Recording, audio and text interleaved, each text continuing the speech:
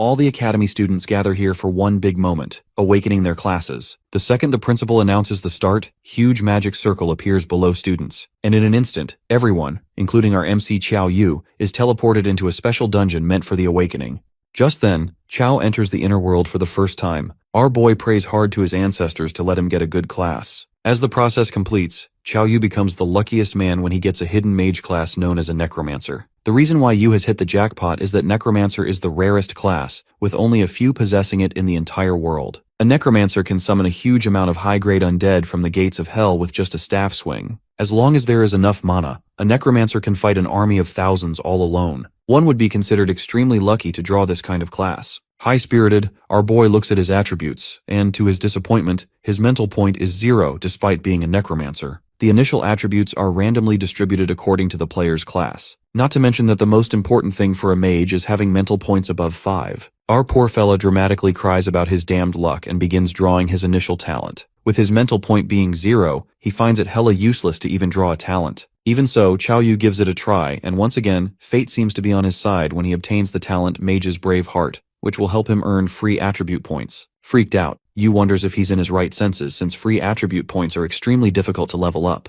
The passive effect of this skill increases his attribute points when he fights an enemy in a close combat situation. Our guy gets a bit ahead of himself and feels that if he uses the active effect of the skill now, he can become an omnipotent fighter with all attribute points at 10. A beginner with all attribute points at 10 would be the only one in history. Since his passive requires him to fight in close combat, our fella presumes that close combat doesn't need strength. Wait, actually it does. At that moment, Xiao commands the system to put all 10 attribute points into his strength. This decision will later make him monstrously strong. After that, our boy decides to complete the beginner course because only then will the class change be completed. Soon, Yu teleports to the beginner mission level, and there, he meets his beautiful guide, Elaine. Even Xiao is mesmerized by her, wondering if she's really just an NPC. Nonetheless, she begins guiding him and hands him the beginner gift pack, an old robe and a starter staff. Overwhelmed, our boy also receives an F-class ability book, Skeleton Summoning Magic. Xiao wears the robe that feels like an ornament. Sand, speaking like a true magician, he declares that he can't use summoning magic with 0 mental points. But still, he can't help but swoon over the sturdy stick and imagines how great it would be to use it to hit someone with his 20 strength points. Just then, our fella asks Elaine what his beginner mission is. The guide elucidates that Xiao's mission is to escape the Misty Cavern. She politely reminds our boy not to kill the soldiers when escaping the cavern, but to escape using his fastest speed. Before Elaine can warn him about the consequences, she finds herself talking to herself since Xiao has already taken the leap as he steps inside the cavern. Our dude then recalls that the NPC said something at the end,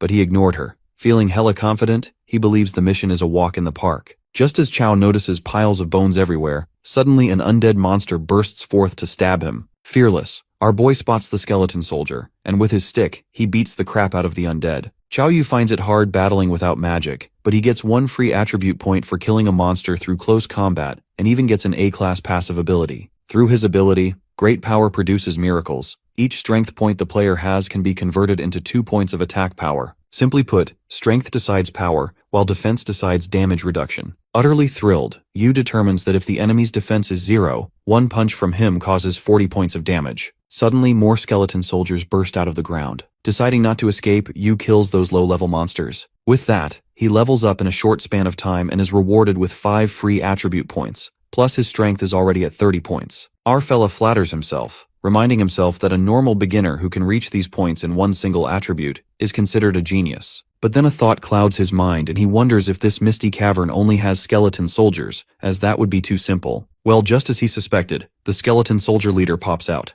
Xiao learns that its strength is at 15, so if he strikes the monster only once, it will definitely be pierced. As our boy strikes the skeleton soldier, he misses the target. Xiao learns that this skeleton can use its shield to block and counterattack at the same time, not to mention it easily cracks the ground. Shortly, he seizes the opportunity as soon as he sees an opening and swings his weapon with brute force, hitting the monster's head. The impact sends a violent tremor through its skull. With that, our noob necromancer kills the skeleton leader. He realizes that it was indeed a strong opponent and a difficult beginner's mission. At that moment, Xiao stumbles upon a soul core. He recalls that the headmaster said killing monsters has a small chance of dropping these, allowing players to obtain random rewards. He eagerly anticipates what it's going to be and gets D-class skeleton gloves, a one-time use item. While he feels bad that it's not a permanent item, Yu hears some noises and witnesses endless skeletons eager to get him. With his health points decreasing, he realizes that if he gets stabbed even once, he's done for. Chao slashes the low-level skeletons and keeps gaining EXP points. The scene then takes us outside the school, where the students are discussing what classes they got. They are happy that they can finally bring honor to their ancestors. Nonetheless, almost all the students are done with their beginner-level mission. Given that the headmaster hasn't announced the results yet, they assume someone is still inside. One of them even jokes that if someone failed and died inside, he'd laugh his ass off. Among them, a student wonders if something happened to Chao Yu since he isn't out yet. Inside the cavern, our boy believes he has killed all the skeleton soldiers when abruptly, someone warns Chao that he has gone too far. Strangely, all the skulls whirl like a sandstorm, merging to form one giant skeleton king. Furious, Yu thinks that this mission wants the beginners to die by forcing them to fight a boss monster. The skeleton king fiercely attacks our hero, leaving him dumbstruck. Our guy stands alone against the skeleton king and dodges the deadly attack. To his luck, the agility of the monster is low, which is Yu's advantage despite the monster being powerful. Given that the monster has 60 defense, our Necromancer questions his abilities, wondering if he can pierce through its shell. Chao attacks the skeleton and analyzes that it did have an effect, although it was only 32 points of damage. This means if he attacks the undead king 10 more times, it'll die. Right at that moment, our boy bombards the monster with relentless strikes. Chao understands that this monster isn't really that scary and, with 200 health points left, he thinks it's time to end this. But before he can proceed, unexpectedly, the Skeleton King speaks up. The monster, being the guard of the Misty Cavern, expresses that he's never met a player like Chao Yu who clears a mission like this. Enraged, the Skeleton King has grown weak since so many of its soldiers died at the hands of our hero. The real threat to the king is that Yu, being a beginner, is able to break through his defenses, so there's no way in hell he'll let our guy out alive. The fierce determination is evident when the skeleton increases both in power and speed, leaving Yu a bit surprised. He realizes that charging up front would be useless, so it's better to restrict its movement. In the meantime, as the skeleton becomes adamant about killing our boy,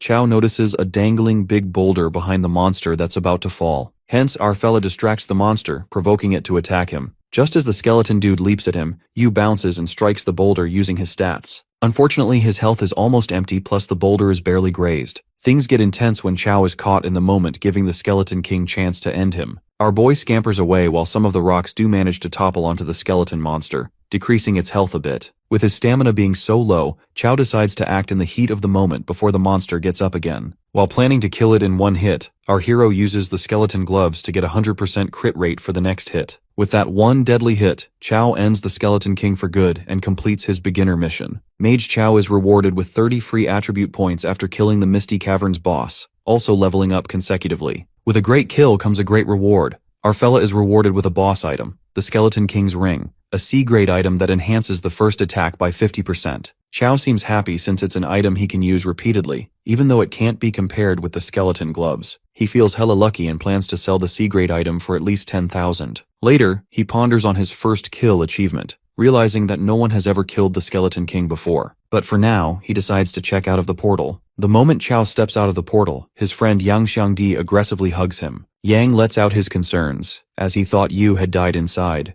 mentioning that it has been 3 hours since the last person came out. Chao then gets to know that Fat Yang Xiang has gotten the mage class, and finds it odd since they went to the same dungeon. Shortly, they're interrupted by a condescending dude, Ma Fei, who mocks Chao for being the last one out. While everyone is obsessing over Ma Fei's perfection, he goes on to brag about the class he got. In the meantime, the headmaster announces that everyone has completed the inner world registration and should form groups to participate in the beginner trial. Just then, everyone begins to introduce their class. When it comes to Ma Fei, the class president and a B-class sword cultivator, the others swoon over his talent, calling him the one chosen by the heavens. Even Headmaster Shuijin is impressed by Fei. The next one in line is our boy, Chao Yu, with his class being Necromancer, but he refuses to disclose further details. The thing is, even our fella doesn't know what grade he's gotten. Upon hearing this, everyone freaks out as they realize that Necromancer is a hidden class, recalling a Necromancer who once wiped out an entire guild. But Ma Fei can't digest this since he's a cocky jackass. To convince himself, the sword cultivator thinks that necromancers' bodies are weaker than normal humans. Since summoning time is extremely long, if there are no teammates protecting the necromancer, classes like assassins and sword cultivators would be like bosses to them.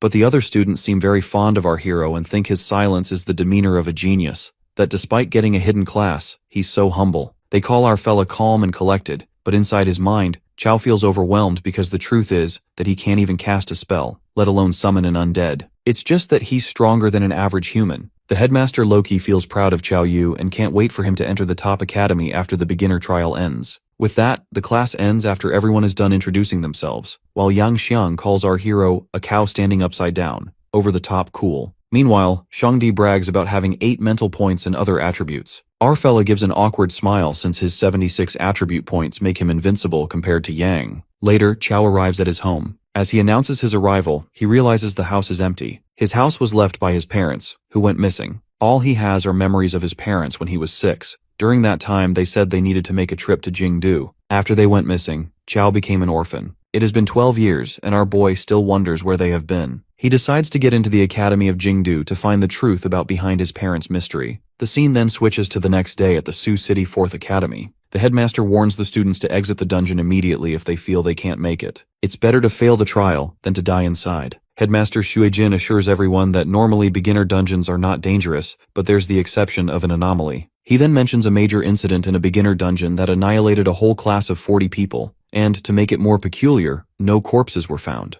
To this day, no one knows how terrifying that dungeon is. The only known info about the dungeon is its name, the Village of Nightmares. With that, the timer begins and the students enter the dungeon for the trial. The people are creeped out by the eerie dungeon, but Ma Fei, acting high and mighty again, assures everyone of their safety. Ma Fei grabs attention and affirms that he'll lead everyone to success. Deep down, Fei's arrogant ass looks down on Qiao Yu. He's determined to prove that he's the most suitable leader, calling himself the strongest man in the class. Meanwhile, our boy finds this beginner's world strange, given that there are no system prompts. Abruptly, a weird creature pops out and remarks that it's such a pity these students are so young. Confused, the kids question the weird guy about what he means. That's when the man reveals that this is the Village of Nightmares, when shortly the system panels materialize in front of everyone. They are instructed to leave the dungeon alive and find the secret at the core of the village. Upon hearing the name of the village that killed 40 people, a wave of panic ripples through the students. They run away and refuse to complete the mission. Ma Fei, on the other hand, takes the spotlight again and assures them he'll lead them out. However, Qiao realizes it's not possible to pass easily since an E-level world requires an early stage level, and they are all just disciples between level 1 and 10. As mayhem breaks out, the students find themselves in another dilemma when they bounce back from a translucent wall. The creature of the village tells them to stop struggling because once they enter, they can never leave. This instills fear in everyone, and, in a state of panic, they plead to be let out as they do not wish to die yet. At that moment, it occurs to Qiao Yu why that previous class was wiped out. He understands the mission objective is to find the secret at the core of the village. Our boy ponders that this uncle is mysterious, but he doesn't seem malevolent. He believes the man shouldn't be their enemy. The weirdo uncle tells everyone not to get too worried. Since they're here,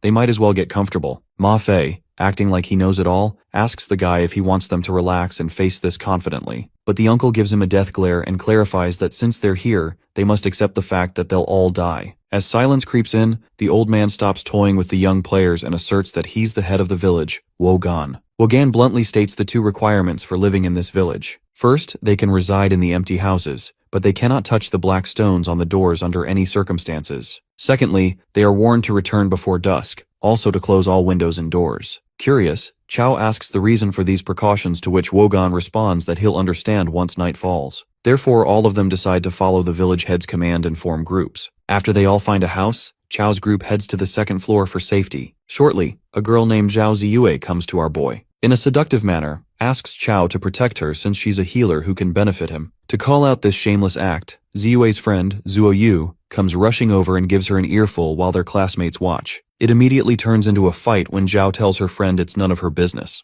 The response from Zuo Yu is rather humorous when she asks Ziyue if she thinks looking like a cow is something to be proud of, referring to her bosom. This triggers Ziyue and she fires back, saying anything's better than having nothing at all. In the next moment, one of the students, a boy in the class, is caught in a strange occurrence when he sees his granny's ghost outside the window. The boy is triggered emotionally when his granny asks him to open the window because she feels cold and scared. Being a total dumb fuck, the boy opens the window and Qiao screams to let him know it's not his freaking granny. But it's too late. The ghost turns malicious and attacks him. Yang Sheng acts immediately, holding off the nightmare monster with his sand-binding magic. The students are shocked that even a normal monster is that cunning, and that the monsters in an S-ranked beginner's world are so perverted. Abruptly, the nightmare leaps at Yang, who freaks out and warns the monster not to eat such fatty meat or it will get high blood pressure. The mage, Zuo Yu, steps in to halt the monster. She asks Ziyue to heal her, Also, she instructs Chao to summon the undead. While Ziyue casts her healing magic, Zuo believes that as long as everyone works together, they'll be able to deal with the nightmare. But Zuo is delusional for relying on Chao to summon the undead, not knowing that he can't. Nonetheless, our guy still contributes as he intervenes with his staff, holding it the other way around. While his fat friend is confused, Chao breathtakingly hits the nightmare monster so hard it's killed in an instant.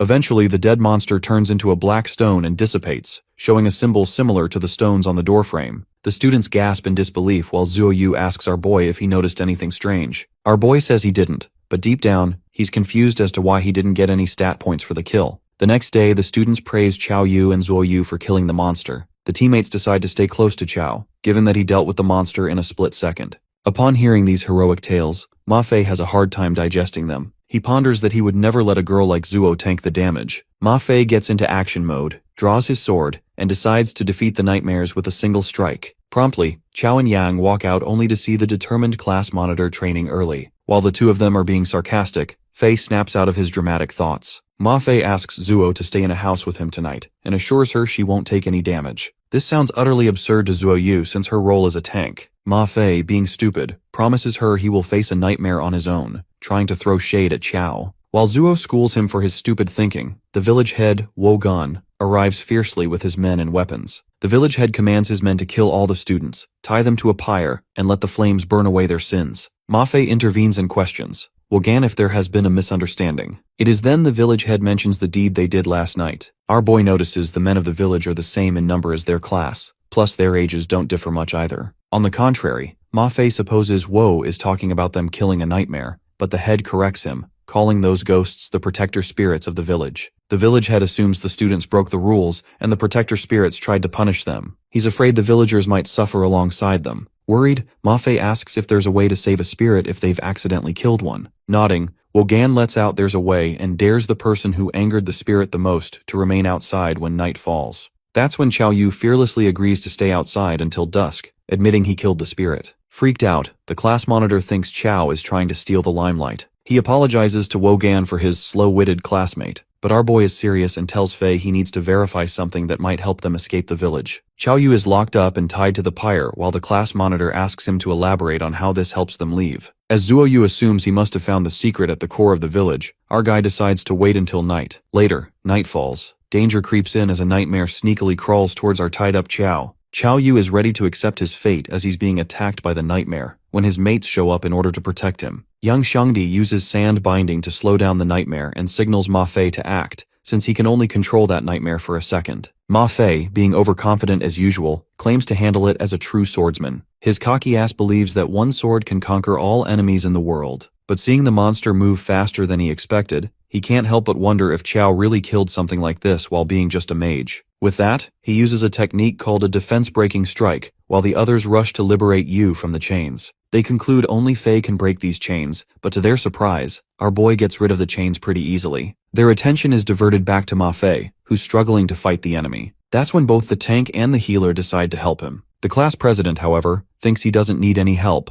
and is confident that he can fight alone. Yang warns him not to fight it one-on-one, suggesting that he tries hitting its head since he believes it's the weak point of a nightmare. Chao, on the other hand, informs Fei that's not the case, but he doesn't believe him and thinks he's doing that because he's scared he'll surpass him. He alerts Yu to watch his next strike carefully as it will be very handsome, but as he strikes the nightmare on the head, it doesn't get affected much. This makes the class president doubt if what his fellow told him was true or not. His mates don't think it's right since they remember how the nightmare was one shot when Yu attacked its head. Shangdi thinks it's an issue with the person as he remarks that Fei isn't as good as Yu. This triggers something inside the class prez, who sprints towards the nightmare while his friends are left warning him to come back. Ma Fei strikes it with a defense-breaking strike, which causes a lot of damage. As soon as he's about to land one last blow to it, Chao steps in to end it. The class prez makes a fuss over his limelight being stolen by our boy as his mates try to calm him down. Yu, on the other hand, is busy inspecting the dead monster when two more nightmares show up. He instructs everyone to go inside the house as there's no need for them to fight them anymore. It seems that Chao has come up with a way of passing. They enter inside and his fellow members are curious as to what's the way to pass. Yu lets them know that they'll get to know it tomorrow when the time comes. The next day we see the head of the nightmare village lashing out at the humans. He calls them despicable outsiders as he gave them the chance to redeem themselves and yet, they killed another protector spirit. He informs them that they all will die today no matter what. That's when Chow calls him out and asks him if they're really the villagers of Nightmare Village. Wogan thinks it's all rubbish since they've been living here for generations and believes our boy is trying to stall the time of his death. Yu decides to reveal the truth of the Nightmare Village now that it has come to this point and points out all the villagers. He tells them that every single one of them are not the original inhabitants of Nightmare Village, but rather, all 40 of them are the class that was wiped out in the village previously. They were all trapped in this fantasy realm ever since they entered. Hence, they had no way of leaving the other world. This makes the villager's head burst into laugh. He's certain that Yu is lying and that he's just scared of death. Nonetheless, he tells him to bring him evidence. That's when Xiao pulls out the so-called Protector Stone. This angers Gan even more since the Protector Stones are high-level holy objects that protect you from being attacked at night. He gets scared that the Lord will lay down heavy punishment if anyone tampers with them. But Yu breaks it to him that this isn't any Protector Stone. The entire fantasy realm is made up of these black stones and the mysterious symbols in them. He concludes that as long as they shatter the black stone, cracks will appear in the fantasy realm. Just like that, with the stones being shattered, the fantasy realm is shattered too, and all the inhabitants now remember that they were humans. The mission is successful and everyone celebrates their little victory as they are transported out of the world. Qiao's friends are busy praising him when promptly they all receive a notification. It seems that they have a new mission in which they've to retrieve the Heart of Nightmares, and it has an E-rank difficulty. The students are confused, wondering if they still haven't passed the test. On the other hand, on the 4th college campus on Earth, the students return after passing the Nightmare Village except for Qiao and a few others. The principal is skeptical about it and is curious if they triggered a hidden mission. He considers the possibility of that being the case, and believes that they'll be able to pick any university in the country based on that achievement alone. However, beginning a hidden mission is usually extremely dangerous. The fact that it's the Nightmare Village's hidden mission to boot, with all of them being newbies, is concerning. Meanwhile, in the Nightmare Village, Qiao and the others debate on what to do. They assume that with them being only level 3, with how weak they are now, entering a hidden mission would be suicidal. Plus, they don't know anything about this Heart of Nightmares, hence they don't know where they would go to retrieve it. Zhu asks Yu if it might be possible that they only need to awaken the village heads who remained. Also, if there's really a need to break the black stones in the first place. Our boy gets nervous and that's when Yang interrupts them, claiming that he knows in the other world, a hidden mission is an opportunity they can only stumble upon but not look for. Hence, he guesses that Qiao must have known all along and wanted them to break the stones along with him. Sheng can't help but admire his friend's effort while Ma Fei is also taken by surprise since he didn't think Qiao would be willing to share this opportunity with them. Nonetheless, he decides to complete the hidden mission before him no matter what. After a while, we see 4 nightmares charging at them at once, and that intimidates the kids. Zhu instructs Ziyue to prepare to heal her and Xiangdi to restrain it while she signals Fei to attack. Fei lands a strike but manages to do only 10 points of damage with 1 hit. The healer struggles to heal as she's running out of mana. It is then when Qiao makes an appearance and defeats 3 nightmares at once. As expected, it gives high rewards for defeating them. He receives a little fairy's necklace that increases skill damage by 5%, but decides on giving it to Yang since he can't unleash any skills yet. After taking a look at his stats, Yu realizes that he needs to kill 1 more nightmare and he'll be able to level up to level 6. Plus, he'll have a very high chance of having equipment appear for himself. They all intend to move forward, assuming that they can't go wrong killing nightmares in order to retrieve its heart. Just then, they slip into a hole and it seems that they're now underground. Qiao lands on Shang's butt and gets up as soon as he realizes that. They all are confused as to why the smell is so strong here. That's when Ziyue calls them out. It turns out to be the smell of the Nightmare King's breath, a rare boss in a sleeping state. He's at least a level 10 monster and awakening him will incur its frenzied hunting. Our boy feels nervous as he witnesses the rare boss while Yang is in disbelief as he realizes that they have to take the heart of that very thing. Zhu suggests that they find a way to quit this mission, knowing that it will be able to turn her and her shield into meat paste. They all give up, but it seems that Yu has a plan to fight it. He has 100 strength points and 200 attack points. Along with the 50% damage increase from the Ring of the Skeleton King, he determines that his first hit will be able to take away 1/3 of the Nightmare King's HP. He plans on attacking its weak points 3 or 4 times and believes that it's not entirely impossible to kill it. Xiao grabs everyone's attention. Even though he knows that the Nightmare King's stats are high, he concludes that its obvious weakness is defense. He believes that by using their strength against its weaknesses, they might not have a 0 chance of winning. Zhu catches up to his plan, concluding that Yu wants them to draw the Nightmare King's attention. Our boy swears to kill it, even though he's well aware of the risks it comes with. Hence, they have to work together. Ma Fei warns Yu not to show off and recommends running away from it if they can't defeat it. After resting for a bit, Qiao makes the first move and leaps on the asleep Nightmare King. He's aware of the first hit being the most important and looks for the weakest spot on its body. Just then, he spots a point. Assuming that it's the weakest point, he swings his staff and lands a powerful blow to it. Everyone is left shaken as they witness the amount of damage a mage can do. That's when the nightmare wakes up. They all get ready according to the plan they made and face the fearsome monster head-on. Chao signals Ma Fei to attack the Nightmare King and draw its aggro. As he uses his defense-breaking technique, he barely manages to injure it. Nonetheless, Fei stays determined to continue attacking as long as he's doing damage. This angers the Nightmare King as he threatens the class prez that he will be the first one to die. Even then, Ma is confident about not being scared of death as he stands firm. As the Nightmare King is about to attack him, he calls out Yang and Zuo to use their powers. With the help of Yang's sand binding and Zuo's shield of light, the attacks are weakened by 2 levels while Ziyue continues to heal Fei. Even with all that, Ma Fei is barely able to hang on as he signals Chao to show up if he's ready. Chao steps in, landing a powerful blow which lowers the Nightmare King's HP significantly. It seems that it is about to activate the Realm of Nightmares. It casts its spell which reduces the HP of the students, hence, they are unable to block it. Yu knows that he can't give the Nightmare King the chance to use it, because he realizes that Wogan and the rest were stuck here for that long because they got hit by this attack. With the Nightmare King's HP remaining at 128 out of 1,000, our boy decides to land one last hit in order to end this. He leaps towards it while Ziyue lets him know that he can't get hit since she can't heal him right now. Our boy lands a powerful attack on it, successfully killing the monster. The system congratulates him for being able to defeat the Nightmare King for the first time, also obtaining free stat points. The hidden mission is now cleared, and Yu has leveled up as the system distributes the rewards according to the player rating. Ziyue has received a D rank rating. The D rank talent has been awarded to her. Zhu receives the same D rank talent. Ma Fei receives the D rank talent, separating the world with 1 strike. Meanwhile, Chao gets A rank rewards and a B rank skill book. Our boy thinks it's a bummer that he can't use this talent for now. He was expecting to hit a jackpot from the Nightmare King's soul. Just then, a B rank dragon-piercing sword is dropped, which increases attack by 100 points, ignores 30% of an opponent's armor, and increases sword damage by 20%. However, Yu is disappointed as he sees the sword, and wonders why only a B-ranked sword was dropped. He flings the sword at Ma Fei and lets him know that it's all his.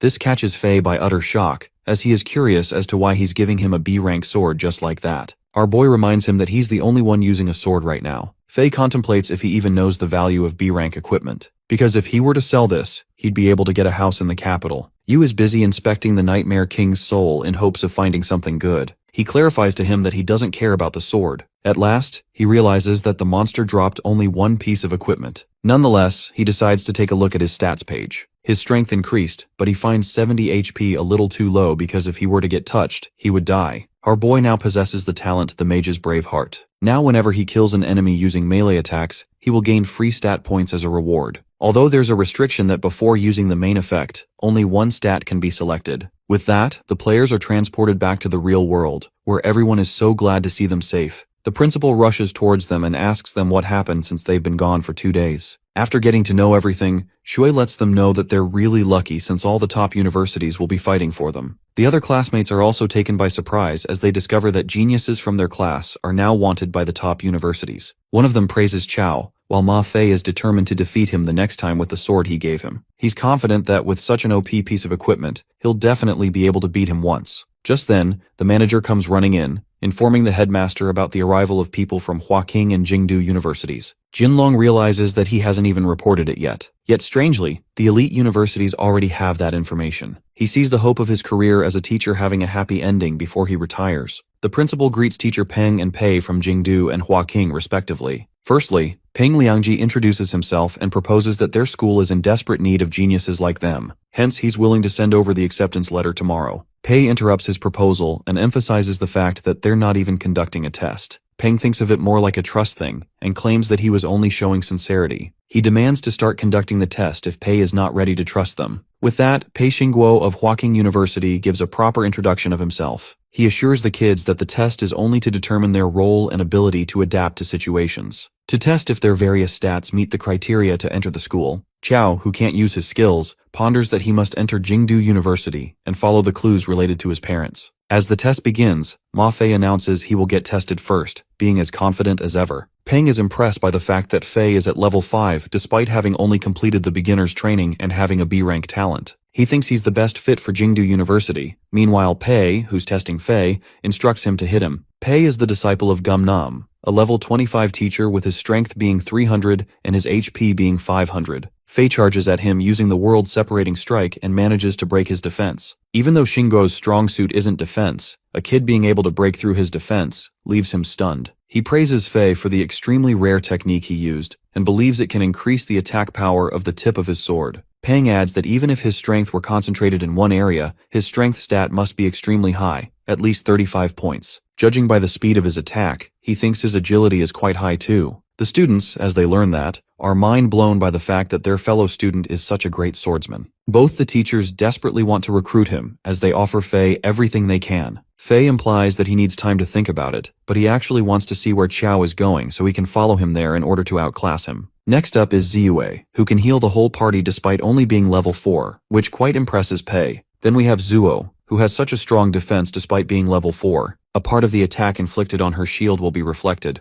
The white-haired girl reveals that her D-rank talent, damage reflecting armor spikes, can reflect 20% of the damage she receives. With that, Xiang is up next, who declares himself to be a mage. The fact that a 300+ pound fatty is a mage shocks Pei. The test begins, and the teacher is baffled as to what the kid is doing since he hasn't felt a bit of magic at all. That's when the ground explodes, catching Pei off guard. It seems that this talent somehow can't be detected at all, but just explodes from under their feet. Even he, despite being level 25, lost 3 HP without noticing. The talents he witnessed utterly intrigued the teacher, as he plans on getting someone to pay close attention to Shuijin Long. At last, we have our boy, who claims to be a level 7 necromancer with his talent ranking being unknown. Peng is surprised as he witnesses a kid being 2 levels higher than all 4 he saw earlier. He wonders if his talent ranking is so low that he doesn't want to say it. Nonetheless, they decide on carrying out the test first to see what the results are. Pei is curious to see what kind of undead creatures Chao can summon. He knows that he can't afford to be injured by a student again and gets all cautious. Yu charges at him at full speed, and seeing him do that,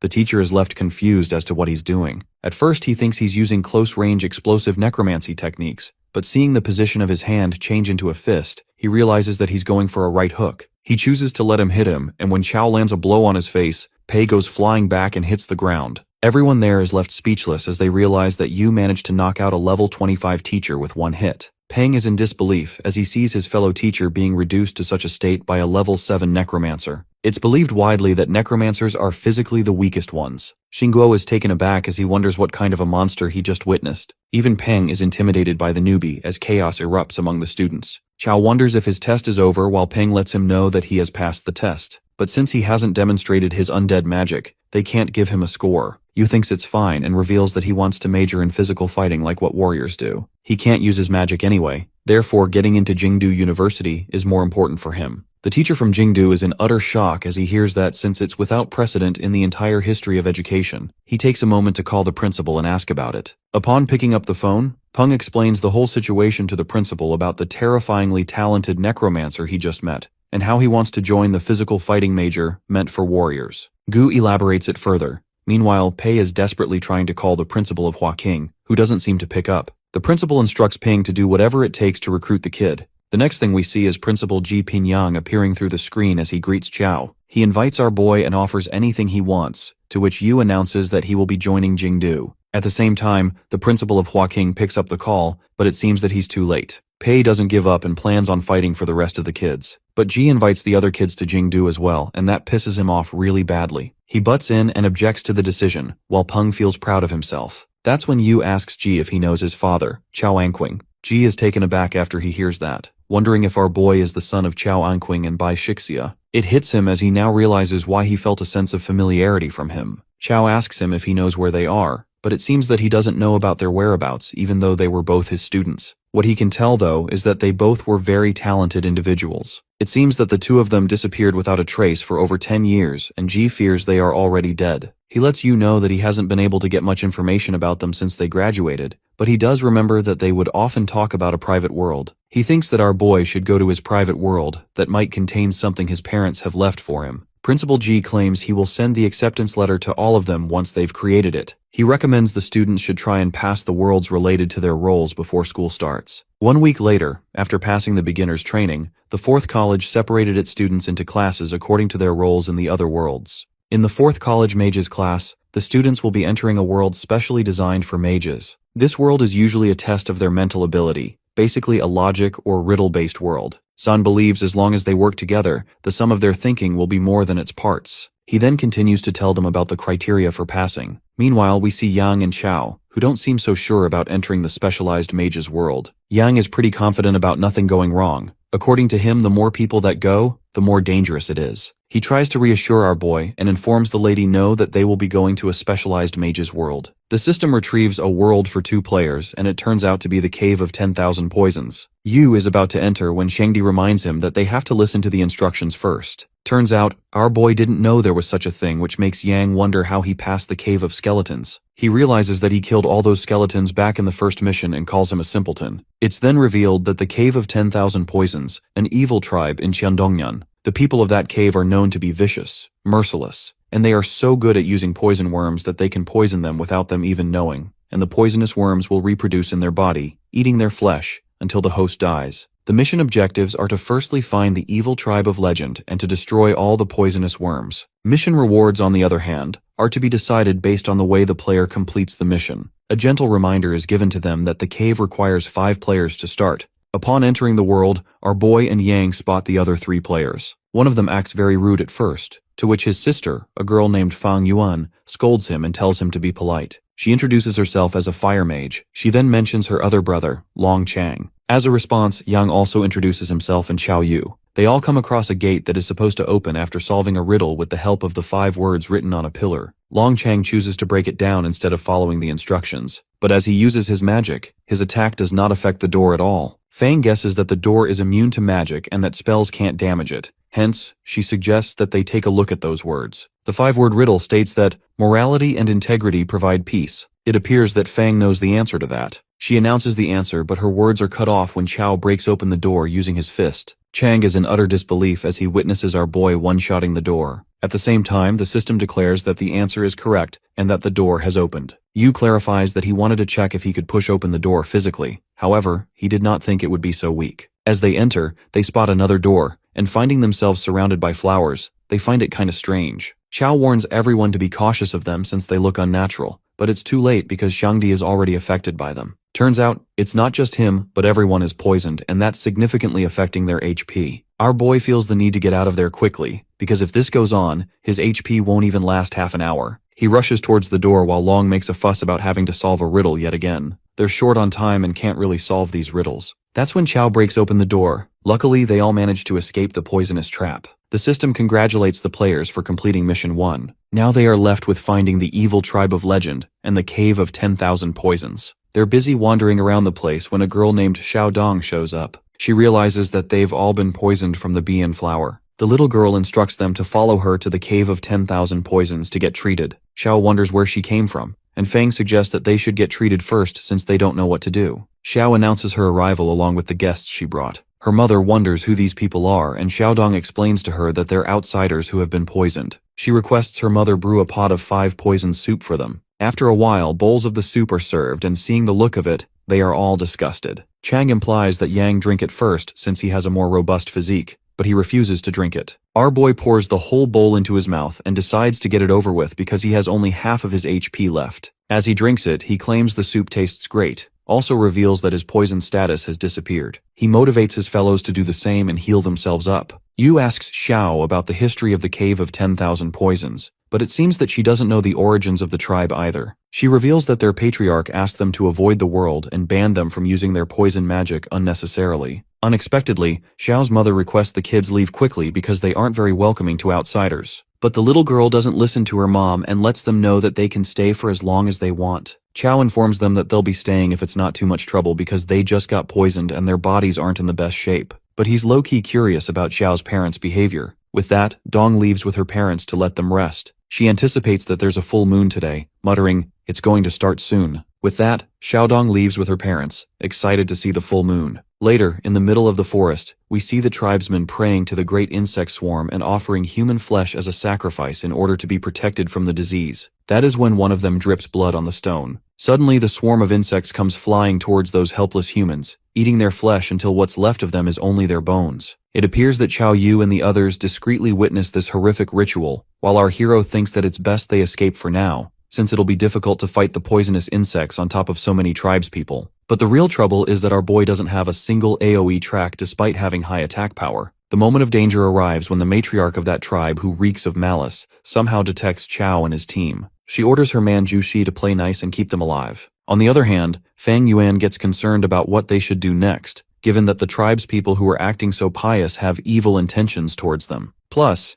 if they get to know that they are here to exterminate the insects, best believe they will be served as food to these insects immediately. Suddenly they're disrupted by a noise, and the next thing they see is that they are surrounded by countless insects crawling up to them. The Fire Mage siblings use fiery enhancements to deal with the insects, while our boy goes for melee attacks to kill the insects. He's aware of the fact that he won't gain any stat points by killing these weak opponents. Yang Xiangdi combines his two talents together, ground explosion magic and sand binding, to get rid of the insects so effectively that even Chao is impressed by him. But using these talents in succession uses up almost all of his mana. In the meantime, the tribesman Zhu Shi sneaks up on them and gets furious at them for using their demonic magic to kill the insects of their cave of 10,000 poisons. She warns them that they'll become feed for the insect larvae and die with insects eating them alive. Nonetheless, Yang uses his ground explosion magic with the intention to harm Zhu Xie, but he remains rather unaffected and thinks how arrogant they are to use such petty tricks against him. It is then known to them that Zhu Xie is a normal NPC with outstanding stats. Unlike a wild monster boss, NPCs in the other world will have their personal stats hidden unless they take damage. Fang Shun concludes that this mission can't be accomplished by newbies. Meanwhile, Chao Yu has some suspicions, wondering if this specialized world is different from others in some way. To test it out, our guy fearlessly dashes towards the big guy while Zhu Xi is provoked by Chao for daring to come at him with his tender white fists,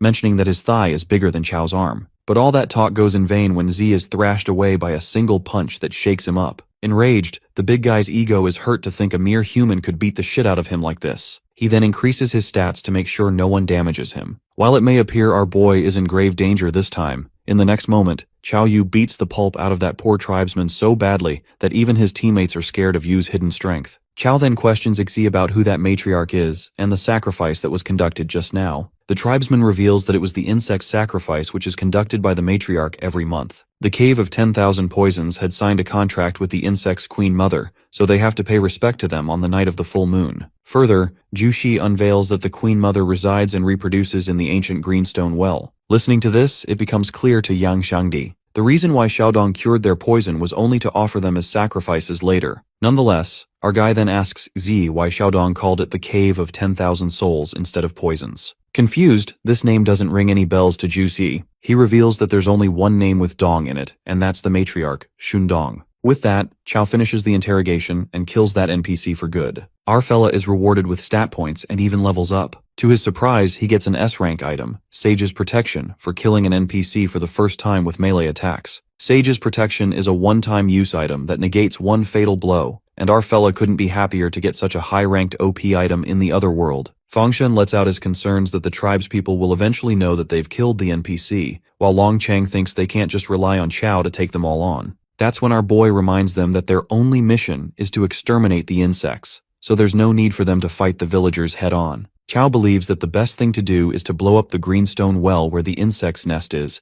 emphasizing that they must act before the matriarch realizes what's happened. They make their way to the well when they find the dead bodies of Xiaodong's parents, realizing that they are killing their own tribespeople. Our fella understands why these people were acting so strange and feels bad for them. Without wasting any time, they head towards the greenstone well to destroy it. All the mages use their talents to destroy the insect's nest and successfully blow the well underground, or so they thought, as Yang wonders why the panel hasn't materialized yet to notify them of the mission completion. In that moment, the matriarch, Shundong, makes an entry along with the backbone of the tribe, Kuang Mang. Given that these naughty rats are here, the matriarch assumes that Zhu Shi has died. Our boy exposes her, thinking if he should call her the matriarch of the Cave of 10,000 Poisons, or Xiaodong. Smirking, Xiao asks Chao if he doesn't like her current form, and, using her shape-shifting ability, she turns into little Xiaodong. No wonder everyone got deceived so easily. Dong finds it a pity since she had a desire to continue her bloodline with Chao Yu, but he's killed so many insects that if she doesn't sacrifice them, the queen mother will be very angry. Our fella then asks Dong why she killed her own tribespeople, to which she heartlessly responds that they were useless, disobedient pieces of trash. Upon hearing such nonsense, a surge of anger gushes through Chao. Dong tells Big Bro Chao not to be so mad since he'll see them anyway. That's when the matriarch sends the swarm of poisonous insects to attack Chao, while the other team members assure him they'll be backing him up. Kuang Mang, Dong's bodyguard, launches an attack that hurts Long Chang, and he warns them not to interrupt the matriarch, but to fight him instead. Meanwhile, our boy struggles with fighting against too many insects. If they keep fighting, it'll be a suicide mission. He decides to increase his agility and defense to make it through with ease, using the active talent of the brave heart, but remembering that he can still revive once using Sage's protection. This means killing Zundong, because if he succeeds, these insects won't be controlled. With that, Chao Yu leaps forth and manages to create a hole in the matriarch's stomach. Dong is left wide-eyed and the panel shows up, revealing that she's a rare NPC. Chao wonders why Jun is a rare NPC even though her stats are lower than Jushi's, and gets convinced that she's mad. Dong's agility increases in no time, while Yu's attack doesn't do as much damage as she fervently stabs her fingers into his chest. Our fella is caught off guard as he didn't know agility could increase in a split second. While his HP decreases drastically, Dong wishes to skin him and keep him as a souvenir once he dies. At that moment, Yang Xiangdi witnesses his friend Chao's life in jeopardy and runs to help him. However, he's halted by Kwang Mong, who doesn't let anyone interrupt the matriarch's fight in any way. Kwang is sick of their useless tricks that don't work against him when, strangely, red sand whirls around him, scaring the hell out of him of that tough guy. It turns out to be Yang's ground explosion magic in his fat-burning state. Fat Xiangdi turns into a handsome boy after the fat-burning state, and without wasting any time, he dashes to save Chao Yu. Even our fella is surprised to see Thin Yang and asks him what the hell happened to him. It is then that the mage reveals that the moment he got anxious, all the fat on his body burned away, and now he has almost 300 spirit. Chao then tells Xiangdi to use his ground explosion magic to deal with him and Sundong together. Suddenly, our hero grips tightly onto the matriarch, while Yang opposes the idea since there's a high chance that Chao is going to die in the process. However, the Necromancer assures his friend to do as he says. Gripped by fear, Shundong begs him to let her go as she doesn't want to die yet. But it gets too late when an explosion occurs and the atmosphere charges with suspense. Well, it turns out that Chao activated the S-rank equipment, Sage's protection, and the intensity of the damage was negated. Thanks to Yu's courage in the face of death, he is rewarded with an A-rank passive talent, Strong Contract, in which every point of strength increases HP by 10 points, and vice versa. Our fella hits the jackpot with the items again, and gets convinced that this system doesn't really want him to die. Now, Chao's HP increases to nearly 1800, which means he shouldn't worry about being killed in one hit by a boss now. In the meantime, Xiangdi is left in utter disbelief since his powerful attack didn't affect Chao. Our Necromancer sarcastically asks Yang if he's sad that he's not dead and wonders if Zundong dropped anything after he killed her. Baffled, Mage Yang realizes that the system didn't notify them that he'd killed her, which can only mean one thing, that the matriarch is still alive. Well, it turns out to be true when Zundong shows herself in her true insect form. Our guy believes that she's gotten stronger and requests Xiangdi to cast ground explosion magic on her again. However, the mage's spirit is back at 48 points, which makes him unable to cast the magic. It appears that the increase in spirit due to fat burning was temporary. Suddenly, the system warns the players to leave this world immediately. It appears that the players have not defeated the Queen Mother of the Cave of Thousand Poisons.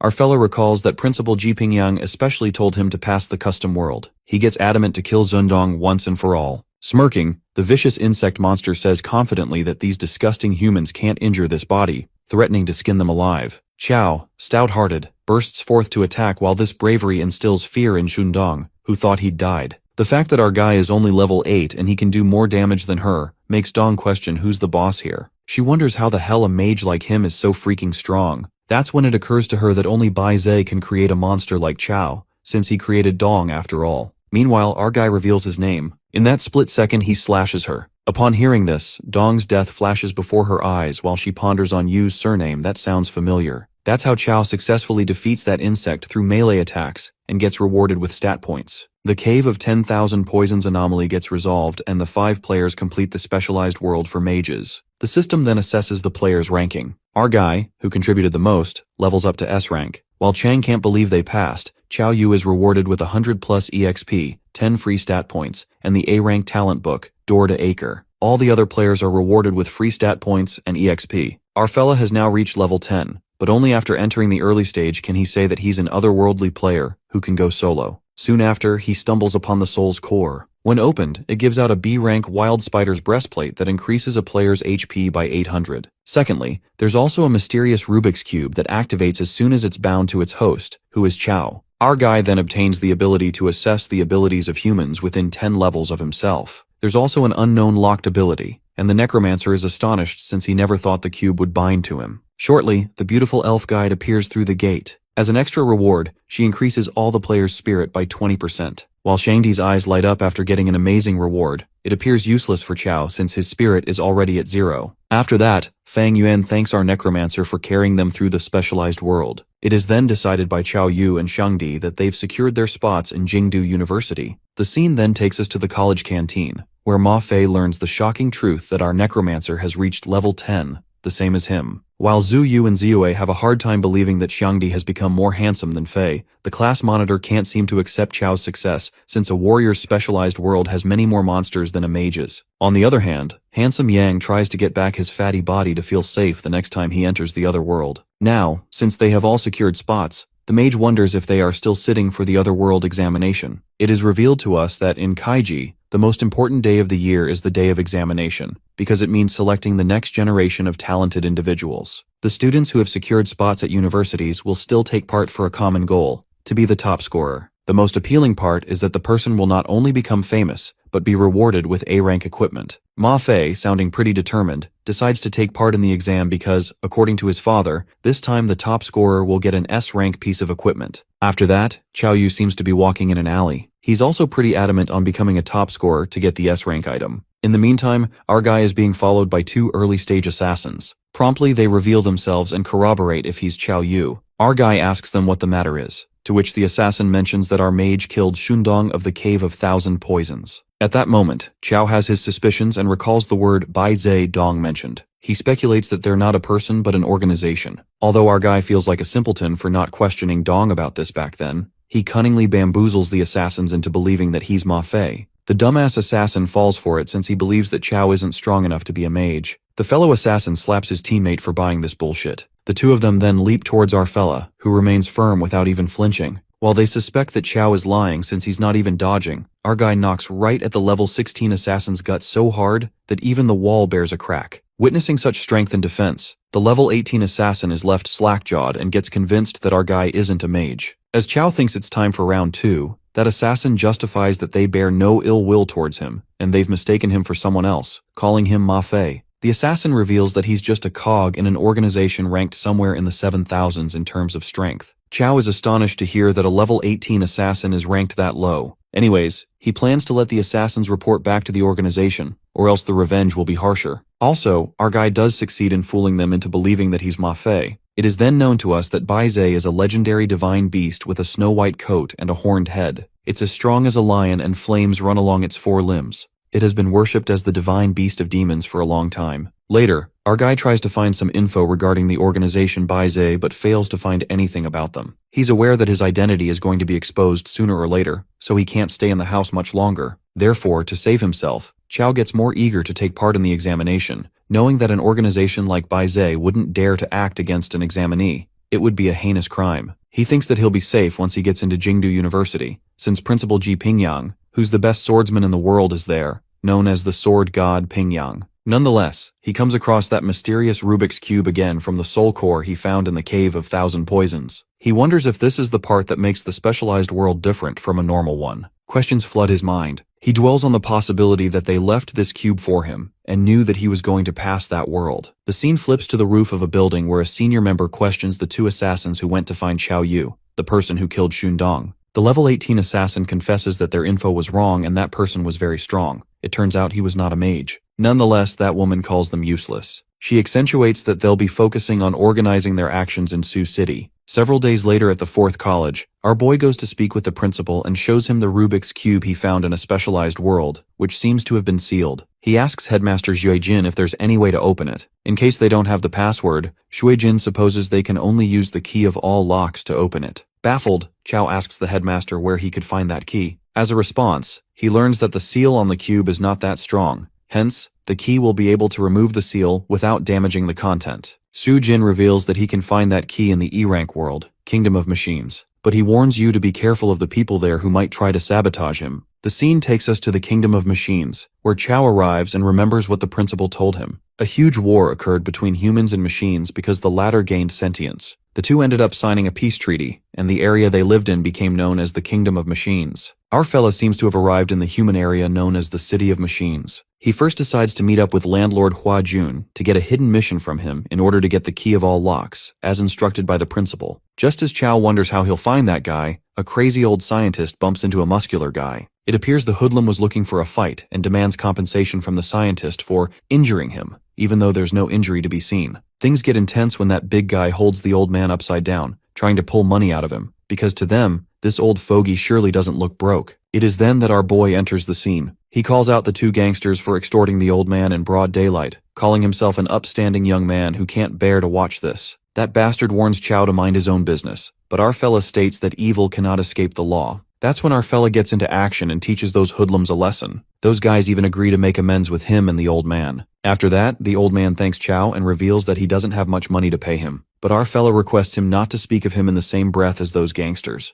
Our boy straightforwardly reveals that he's looking for the city's landlord to get the key. The old man agrees to help him in that matter, adding that it won't be easy to get equipment from the landlord. Chow assures the old man that he hasn't seen his power yet, admitting that he only used 1% of his power just now. Later, the big guy from earlier talks about Chow Yu's strength, claiming that he's never met such a strong young man before. Meanwhile, in the Kingdom of Machines, Lady Mond commands her servant Blitz to bring Professor Hua Jun to her. Later, the old man arrives at the landlord's mansion along with Chow. In the next second, the old man escapes the scene and Chow bangs open the mansion's door to find the landlord by himself. What our boy witnesses next makes his jaw drop, as that old man turns out to be the landlord of the City of Machines, Hua Jun. Moreover, the two gangsters from earlier were his strongest bodyguards. Well, it appears the landlord put on a show to find someone stronger than his bodyguards, and that person is Chow Yu. Landlord Jun agrees to give our boy the key of all locks on the condition that he helps him with something. It is then that the hidden mission is issued. Hua Jun unravels that he'll hold an academic seminar tomorrow to publicize his research on machines and organic life. It is speculated that the robots in the kingdom want to steal his research and won't let this chance slip away. While Chow assumes that the landlord wants him to protect him, Hanagun wants Chow Yu to defeat the queen of the Kingdom of Machines and destroy her mechanical heart. Chow Yu takes this mission as a piece of cake, thinking they're just some robots. The scene then switches to the seminar hall where the professor gives a speech about organic life. He rhetorically questions if robots can truly grow, since they might be sentient, but they can't procreate. In the audience, our fella is bored as hell and doesn't understand a thing. Just as he impatiently waits for the robots to show up, suddenly, Blitz the robot pierces through the hall, making quite a statement. He asks Professor Jun to cast aside that pathetic human shell to embrace machinery instead. The security stands alert and the landlord's bodyguards warn Blitz to leave the place. However, the robot bursts forth at the speed of light and beats the crap out of one of them. That robot single-handedly beats the crap out of the security guards and calls them foolish. As the robot laughs hysterically, Chow couldn't help but admit that it's such a disrespectful sight. The landlord, knowing the robots are here for him, agrees to go with them this time, betting everything on Chow Yu. Blitz flaunts his strongest physique and, shortly, Mond appears to take the professor with him. The queen of the kingdom ties the professor with chains, and Hua Jun asks the queen to tell his people to stop and he'll come with them. Meanwhile, Blitz asks Lady Mond to take the professor and leave first since he'll play with the humans a little longer. It is then that our fella shows up and asks Blitz if he's the one bragging about his strongest physique. The robot goes on and on about the power of mechanical transformation, offering Chow if he wants to join the glorious mechanic evolution. Our guy ignores that bullshit and goes to attack first. With a single punch, Chow creates a hole in Blitz's wholly mechanical body that leaves him in absolute shambles. A mere human was able to punch through his biochemical physique. Being sassy, our fella simply responds that he raised his hand and punched him. That's all. Blitz's cocky ass gets humbled real quick. He asks our boy how his mortal physique is as strong as a mechanical one. Chow plays around and reveals that he possesses the ancient holy physique of the human race. Our guy, who clearly has the upper hand, tramples over the robot and commands him to take him to the Kingdom of Machines. Chiao travels on Blitz like a rocket, while pondering that Lord Hua Jun got caught on purpose. It appears that he wanted Blitz to guide Chiao to the kingdom to destroy the mechanical heart. Meanwhile, the robot is confused that Chow had such terrifying power but still let the professor be taken away. Nonetheless, Blitz wishes to report this urgently to Lady Mond. On the contrary, in the Kingdom of Machines, the professor is held captive. He takes a vows in front of the Queen of the Kingdom that he'll never betray the human race to join the robots. Mond asks the landlord not to be so stubborn and shows him the mechanical heart. It can be said that its biology is engineered. The Queen emphasizes that this heart with biological functions combines the human spirit and the power of the machine. It's safe to say that it can no longer be called a robot. Lady Mond calls it ascension, stating that flesh is weak and the machine is elevated. Professor Hua-jun finds it ironic that a human like Mond works for robots like a dog. It's not an exaggeration to call her a traitor. Suddenly, that mechanical heart shows its evil, heartless side when the machine brutally consumes a number of humans, ripping them apart and consuming their flesh. At the same time, on the other side, Chow Yu, after dealing with Blitz, hits the big time when he finds an army of robots and gains free stat points by defeating them. Eventually, our guy awe-strikingly rips apart all the robots that were meant to protect the queen. Inside the kingdom, Professor Jun finds it preposterous as he witnesses such a traumatizing occurrence and calls Mond a literal monster. The queen of the kingdom shamelessly admits that this mechanical heart, named Marta, was a failure. It is then that Mond unravels the unsettling truth, muttering that they accidentally created this life-devouring monster. At first, Marta used to eat 1 or 5 humans, but now even the queen doesn't know the limit. Now Monda wants the professor to solve this problem. The traitor bastard robot eases Professor Jun, saying that he can surely turn a blind eye to this. However, this will come at the price of the fresh humans who die every day in Marta's mouth. Deep down, the professor impatiently waits for Chow Yu. Well, his prayers are heard when a robot frantically rushes in, reporting to Lady Mon that a human who possesses an ancient physique has infiltrated the kingdom, the one mentioned by Blitz earlier. Before they could process the situation, our fella barges into the kingdom like a monster. Chow shows up and the landlord couldn't be more relieved to see him. Mond wonders if he's the human boy with the ancient holy physique that Blitz was referring to. He welcomes him to the kingdom of machines and admits that he did not expect Yu to defeat Blitz, since he's one of the top warriors of his kingdom. Our boy asks him if he wants to avenge him, and that's when 2 low-level robots attack him. Chow easily defeats them, and as Mond witnesses this, he realizes that what Blitz said was actually true. He plans on persuading him to join their side and undergo mechanical changes. Yu checks up on the old man, and he shows him the mechanical heart, Marta. The landlord reveals that they're using humans to feed the machines. Our boy is determined to destroy the mechanical heart, even if he hadn't gotten his commission. Mond, on the other hand, is ready to win over the ancient holy physique at all costs. He proposes to Yu to abandon his weak body and join the glorious evolution. But seeing him not listening, he wonders what he's planning to do. Just then, Chow leaps onto the mechanical heart and starts demolishing it. Mond warns him to stop and tries to butt in, but our boy lands a powerful blow to him. As a result, he's sent flying back and smashes into the wall. As he witnesses this amazing strength, Monde's decision to keep Yu in the kingdom of machines strengthens. Chow continues to smash Marta, and at last, he manages to successfully destroy it. The system awards him with free stat points for defeating Marta via melee attacks. This makes Monde furious as he sprints towards Yu. Our boy, seeing the amount of blood, is curious as to how many humans he's fed this machine, and informs him that it's his turn next. Monde tries to convince him to give up and become a part of their kingdom. He brings up Her Majesty the Queen and reveals that even if he destroyed Marta, the Queen won't blame him for it. Instead, she's going to give him a chance to redeem himself. He wants Chow to follow him to meet Her Majesty the Queen and join them. Yu wonders if Monde himself isn't the leader of the kingdom. That's when the old man butts in, warning him not to be fooled. Our boy assures the landlord, while Monde is confident that he will change his mind once he meets the Queen. Chow agrees to meet the Queen. He follows Monde, who secretly installs a mechanical bug on our hero, which infects humans and gradually transforms them into machines. Monde conspires to infect this ancient holy physique, Qiao, with the parasite in order to be rewarded by the Queen. His plans are ruined when Yu spots the bug and whacks it. He then punches Monde as he realizes that he was corrupt. Our boy is aware that his opponent is hard to deal with since Monde is a level 15 NPC. Monde wonders if he doesn't want to meet the Queen, while Chow lets him know that he doesn't need him to lead the way. The wicked human warns Yu of the outcomes if he refuses and threatens to break his limbs to get him to Her Majesty the Queen if he has to. He uses the mechanical fist but takes a critical hit from Chow, who wonders if he hasn't had enough yet. Monde is taken aback as his full-on attack was utterly useless against him. That's when Yu lands another powerful hit and headbutts him, leaving the guy unable to move. After being hit severely, Monde takes on his true mechanical form and decides to make him pay. He uses the mechanical Lord Fist and Chow gets serious, utilizing an ordinary fist strike. This lands a critical hit on Monde. At last he's defeated by our boy. Yu is awarded 15 free stat points and is leveled up to an early stage mage. With that, our boy completes the hidden mission, also obtaining the key to all locks. He decides to finally meet the Queen of Machines and hopes that she's going to give him some high-quality equipment. After a while, we see Chow struggling to enter the code as it is wrong every time he enters it. On the other hand, the Queen of Machines awaits him. She wonders why a human would come to her place if they've already completed the mission. Just then, the door of the room bursts open and Chow appears from behind the now broken door. He spots a human girl and ponders if there are humans imprisoned here by Monde. Yu asks the girl her name while the Queen is taken aback as she finds this human different. The girl declares that she's the queen of the kingdom of machines, which catches Chow by surprise. It's revealed that the queen of the kingdom of machines is at level 48 with her HP being 100,000. Chow realizes how strong she is and apologizes to the lady queen, making an excuse that he's taken a wrong turn,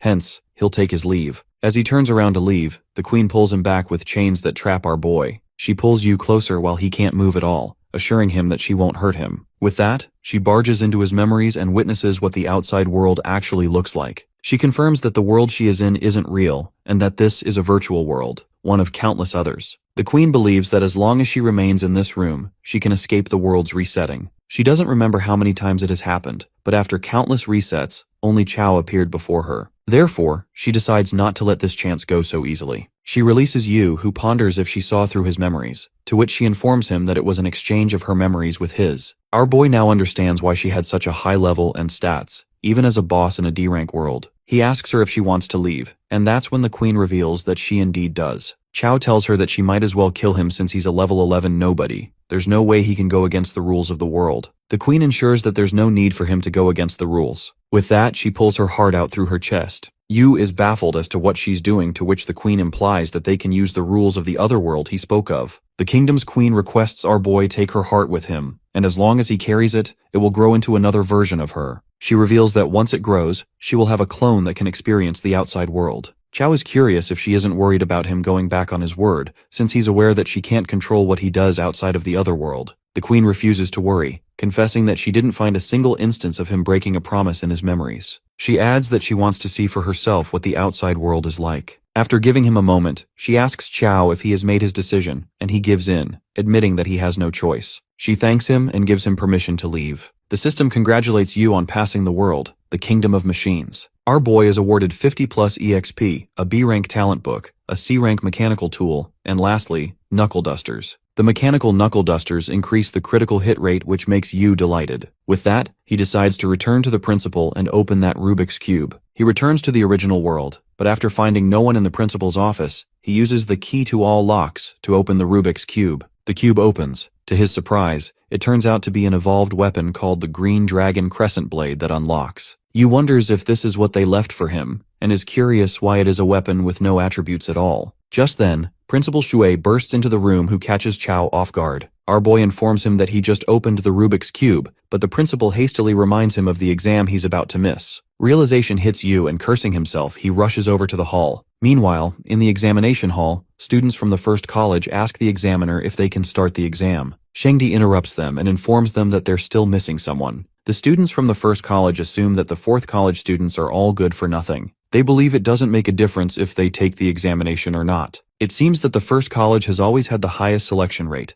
hence the reason why they're bragging so much. They insult Shangdi and his fellows, saying that if that person hasn't shown up, it means he's too scared to come. Yang claims that his friend can take all of them down with a single punch. The blue-haired dude challenges him to come forward and prove it. He decides to teach him what it really means to take someone down with a single punch. Zhu wonders why Chow isn't here yet, as the examination is going to start anytime now. Ma Fei declares that he's going to put an end to the first college's winning streak, admitting that his only true opponent is Yu. He's low-key concerned about his classmate not being here yet. Meanwhile, Chow hurries to the examination hall as he's almost there. The examiner emphasizes starting the examination, whilst the teacher from the fourth college is worried that Yu won't make it in time. That's when our boy shows up and announces his presence. His friends are relieved to see him, while he confidently lets out that their father has returned. The guys from the first college wonder if they were waiting for a nobody like him and call it a waste of their time. As Zuo argues with them, they admit they're in a rush to put them in their place and get first place in the examination. Chow ignores them and wonders which hole they crawled out of, to which Xiangdi clarifies the situation to him. That pisses off the blue-haired dude as he threatens them, but Yu doesn't stop and claims that first place belongs to him. The dude from the first college says something but is interrupted when a guy walks in and shuts him up. It seems that they're intimidated by that guy, who reminds them that first place is their only goal. Just then, the main examiner, Jin Tong, announces that it's time for the examination to begin. He makes it clear that this examination will use a points system. If they win, they'll get 2 points. If they lose, they'll lose 1 point.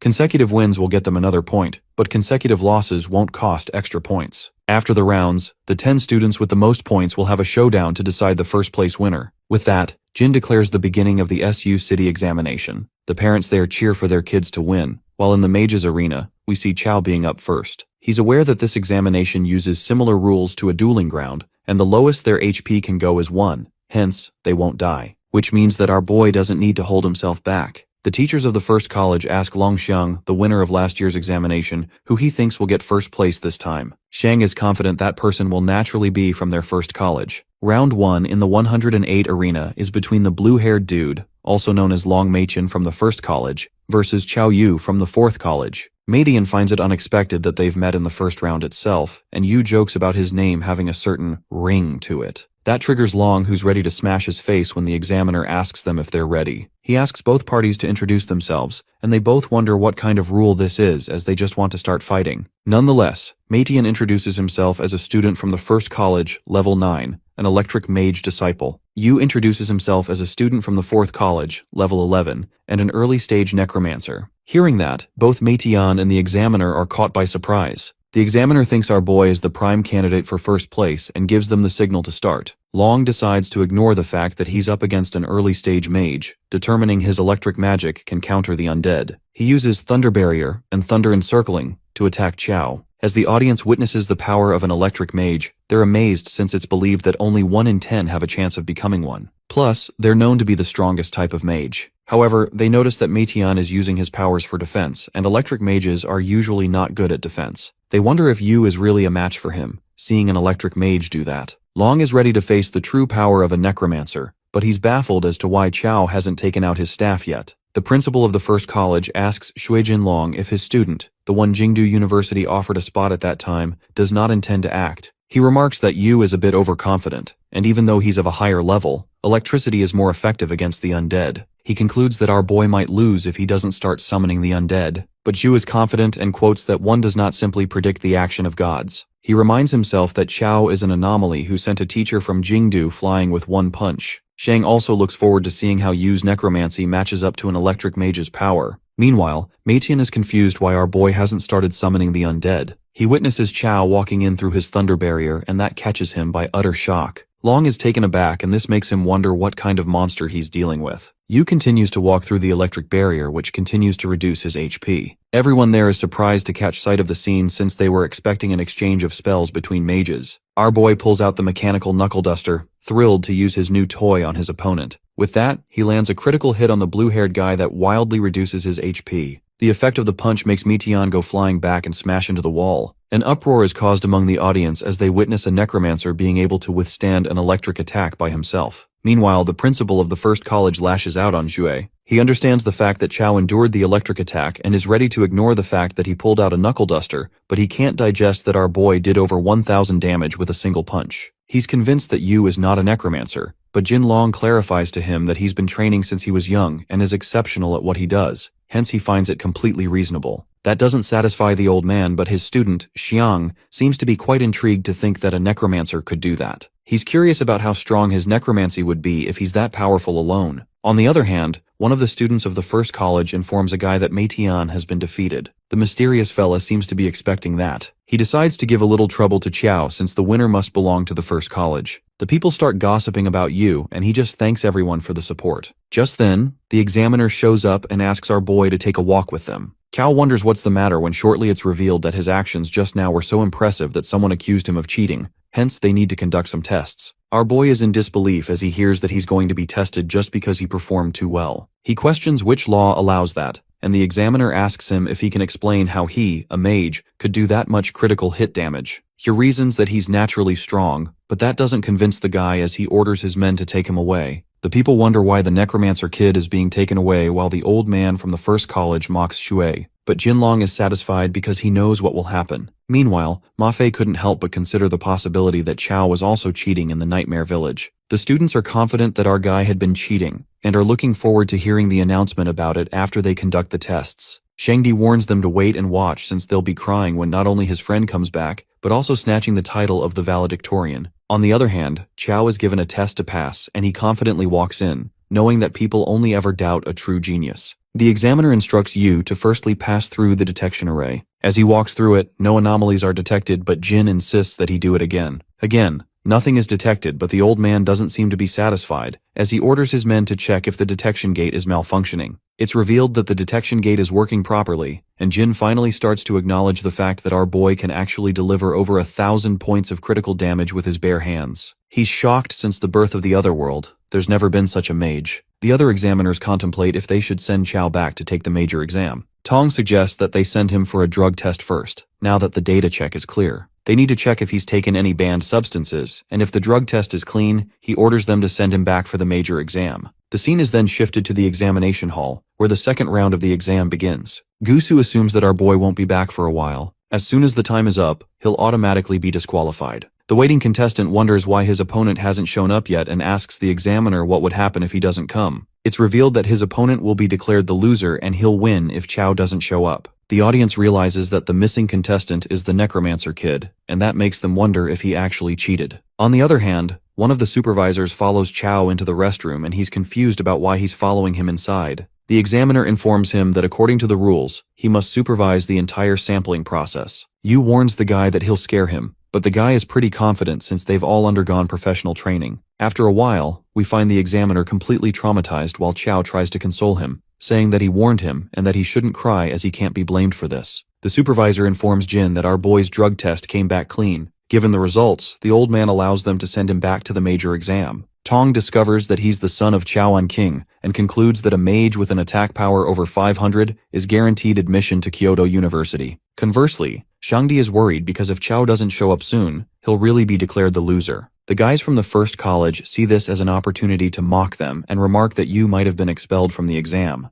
Zhu remembers that the examiner told them that someone had reported Chao and asks them if it were them who reported him. The males act clueless and wonder if she has any evidence of the allegation she's putting on them. Plus, they state that even if it were them who reported him, they wonder what she can do about it. They don't stop there and continue to insult them when Yang shuts them up. He defends his friend, knowing that he'll be back soon. Ma Fei realizes that they're really scared of Chao stealing the first spot in the exam. His cocky ass announces that their plan will fail since even without our fella, the top spot in the exam will be his. At that moment, our main character makes an appearance, catching everyone by surprise, including Fei. The examiner is about to announce the winner when Chao shows up, and the battle begins. His appearance makes it clear that he didn't cheat, and the audience is impressed as they realize how strong he is. The fellas from the first college are speechless as they see him, while the contestant who has been waiting refuses to introduce himself because, since Chao has arrived, he pretty casually admits that he gives up. The guy confesses that he doesn't want to get hit with a punch dealing over 1,000 damage. Chao tries to convince him to get punched just once, but the guy leaves and the examiner announces that the 4th Academy's Yu wins 3 points. Our boy wins 2 consecutive matches and now has 5 points. The scene shifts to the Shadow Mage as his underlings inform him about our Necromancer's return. Gusu states that reporting him was just to annoy him a little since he did not cheat. His return was expected, but it seems that he has plenty of ways planned to make Yu fail during the major exam because they have to take the top spot in the exam no matter what. Just like that, a series of contestant fails against our hero, until the 8th round, when the guy from the first college points out Chao's consecutive 8 victories. That's when Gusu tells him to use their connections and make it so that the 2nd Academy's student Xiaorong will face Chao in the 9th round. The guy wonders if she'll do what they say, and the Shadow Mage lets him know that it's the major exam, hence it's not up to her. Because as long as she wants to score well, she must give it her all. In the 9th round, student Xiaorong from the 2nd Academy is up against Yu.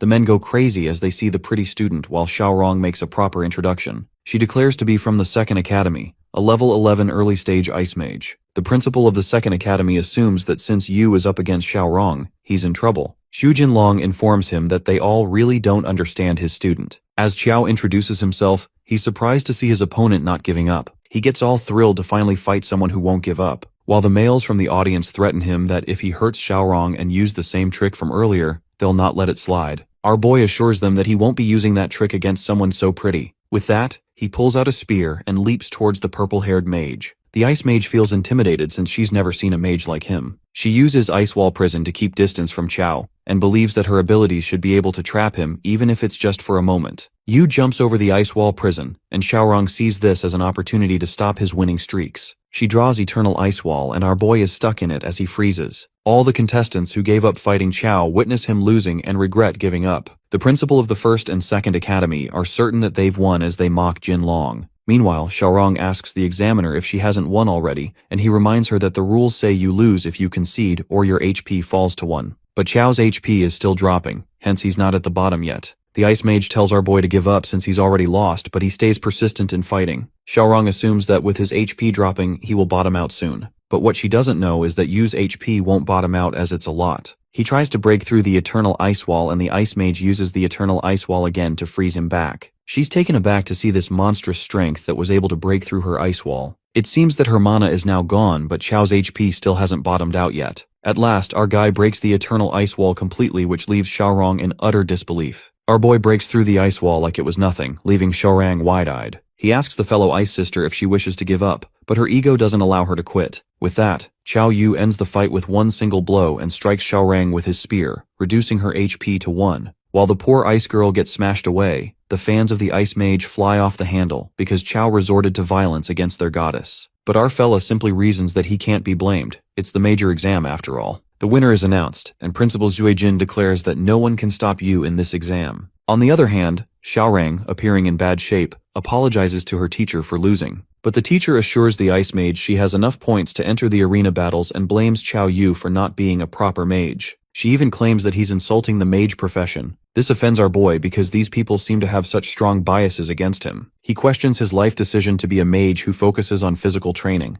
On the contrary, Gusu's underlings report to him that Chao has defeated teacher Xiaorong from the second academy. Enraged, Gusu thinks the second academy is useless and decides to step in himself. In the second academy rest area, Xiaorong's mentor asks her what it felt like facing Chao in battle. Xiao admits that our mage was unreasonably strong. It is then that the mentor reveals that Xiaorong's opponent wasn't supposed to be Chao Yu to begin with. The Ice Mage speculates that someone changed her opponent, and comes to the conclusion that, based on strength, they're targeting Chao. In the next moment, Xiaorong tells everything to our boy, explaining how someone altered her match schedule to make him face her. The Ice Mage warns Yu that the person targeting him might come after him during the arena battles. Smirking, Chao has already decided to send that guy flying with a single punch for resorting to such underhanded tactics. The scene then flips to the arena battles, where the top 10 contenders in Sioux City are shortlisted. While some believe that our Necromancer has a good chance of winning, some still call him a cheater. The first to fight is our very own Chao Yu, who waits for his opponent, the sneaky little shadow dweller who's targeting him, to show up. That's when a giant guy jumps out to fight him, idiotically calling himself a genius and claiming he will be the top scorer. But that guy is none other than a simpleton who gets his ass beaten by Chao and is knocked out with a single punch. Our Necromancer successfully defends his title. Witnessing his jaw-dropping strength, the people in the crowd officially become his fans and chant for him. As the crowd screams his name, our fella impatiently waits for that little schemer, who finally can't hold back anymore. Gusu appears from behind and calls Chao a crowd pleaser. Without reluctance, the dude from the first academy offers Chao 5 million to surrender. It appears that Gusu had done quite a bit of research on our guy, and knows that he's an orphan with no assets other than the house his parents left him. Abruptly, our fella dramatically loses his cool and questions if his lifelong dream of becoming a top scorer is worth only 5 million. While it may appear that Chao might tear that dude apart any second, our sneaky bastard asks for more money. Gusu expected this and asks how much more money he wants. Chao, without a flinch, demands 1 billion and admits that he wouldn't refuse 100 billion if offered. Given that our fella doesn't accept the offer of 5 million, Gusu warns him to face the consequences and not to blame him for hitting hard. Meanwhile, Chao can sense ill will coming from the guy and suspects he's the one pulling the strings behind the scenes. Gusu then introduces himself as an early-stage shadow mage, and with that, their battle begins. The crowd is more hooked than ever, as they witness an intriguing fight between a shadow mage and a necromancer, since both professions involve summoning entities. They sit on the edge of their seats, eagerly waiting for Chao to summon the undead. The shadow mage summons his shadow servants, while our necromancer doesn't need any undead. He's enough on his own. Just like that, he pulls out his staff. He excitedly bursts forth to attack the shadow monsters, but they're hard to break through. Our guy wonders what the heck they are, and the shadow mage reveals that they're shadow minions made with bones of steel and iron. This is the very first feast the shadow mage had prepared for Chao. But we can't really measure our necromancer's true strength, which is unmatched, and he confidently states that these iron minions aren't that much. Chao can't wait to see if these things truly can't be broken. Seconds later, our fella swishes his staff and bang! The shadow minions are broken one by one. Witnessing this, Gusu is left thunderstruck by Chao's melee ability, and Loki admits that this fella is a humanoid beast. As Chao deals with all the shadow minions, the shadow mage activates Assimilation of Shadows. Our boy strikes with his spear, and as a result, both their arms take damage. The crowd realizes that if Chao's strike weren't in the virtual world, it would have sent the shadow dude flying. Gusu admits that his opponent is indeed powerful and is the first to defeat his shadow minions, forcing him to use a sacrifice spell. Chao's arm is also hurt, and he suspects that any attack on the Shadow Mage will affect him as well because of the spell. To keep himself safe, our boy plans not to directly attack the mage's body, but Gusu plays a dirty trick, knowing that if he gets injured, Chao will be too. That's when the Shadow Mage stabs himself in the chest, and our guy spits out blood because the spell hurts him equally. The mage warns Chao to admit defeat, and agrees to fulfill the conditions they promised if he concedes. But our guy refuses to back down, which amazes Gusu. The fact is that the heart has been pierced, yet Chao stands firm. Given his opponent is too stubborn, the mage stabs himself once again in the guts. Our fella realizes that the scrapes and pain are both real. Plus, things are about to get a little more painful when Gusu unapologetically decides to stab his own groin, but Chao couldn't bear to watch it. Hence, he stops him with his staff. The mage counterattacks immediately, wounding Yu's wrist. Our fella feels that having too much attack power isn't good either, and looks for restrictions on Gusu's skills. Chao wonders if the black aura lingering around the mage is the key. Having seen through the skills, he assumes that Gusu might die from a direct punch. Well, the Shadow Mage happily tells Yu to try it if he's not afraid to die. With that, our Necromancer strikes a punch that fails to penetrate a defense wall and confesses that he can see the secret spellcasting Gu is sneakily doing. To verify his guess, Chao challenges the Shadow Mage not to dodge and to try that rebound skill again. Gusu scoffs at the word dodge and agrees to call Chao dad if he dodges. Our fella strikes another power-packed punch, which Gu immediately stops through defense. It turns out that the mage didn't dodge, and Yu finds that manly enough. But soon enough, it becomes evident who's the boss when Chao strikes another punch that manages to pierce through the mage's shadow guard. Normally, this skill can withstand a full-strength hit from a regular boss, but ironically, it can't withstand a punch from Chao Yu. This leaves the mage in utter astonishment that our guy is more terrifying than a regular boss. After that, our boy finally decides to bring this battle to an end. However, things escalate to an extreme level when the Shadow Mage spirals out of control, exposing his demonic abilities just to destroy Chao Yu. Gusu is blinded by the greed to be the top scorer of Sioux City and is determined to end Chao. Our guy pulls an ambush attack, but it barely affects the monstrous mage, who has merged with 4 shadow minions and acquired their traits. The Shadow Mage, dashing crazily towards his opponent, tells Chao that he shows no honor in martial arts and is probably courting his own demise. With that, their punches collide and an immeasurable force bursts forth. Gusu grapples our boy's foot, but Chao impeccably punches the daylights out of him, sending him drifting against the ground. The crowd is left utterly baffled, wondering if they came to watch a SmackDown show with all that grappling or a fight between 2 mages. Amongst the crowd, the assassins who tried to capture the real Chao Yu seem to be witnessing the gripping fight. They appear confused as to which one is their target. Nonetheless, the level 18 assassin is so impressed by the fight that he wishes for both of the mages to join ByZ. On the battlefield, the Shadow Mage asks Chao what magic he used. The fact that he's matching his strength is not acceptable to him. While our fella thinks it's a draw, Gusu is on a time crunch since his devouring shadow is time-bound. This leaves him with no choice but to go all out and use Sacrifice Devouring Shadows. However, this calls for immediate action as the principal commands the mage to halt at once. It seems to be too late as the Shadow Mage spirals out of control, fueled by the desire to be the top scorer. That fella burns in his own agony, wishing to be at the same strength as his brother. Scoffing, Chao gets it now and provokes the Shadow Mage, saying if there's something so precious it's worth risking his life for, he should charge. Consumed by rage, Gusu strikes him, followed by a counterattack by Chao. Both of them seem unstoppable, and the principal can't seem to stop this battle since it seems inevitable that those two will clash. As urgent orders come in to stop them both, Gusu wonders why Chao isn't defeated yet, and our hero wonders the same, admitting that Gusu is the most resilient boss he's encountered. Chao deflects the attack and throws one final punch that breaks Gu's devouring shadow. It is then concluded by the principal that Chao Yu has a slight edge, announcing that our Necromancer is the top mage. Principal Jin shouts at Gusu and calls him a reckless fool for seeking his own doom. Suddenly, in that split second, someone ambushes Chao and knocks him out. The next thing he knows, he opens his eyes in a confined place along with all the other students, including Xiaorong, Gusu, and everyone else. Our fella comes to his senses and, witnessing that they have all been captured, he wonders if this is a deliberate abduction of skilled individuals. It is then that the head of the BJAlex organization comes forward. While Chao doesn't like the idea of an invitation, the girl clarifies that she means no harm.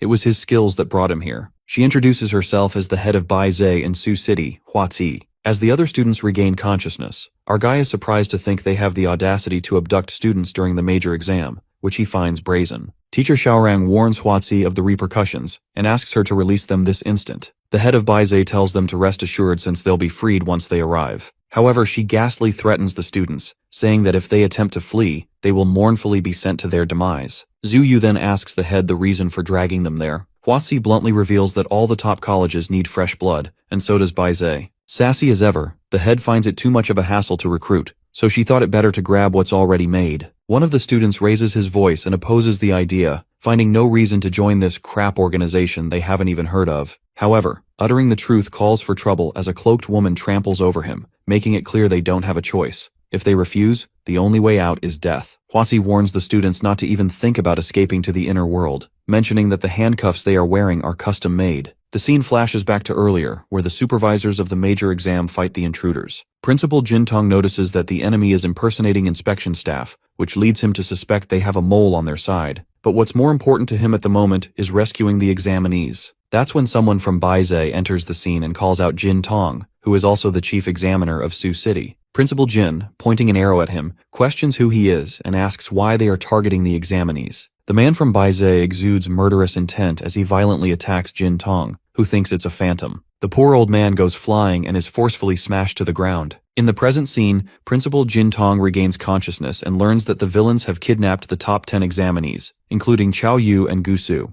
While Jin seems helpless, Headmaster Zhui Jin and the other principal arrive at the scene. Xu Jinlong believes that because the top 10 examinees are genuine talents, they are not in immediate danger. Given that the enemies were well-trained and purposeful, the headmaster suspects this isn't something an ordinary organization could pull off. In the meantime, a member frantically rushes in and reports that students from 4 cities across the country have been kidnapped in the same manner. It's likely the same organization. Upon hearing this, Principal Tong demands an immediate investigation and that the safety of the 10 candidates be assured. Inside the vehicle where the candidates are being held, a physical cultivator gets too confident and attempts to break his handcuffs. However, he gets humbled after putting in every ounce of strength and failing to break them. At the same time, our guy effortlessly breaks his own handcuffs, calling this Bai-Z stuff pretty shoddy. The physical cultivator, jaw-dropped, questions his own existence and wonders who the real cultivator is. After that, our guy helps everyone chop off their handcuffs with his spear. Zhu Yu points out that there's one person left, Gu Su, who keeps his pride and refuses help from Chao. In the meantime, Chao Yu pierces through the vehicle from behind and escapes along with all the other members. That's when Lady Hua Ci commands her man to stop the car and immediately jumps out with her gun. She witnesses that Chao Yu and all the other candidates have broken free from the custom handcuffs. The head is left in disbelief since even a level 20 physical cultivator shouldn't be capable of breaking those. She questions Chao on how the hell he did that. Well, our guy wishes he could tell Hua Ci so she could sleep peacefully at night, but sadly, it's time for their departure. That's how all 10 candidates teleport to the inner world, and the Bai-Zai head can't do anything to stop them. By the time they come out of the inner world, Hua Ci asserts that the people from Sioux City will have already arrived. With murderous intent, she vows to remember Chao Yu. The scene then takes us to an inner world, and it appears that Chao has been separated from the rest, meaning this dungeon is randomly teleporting them. Our guy is given a mission: head to Coffin Mountain to stop the resurrection of the Drought Demon. He walks behind corpse herders as a spirit and dwells on the possibility that if he destroys that NPC's bronze gong and shatters the soul-capturing bell, he might be able to move freely. Just as our guy loses his composure, his eyes meet with a young boy's. The boy freaks out and calls his master, claiming that the deity of joy has risen from the dead. The master scolds the boy for uttering nonsense in the middle of the night, and reminds the kid that when a corpse turns malevolent, it grows fur and its nails and teeth elongate. While the master believes his teachings have gone to the dogs, the boy insists the deity of joy had a big knife in his hand. The corpse herder doesn't buy it and states that the stiff body of the deity can't perform any actions. After that, Chao assumes these corpse herders are NPCs and decides to follow them to get into the storyline quickly. With that, our boy's phantom moves along with them until they reach a temple. The old man heads out for a bit and warns the boy to keep an eye on the deity of joy. As the boy begs the deity not to rise from the dead, abruptly, the temple's door bangs open. Another old man barges in with a coffin and asks the boy about his relationship with the corpse herder, Gu Xiu Xuan. The young corpse herder confesses that Gu Xiu is his master and learns that this old man is a coffin bearer. The coffin bearer remarks that Gu Xiu's disciple has some discernment and discovers that Master Gu had stepped out for a bit. Just then, the coffin bearer diverts his attention to Chao's spirit and notices that the body isn't decaying.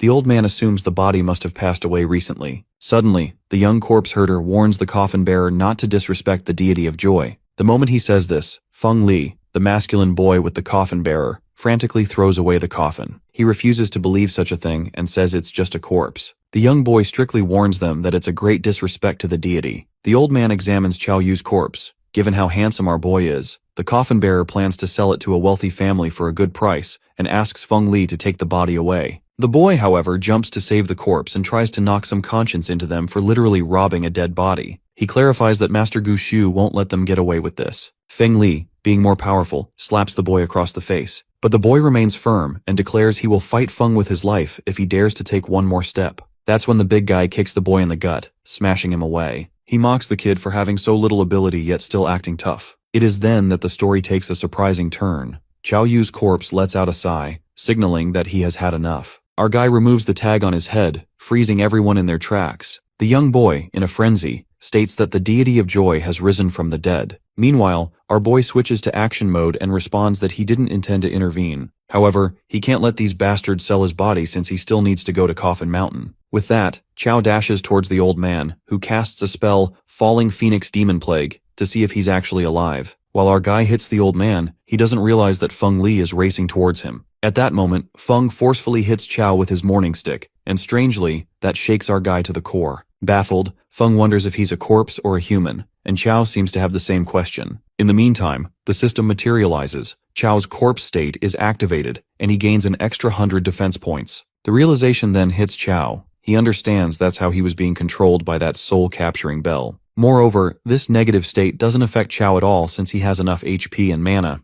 On the other hand, the coffin bearer commands Feng Li to hold off the corpse so he can use a suppression technique to subdue the monster. Feng strikes Chao with the stick as their weapons clash. The big guy calls out to the old man because he can't hold Chao off much longer. As Feng turns back, the old bastard, Pu Tianrui, runs away to save his own ass, betraying his partner. But without Chao's permission, Pu can't escape. Chao launches his spear, cutting the old man in half. After defeating the NPC, our boy also deals with Feng in hand-to-hand combat and finds a spirit-suppressing coffin. Chao decides to open the coffin, and to his surprise, he witnesses Zhu Yu lying in there. Zhao Yu wakes up immediately and gets mad at Chao for recognizing her in the worst way possible. Later, Zhu can't understand why she was sleeping in the coffin, but our guy unravels the mystery, predicting that the 10 of them who entered the dungeon turned into corpses, becoming part of the mission. Meanwhile, the young corpse herder is left slack-jawed when he finds another deity of joy rising from the dead. He asks Chao what he can do, and our necromancer instructs the boy to take them to Coffin Mountain. Just then, Master Gu Shu arrives, and the young herder informs him that he captured this deity of joy all by himself. The master is amazed by his capability and shrugs it off since they have other important matters. Moments later, at Coffin Mountain in Shaoxing Village, a priest is praying and orders Gu Shu to go inside. The master commands his young disciple to take care of these deities of joy. As soon as he begins swinging the bell, Chao Yu witnesses his other friends' corpses, and they're all glad to see him. The bell awakens all the members while the poor boy is totally freaked out, witnessing numerous deities rising and becoming convinced he's gone crazy. The talismans gather and prepare for the deities of joy. It appears it's the 5th time they're calling spirits, and the senior brother instructs them not to make any mistakes. They're all prepared to venture into the emperor's tomb. After night falls, they march toward the tomb. While everything does seem spooky, Master Gu Shu informs the senior talisman that they have brought the deities of joy and asks permission to leave. However, the senior talisman asks Gu where he's planning to go, which catches him by surprise. Well, there turns out to be a preposterous plot twist. The old man kneels to the ground in order to call the supreme ruler, the spirit of the heavenly emperor. That bastard talisman uses the yin corpses, which are Chao and the others, as a medium and human blood as a sacrifice. Perplexed, Master Gu asks the senior if he's trying to sacrifice them. The others realize there's no time to talk, and they need to escape this instant. The betrayal by their fellow senior was totally unexpected, but that freaking asshole stoops even lower when he summons evil corpses to make their escape impossible. The corpse herders fight among themselves, and Zhu Yu asks Chao what they're supposed to do. According to the mission, Yu states that they need to prevent the drought demon from awakening, and speculates that the drought demon could be the heavenly emperor the senior spoke of. Abruptly, they're attacked by the evil corpses, and our fella defeats one of them in close combat. As the 10 of them get involved in the fight with evil corpses, the senior brother is about to begin the sacrifice with 9 yin corpses that have also entered the tomb. However, he witnesses the yin corpses fighting the evil monsters and realizes they're freaking alive. The old man watches his plan get ruined before his eyes. In order to execute his sinister stratagem, he paints something with a brushstroke. While Chao's sluggish movements make it hard to fight the evil corpses due to his cursed corpse state, the senior brother strokes the brush 3 times. The first stroke shakes the world, the second, created by the founder to summon the great god and mobilize the army, and the third stroke to avoid the evil spirits so that the corpses do not even dare to look or intervene. That stroke of magic halts the yin corpses in their tracks, and the old man finds them to be perfect nourishment for his master. Tension hangs heavy, and Chao senses that if this continues, that old man might bring the drought demon to life. As the dust settles, Master Gushu turns out to be alive, which our boy immediately notices. Xiao reveals they're here to stop the drought demon from being revived, and asks Gu if he has a way to lift the restrictions on them. That's when Gu unravels that when the drought demon shows up, it burns everything within 1,000 miles. Not to mention that the drought demon is one of the 4 great corpse ancestors, which means if he emerges, not only will they all die, but the entire world's populace will find no peace. The master urges that the most important thing is to stop the drought demon's resurrection. Gushu immediately removes the forbidden curse with talisman magic by drawing his own blood. With the help of this magic, the corpse-controlling method will be ineffective on Chao and the others for a short time. Our guy assures the master that as long as he's here, he won't let the drought demon leave the tomb. Gushu then commands all other brothers to cast the talisman magic, release, on all the members. The evil senior brother prepares to resurrect the master, but our fella intervenes in his malicious scheme and punches the old dude so hard that he goes flying. The senior mage crashes right onto the coffin, but the worst is yet to come. His blood spills on it. It turns out that the old man himself becomes the sacrifice,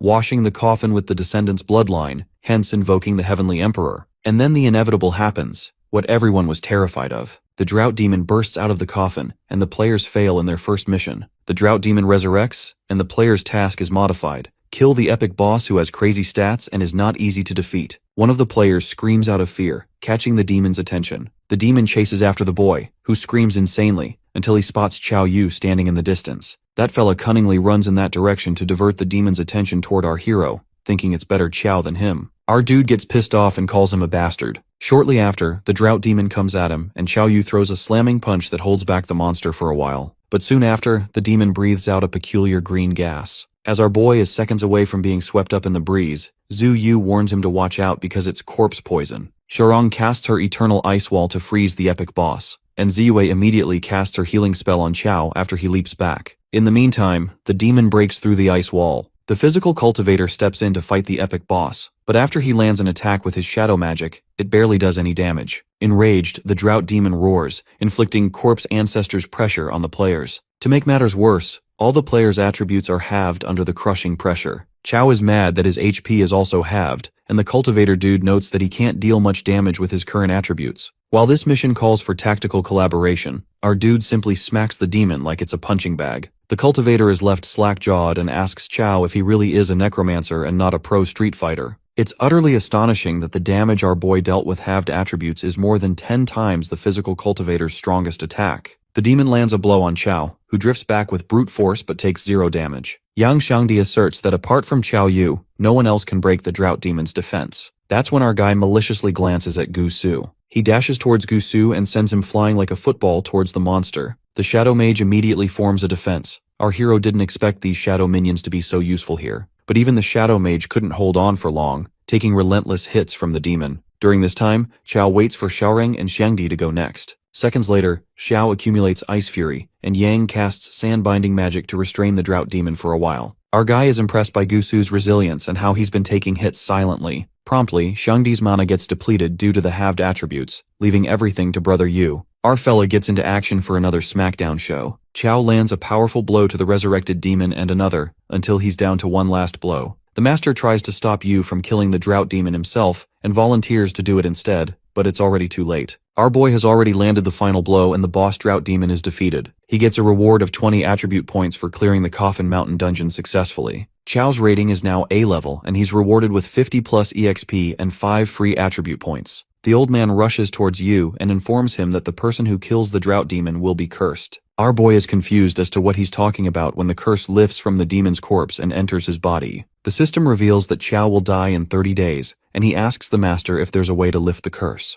The master refuses, asserting that according to historical records, no one has survived the drought demon's curse. Xiangdi and others hurry towards our necromancer, who hopes that Kyoto University should be able to solve a level 20 boss's curse. His thoughts are interrupted when Yang tells him to watch out for the soul core that is being taken away by Gusu. The Shadow Mage takes possession of the corpse's ancestor's ring, which can steal 50% of opponent's agility for 10 seconds. It's an A-level gear, and now Gusu has it, to which Xiangdi objects since he didn't help at all during the boss fight. The greedy mage tries to get away with it and is teleporting to the other world when Yang takes hold of him using his power, Yellow Spring Swamp. Gusu has an impression that Chao and the rest of them can't beat him since they've been battling the demon for so long. Nonetheless, he uses his new gear to mercilessly steal Yu's agility. However, his agility turns out to be only 4.5 and the purple-haired guy doesn't seem to be expecting that. As he's taken aback, our main character sees this as an opportunity to hit him and lands a punch on his face. Gusu is baffled as to how he's still able to fight and wonders how much HP he has left. The Shadow Mage plans on running away now that he is losing, and he's about to do that. Xiaorong halts him using her powers. Chao lets the guy know that he's made a lot of enemies and leaps at him. Gusu uses Sacrifice, Shadow, and Snare, and despite that, the Ancestor's ring is taken away from him and he just leaves after threatening our boy. Chao observes the ring, and is delighted as he discovers that this is a god-tier control skill. He thanks the Ice Stage Mage while she warns him to beware of Gusu as he holds grudges. With that, they're all teleported out of the dungeon and make it back to the real world where the principals and the examiners await them.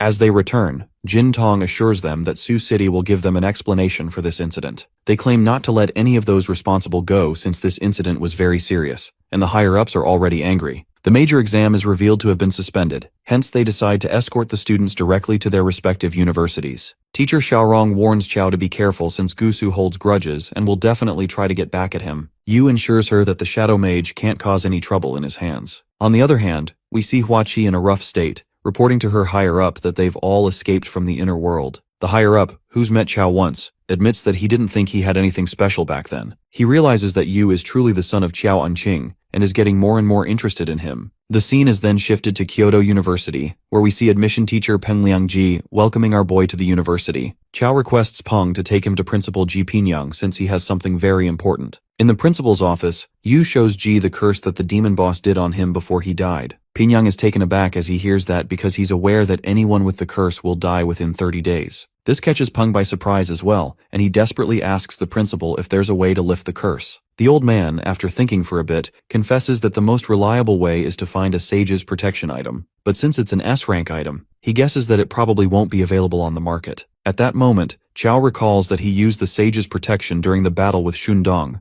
and realizes how unfortunate the situation is because it's such a life-saving item that no one would be willing to sell it. After a while, Ji Pinyang informs Yu that he asked some of his friends but none of them seem to have sage protection. Our boy is curious if there's really nothing they can do that can lift that curse. Pinyang reveals that there is a way, but he believes that sending him there is like sending him to his death. Yu insists on trying it and asks about its whereabouts, to which it's revealed to be a D-level dungeon. Our Necromancer thinks that he can probably get through this too since he has completed D-level tasks in E-level dungeons before. The principal makes it clear that there's a complete difference between D-level tasks in E-level dungeons and real D-level dungeons. According to him, they're not comparable at all. Plus, he states that most people who enter D-level dungeons are mid-stage players, and as an early-stage player, hence, he would likely be treated as an NPC to be farmed. The old man admits that Yu's equipment isn't low-level after all, and as a reflex action, our boy gets in a fighting position. That definitely offends the principal as he lashes out on Chao and questions him if he thinks as the principal of Kyoto University he would covet a student's equipment. Our boy excuses himself, saying that it was just a reflex. He doesn't give up and asks Ji the name of that dungeon as he still wants to try it. Principal Ji calls him a brat as he activates his powers, and that affects him significantly. Chao's eyes hurt and it's like there's a sword stirring inside. This makes our boy wonder if this is the strength of the top swordsman in the inner world. Pinyang is taken by surprise as he sees Yu still standing when even Peng sits down, not being able to withstand the immense aura. Our Necromancer asks the old man if he can give that dungeon a try, and that seems to have been enough to convince him. Ji heals Chao and lets him know that the name of that D-level dungeon is Lake of Purification. Entering the Lake of Purification can wash away all negative statuses from players, but he warns him that there are hardly any early-stage players inside. Qiao reassures the principal and tells him not to worry, and as he's about to head out, Ji gives him an item that would help him a lot in the dungeon. The item is a Chonki pendant, an A-level item that increases skill power by 30%, casting speed by 20%, and even has special effects like resisting mental control. Yu objects that the item is too valuable, and Pinyang lets him know that he's lending it to him, and that he would have to return it when he comes back. Chao thanks him, and with that, he enters the Lake of Purification without a second thought. The system welcomes the players to the Purification Rainforest and instructs them to follow the rules of it. Rule number 1 says that if they hear someone calling them from behind, do not turn around. Rule 2 states that if any of their companions are out of everyone's sight for more than a minute, be cautious of them. Rule 3 states that they should quickly familiarize themselves with and remember their companions' behavior and habits. Rule 4 says that if they suddenly hear strange singing or murmuring in their ear,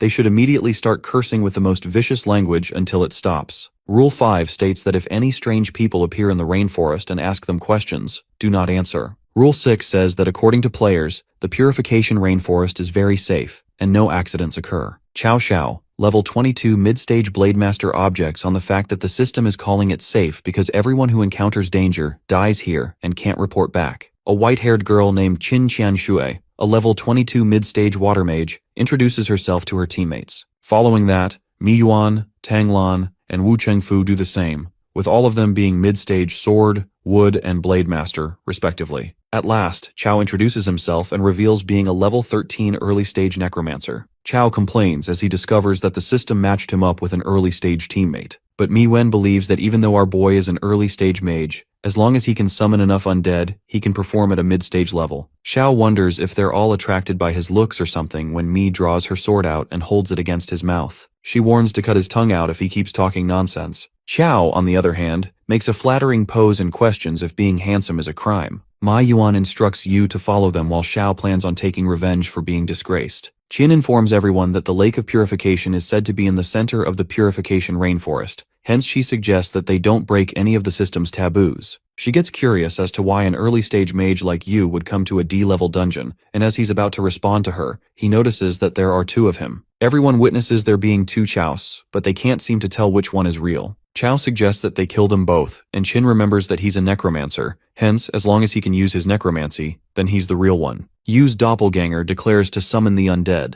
a trick the doppelganger performs which our boy didn't expect the fake to have. Knowing that no one would believe that he's the real one since he can't use that specific trick yet, he still decides to fight. Chow decides to beat his doppelganger to death, and the fake is taken by surprise as he witnesses his strength. At last, our boy manages to defeat the fake, and it seems that killing it might trigger something special. Yu wonders if something got into his green dragon crescent blade, and that's when his teammates realize which was the real one. Mi Yuan is curious how a necromancer like him would use this kind of a weapon, and since it was a level 22 monster, she asks him how he killed it with physical strength only. Chow proudly reveals that he's had an extraordinary physique since he was young. He's busy telling Mi stories from when he was a kid when something releases from the dead monster and gets inside Mi Yuan. The mid-stage swordmaster strikes her sword at our necromancer, which greatly reduces his HP. He finds the attack power of a mid-stage swordmaster terrifying and is glad that he has enough HP or else he would have been killed. Chow believes that she's been possessed by an evil spirit while Wu suggests that they kill her because if they don't, they all will die here. Qin uses her technique, the water dragon surround, to trap Mi, and as she's trapped, they decide to strike her. But she breaks through it and uses Luoling Dragon Shin sword technique, which causes all of them to be thrown back. That's when Chow shows up and punches her right across the face. Chow's punch makes Mi Yuan unconscious, and that shocks Chow as our boy is still at an early stage, yet he knocks out a mid-stage swordmaster with one punch. The thing that went inside Mi releases from her body, and Qin immediately tells Yu to kill it. Our boy strikes his spear into it and wonders if this is the ghost that took control of her mind. Changshu confesses that Mi is the strongest among them, and yet she couldn't resist, which makes her wonder what would happen to them. She asks her if she's alright, but the swordmaster doesn't look so good. Hence she heals her with the blessing of water. Mai thanks Qin, and with that, they continue their journey again. Qiao warns everyone to be careful, and Yuan thanks him for saving her, because if it weren't for him, the two of her mates would have killed her while she was controlled. Yu gets all confident as he hears that when she confesses that his punch really hurt. She wonders how a necromancer has such strength, and our boy just lets out that he was born strong.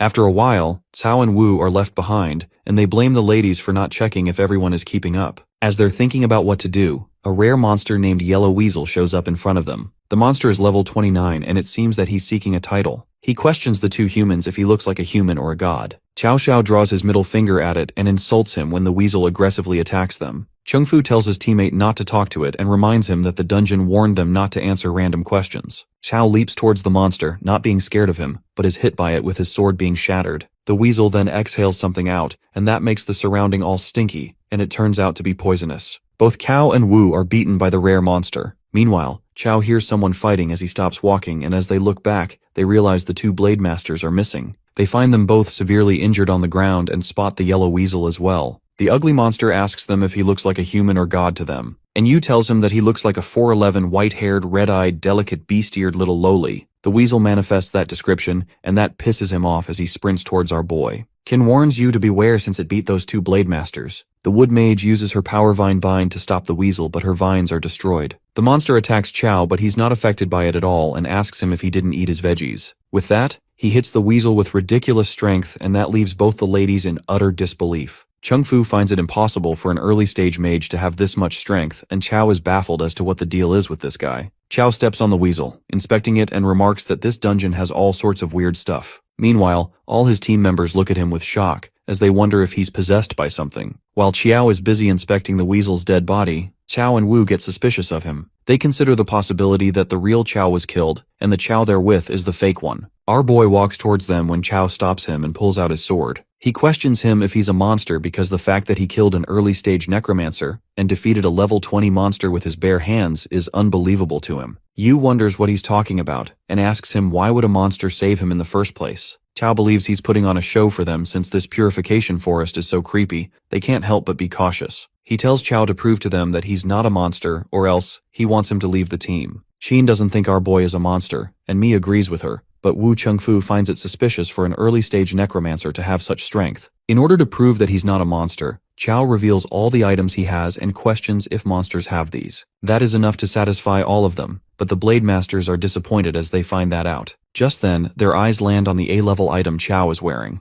They both make excuses for their suspicious behavior and suggest that they move on their way. Yu feels that they're up to something. Meanwhile, they both have their eyes on his items. They believe that he has at least 2 A-level items, and that makes them wonder how an early stage has so many A-level items. Chow admits that he did not expect to run into such a lucky break in this dungeon. They assume that since Chow is an early stage mage, they can handle him and decide to split his items 50-50. Chengfu seems unsure about being able to beat him since he killed that yellow weasel so easily. They contemplate on when they should make their move, and Cao Xiao instructs Wu to wait for his signal. They all stop in their tracks as they witness the sight in front of them. On the Lake of Purification, they see what they assume to be souls of the players who tried to complete the Lake of Purification dungeon and failed. This terrifies them, and then they spot an altar with a stone that has something written on it. It's an ancient script, and Mi translates it that only by sacrificing a living being can they complete their dungeon tasks. It's revealed that those wandering by the lake are lake slaves, and those who are sacrificed will become lake slaves, trapped here forever. As Chow and Wu hear that, they see this as a perfect opportunity to take Chow down. They leap onto Yu, leaving everyone baffled while Chow reminds them that he even saved them. They corner him onto the altar, but they don't know how to activate the altar. Chow asks Mi how to activate the altar, but she doesn't tell him that. Nonetheless, the Blade Masters decide to kill our Necromancer since it's a sacrifice. Chow remembers Principal G's words, but he didn't expect to run into people like them in the dungeon. Chengfu tries to make Yu give up fighting by telling him that he's a necromancer who can't even summon undead. He questions him if he thinks he can challenge 2 mid-stage players with just his physical strength. Xin wonders what they should do now, and Yuan lets her know that since our boy helped her, she's going to help him. Chow and Wu attack Chow simultaneously, while he defends himself from their vicious attacks. Chengfu tells our boy to surrender and hand over his items and claims to spare his life if he did. He realizes that they were after his items all along. Xiao uses Luoling Dragon Slash to attack him but is shoved back when Mi Yuan strikes her sword at him. The Blade Master questions why she's interfering, and since Chow helped her, she finds nothing wrong in helping him. Chow asks her if she doesn't want to complete the dungeon task, but she states that she'd rather not complete the dungeon task if it requires this method. Among all this, the wood mage, Tang Lan, observes the situation quietly.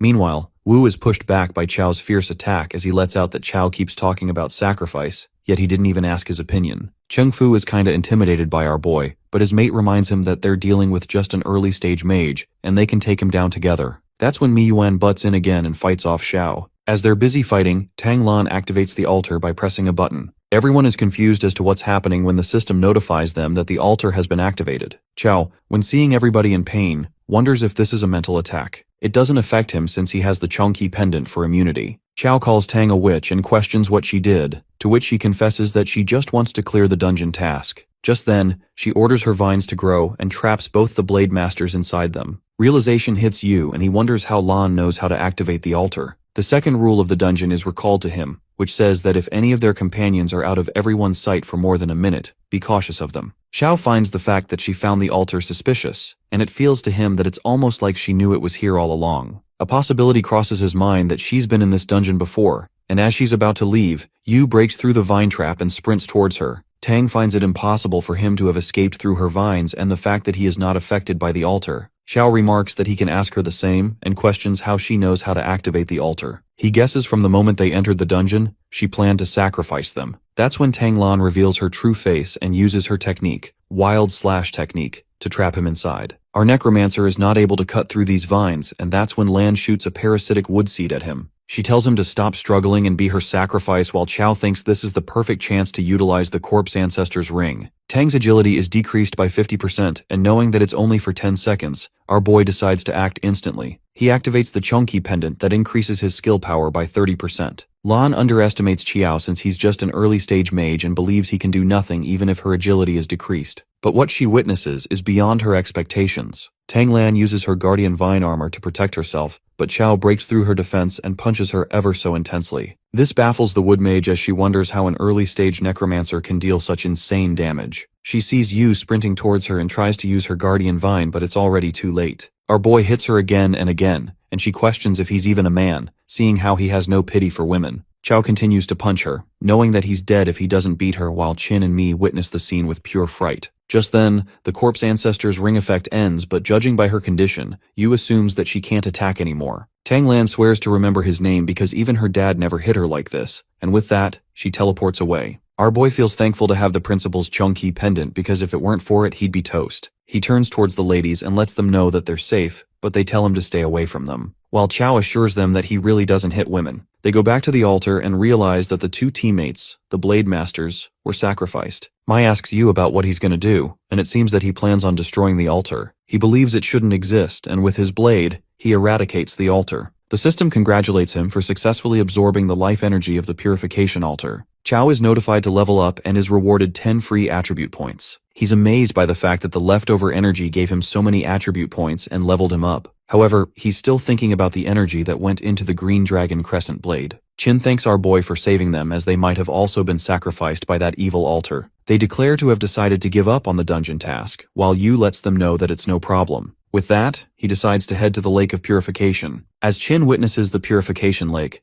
she guesses that the souls of those wandering players must have been freed when the altar was destroyed. Qiao is about to take his shirt off when Mi freaks out and draws her sword at him. She questions what he's doing, and our boy quickly clarifies that he's been cursed, hence he's here to remove it. He shows them the curse on his body in order to prove himself. The Swordmaster confesses that she thought Yu was about to go wild. Our necromancer dives straight into the water, and Qin suggests that they soak themselves too, since she believes in this creepy place, they might have some unknown curses on them. Qiao witnesses the curse fading, but the wood seed Tang planted, he can't seem to get rid of it. Nonetheless, he decides to deal with it as time comes. Meanwhile, the water mages, as they're soaking, thank God for our boy because of how creepy this dungeon was. Mi, however, doesn't think he's exactly a saint, and that's exactly when Qiao bumps into them. They panic and hit him while the poor guy justifies that it was they who swam over to him. Before they leave, Qin takes contact info of both her dungeon mates. And as they're exiting the dungeon, the system notifies that the dungeon isn't cleared yet, and exiting it now will forfeit any rewards. Qiao decides to come back and explore this dungeon later as it's too weird. With that, he returns to Principal G's office, who is very happy to see his student making it back alive. The principal can't help but admit that Qiao is no joke, given that an early-stage necromancer made it out of a D-level dungeon alive. Well, now that he's back, the principal asks Yu to give back his item, and our guy couldn't be more grateful for the pendant, since he managed to survive the Lake of Purification because of it. Honestly, our fella doesn't wish to return the pendant, gripping tightly to it, while the principal yanks it, trying to snatch what's his. Only after a good beating, our guy gives back the pendant. With a bumpy head and broken teeth, Yu asks him about the number on the pendant, to which Principal G answers that it's an enhancement. These enhancement stones are used to increase its power since it's a high-level grade. Deep down, our boy feels like the Green Dragon Crescent Blade's enhancement seems different from what the principal mentioned. Nonetheless, Pinyang learns that Qiao's curse is lifted and asks him to leave. Later, our necromancer heads outside and someone seems to be waiting for him. It turns out to be Longxiang from Sioux City, and reminds him that he was there at the major exam. Qiao immediately realizes that it's senior brother Long who was the top warrior in last year's major exam. The blonde-haired guy affirms our fella to reach out for help if he runs into trouble and exchanges their contact info. After they depart on different paths, Qiao feels that senior bro seems pretty nice. However, from Longxiang's expression, it was rather the opposite. Later, at night, Qiao Yu ponders upon the previous days, like how the curse is lifted. He plans to ignore the wood seed and focus on getting stronger as fast as possible. The next day, Teacher Zhang, the advisor, calls out Xiao Yu and asks him to explain why an undead mage like him chose a physical training major. Our guy reasons that a mage who can't fight up close isn't a true mage, and without a strong body and physical strength, he can't protect himself. This statement wasn't convincing enough, and the advisor reminds Yu that university education is about specializing in one field. Even though Chao's file says he has superhuman strength, Teacher Jang believes a necromancer like him won't last in the physical major. But our guy is adamant to choose this field. To be more exact, he's pretty much doomed, and is afraid that if his necromancer advisor finds out he can't even summon a skeleton, he might want to just freaking kill him. Nonetheless, the advisor gives up the argument and hands the student IDs to everyone. Teacher Jang elaborates that at Kyoto University, everything from food, drinks, to exchanging gear and skills requires credits. Smirking, Ma Fei asks the advisor how much it costs to get 1 credit, daydreaming that he can trade for like 1,000,000 credits. At that moment, the teacher slaps a reality check across Ma Fei's face when he uncovers that credits can only be earned by taking school-issued tasks and passing their assignments. Poor Fei breaks down when he realizes his wealth is totally useless here. Just then, the physical training instructor calls out the students to gather, and Chao rushes there. Strangely, a necromancy professor, Shen Jianshu, discreetly observes Chao, who's creeped out as he feels that someone shady is watching him. The physical training class begins with teacher Wan Li Hao, a level 35 late-stage instructor. While the instructor looks grumpy, surprisingly, he's also super blunt when he makes it clear that he doesn't accept trash in his class. Wan Li Hao gives his students a tough task and states that he's unleashing his aura. If they're able to stand still and endure it for 5 minutes, they can stay in his class. One of the students curiously questions the consequences if they fail the task, to which the instructor answers that he'll personally go to the admin office and help them transfer to another class. Shortly, Wan unleashes his aura just for the demo and the students begin to panic, unsure if they can handle the intense aura for 5 minutes. That's when a big guy, Lin Lang, advises his fellow mates not to panic and assures them that they might have a chance if they work together. Teacher Wan is impressed by Lang for having the guts to step up like that, and finds him promising for staying calm under pressure. Lin Lang gathers everyone around to make a plan, and, assuming that facing Wan head-on is a bad idea, he suggests splitting into pairs and pulling him in different directions for 5 minutes. Everyone thinks it's a good idea, and they make balanced groups so they can all pass together. While all the big guys split into groups, everyone ignores Chao Yu. But Lin Lang spots him and decides to team up with our guy. The big guy questions Chao about his level and why he's so skinny as a physical trainer. It is then our fella gets too real and reveals that he's a necromancer, which grasps everyone's attention. Lin Lang thinks he might have misheard, but unfortunately, that's the truth. As Chao says that he's a level 14 necromancer, poor Lin wishes to bump his head into a wall since our guy puts him in a tough spot. Our hero assures Lin that his strength is stronger than most early-stage physical trainers, but nobody believes him. The fellow students begin gossiping about Chao, calling him a scrawny necromancer, and feel bad for Lin Lang. Meanwhile, our poor fella is hella pissed because nobody believes him after he spills the truth. Nonetheless, Lin decides to protect Chao and buy him some time to summon the undead. Just then, the time ends and teacher Wan Li Hao releases his aura, 10 times stronger than the demo. The fierce aura bursts forth, targeted at our boy.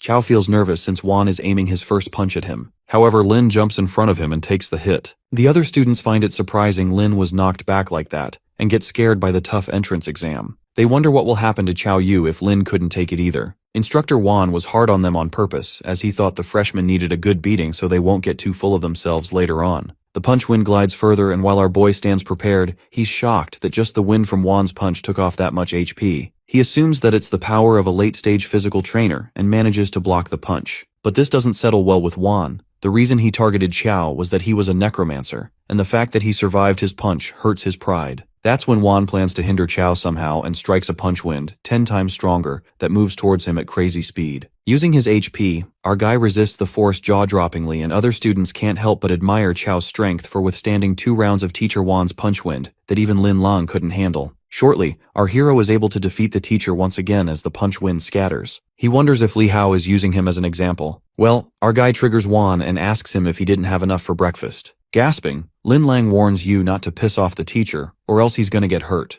On the other hand, teacher Li Hao admits that Necromancer Punk has got some guts. He wonders how the hell he survived his 2 punches and assures Chao Yu that if he can take the next hit, he'll make sure to look out for him at Kyoto University. The teacher and Chao come face to face, and Wan unleashes his strength to its full extent, which is clashed by our guy's punch. Well, what happens next leaves everyone wide-eyed. The punch rips Chao's shirt, but that's just the start. He goes flying at an insane speed, inflicting overwhelming damage. One brutal punch and our boy is nearly undone. Teacher Wan witnesses the collapsed Chao and asks Lin to take him to the infirmary. While the teacher regrets fighting his student, at that moment, he witnesses our boy coughing up blood and standing back on his feet. Everyone gasps with disbelief since Yu is a necromancer. With only 240 HP left out of 4,000, Chao smirks and proudly utters that he took the punch. Covered in bruises, he endures it well, and moments later, Chao sticks out his middle finger and experiences the devastating repercussions. Through Chao's blurry vision, we could see the professor scolding Wan Lihao for going all out on a student.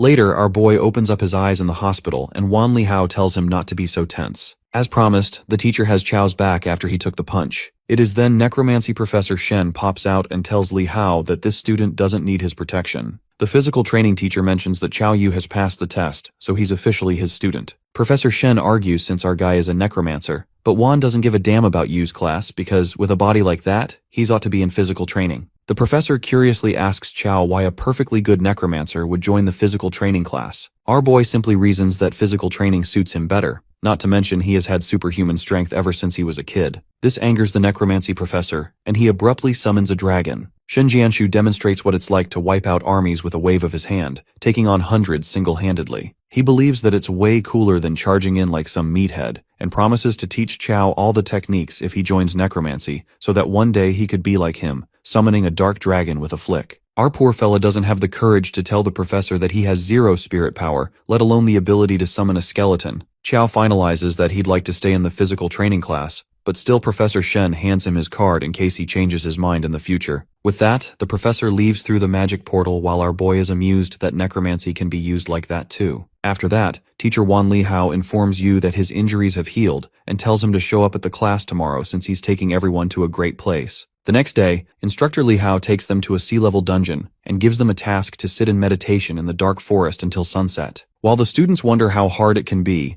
Wan tosses a rock, and it is broken into pieces by the wind blade. This scares the fuck out of some students, and they assume they're gonna die in this creepy place. But the teacher assures them that nobody is going to die since he's with them, but the suffering is inevitable. Teacher Wan explains that the point of meditation is to train their willpower, and secondly, they'll find out once they go inside the dark forest. The first one to go is Lin Lang, and the moment he enters the dark forest, he's startled by the speedy wind blade and starts meditating after settling in. The teacher is impressed to see Lang's grit and courage, wondering how long he'll last. Given that Lin is already experiencing the wonders of the dark forest, Wan encourages other students to go in as well, and believes that none of them has defense stats below 100. Concerned, Chao asks the teacher what happens if their defense is below 100. Wan nonchalantly answers that the person might die and, judging by Yu's face, he thinks his defense stat is low. Well, Chao's defense stat points turn out to be 6, and he assures Wan that it's not that low. His teacher is shocked to know that our guy has got the strength but not the defense. This makes him question Chao how the hell he's been fighting people, not to mention how incredibly he took 3 of his punches. That's when our hero reveals that his HP is a bit higher than normal, 4,000 to be exact. The first time Li Hao doesn't grasp what he said, but seconds later, he realizes the depth of his words. He wonders if Chao Yu is a necromancer or a freaking humanoid boss. With that, our boy enters the dark forest. As the wind blade strikes him, Yu smiles and it dawns on him that this place actually boosts defense stats. Later on, our guy notices everyone's focused on boosting their defense. While he also meditates, Teacher Wan worries about Chao since his defense stat is low and decides to keep an eye on him. Everyone is fully immersed in meditating when suddenly a dark spider with 5,000 HP comes attacking them. Wan Lihao immediately rushes to protect the students and lands a destructive punch that squeezes the life out of the spider. Our fellow witnesses the true strength of a physical training teacher at Kyoto University and finds himself lucky as Wan went easy on him that day. The teacher assures the students it's over and stresses to focus on their training cause they ain't leaving until they reach their limits. Xiao meditates and realizes the prerogative of learning at a top-tier university. If it weren't for Teacher Wan, they wouldn't be able to train in a sea-level dungeon with such peace of mind. 2 hours later, most of the students reach their limits, and Chao Yu believes he will also give up soon, since his defense stat is too low. Suddenly, the wood seed planted in him activates and even absorbs energy from roots deep within the soil. Our guy assumes it's the seed Tang Lan planted in him, and it's absorbing energy from this forest. Smiling, Chao owes it all to that woman because if it weren't for this seed, he would have missed out on the dark forest's unique opportunities. On the contrary, Tang Lan stands at a building. With her seed planted inside Chao, she knows exactly where our fella is. In the forest, 3 students including Lin and Chao manage to withstand an entire day of wind blades, and the others admire our boy because word is he's just a fragile necromancer, yet he lasted this long. Wan has to admit that there's some promising students, and he didn't expect Chao Yu to last this long. He wonders how this kid managed to do this, assuming he's reached his limits. The fact is that Lin Lang's got a great talent, so our boy should be no match for him. Just then, another student chooses to withdraw while Lin ponders that he's not even as good as that Necromancer. The students anticipated who would drop out first, and everyone settled that our boy was going to drop out first, given that he's not a true physical trainer. But from Chao's position, they could tell he's not about to give up anytime soon. Shortly, Lin Lang reaches his limits and withdraws. After that, the teacher waits to see how long Yu can push himself. Well, it's almost night, and our guy impeccably sits there, meditating. When Li Hao realizes Chao is really quite something and asks him to come out since it's getting dark. Once the sun sets, they can't stay in the dark forest anymore. Even Teacher Wan can't protect them. Our guy comes out of the forest and is struck by its insane result. His defense stats increase to 23, and the students predict Chao would have stayed longer if it weren't getting dark, wondering if he has any limits. Just then, the teacher dismisses the class and lets out they'll continue tomorrow. A few days later, Chao's defense has skyrocketed over the past few days, thanks to the wood seed. As he's about to head for more training, Zhu Yu and the others meet Chao Yu and suggest to him that they should start a guild. His friends find it a good idea, given that there are many benefits of forming a guild like entering exclusive dungeons and guild wars. Zhao Yu adds that guild members can't kill each other, or they'll be hunted by the underworld. Our guy is cool about the idea, but first he heads to the physical training class for a bit. Zhao Yu tells him to come over soon after he's done.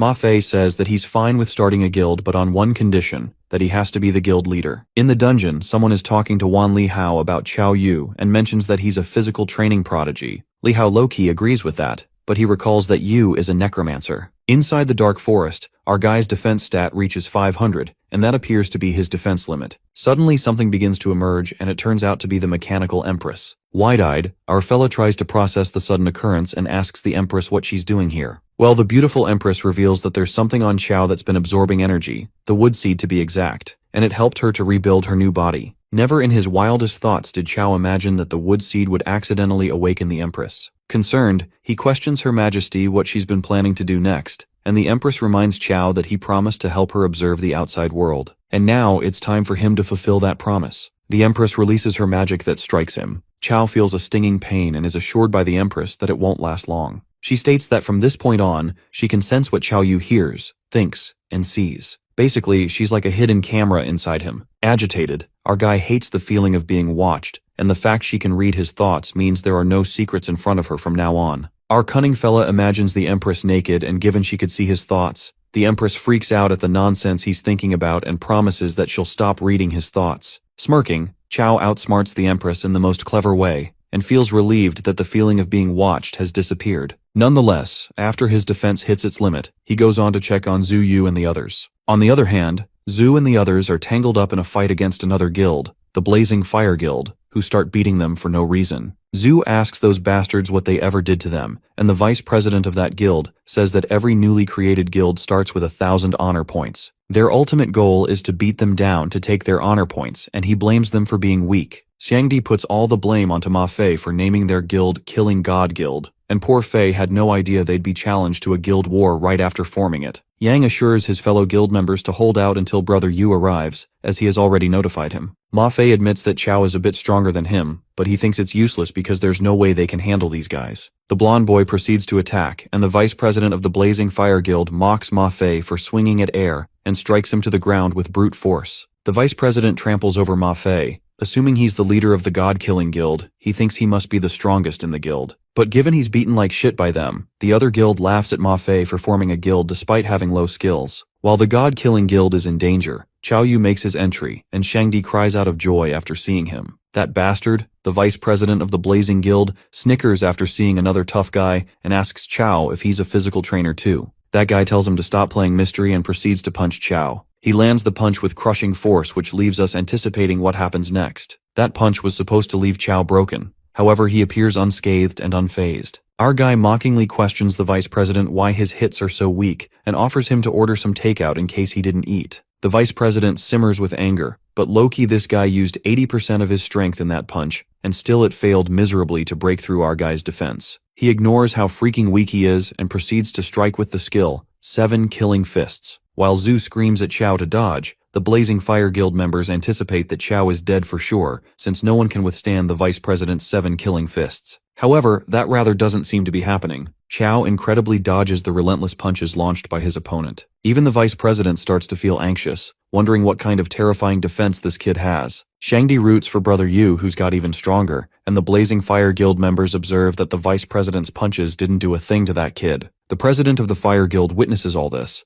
Meanwhile on the field, the vice president guy wastes his energy fighting against a prodigy, and Chao Yu supposes that it's his turn now. This does scare the vice dude a bit, but his guild members cheer him up and assure him that Yu's defense is off the charts, which means his attack must be weak. Upon hearing this, the vice president makes a fool out of himself and is certain that Chao's attack power isn't as terrifying as his defense. Well, this is the worst mistake he'll regret, and he challenges our Necromancer to bring it on. Well, Chao swings his arm only once and launches a deadly punch that wreaks havoc on the vice president's body, not to mention that his bones get twisted. Our fella feels bad that these young people are so stubborn and have no respect for their elders. The members of the Blazing Fire Guild plan to attack Yu for beating the crap out of their man, but their president steps in and wisely states that they're no match for Chao. The president of the Blazing Fire Guild exudes a red aura, and our Necromancer senses that he's at least at the mid-stage. He takes Chao as the leader of the God-Killing Guild while poor Ma Fei screams that he's the leader and came up with the name. The president introduces himself as Luto and suggests that they end this fight between leaders only. The loser's side will surrender and pay honor points so they don't all end up ruining each other. But Zuyu opposes and calls it crap.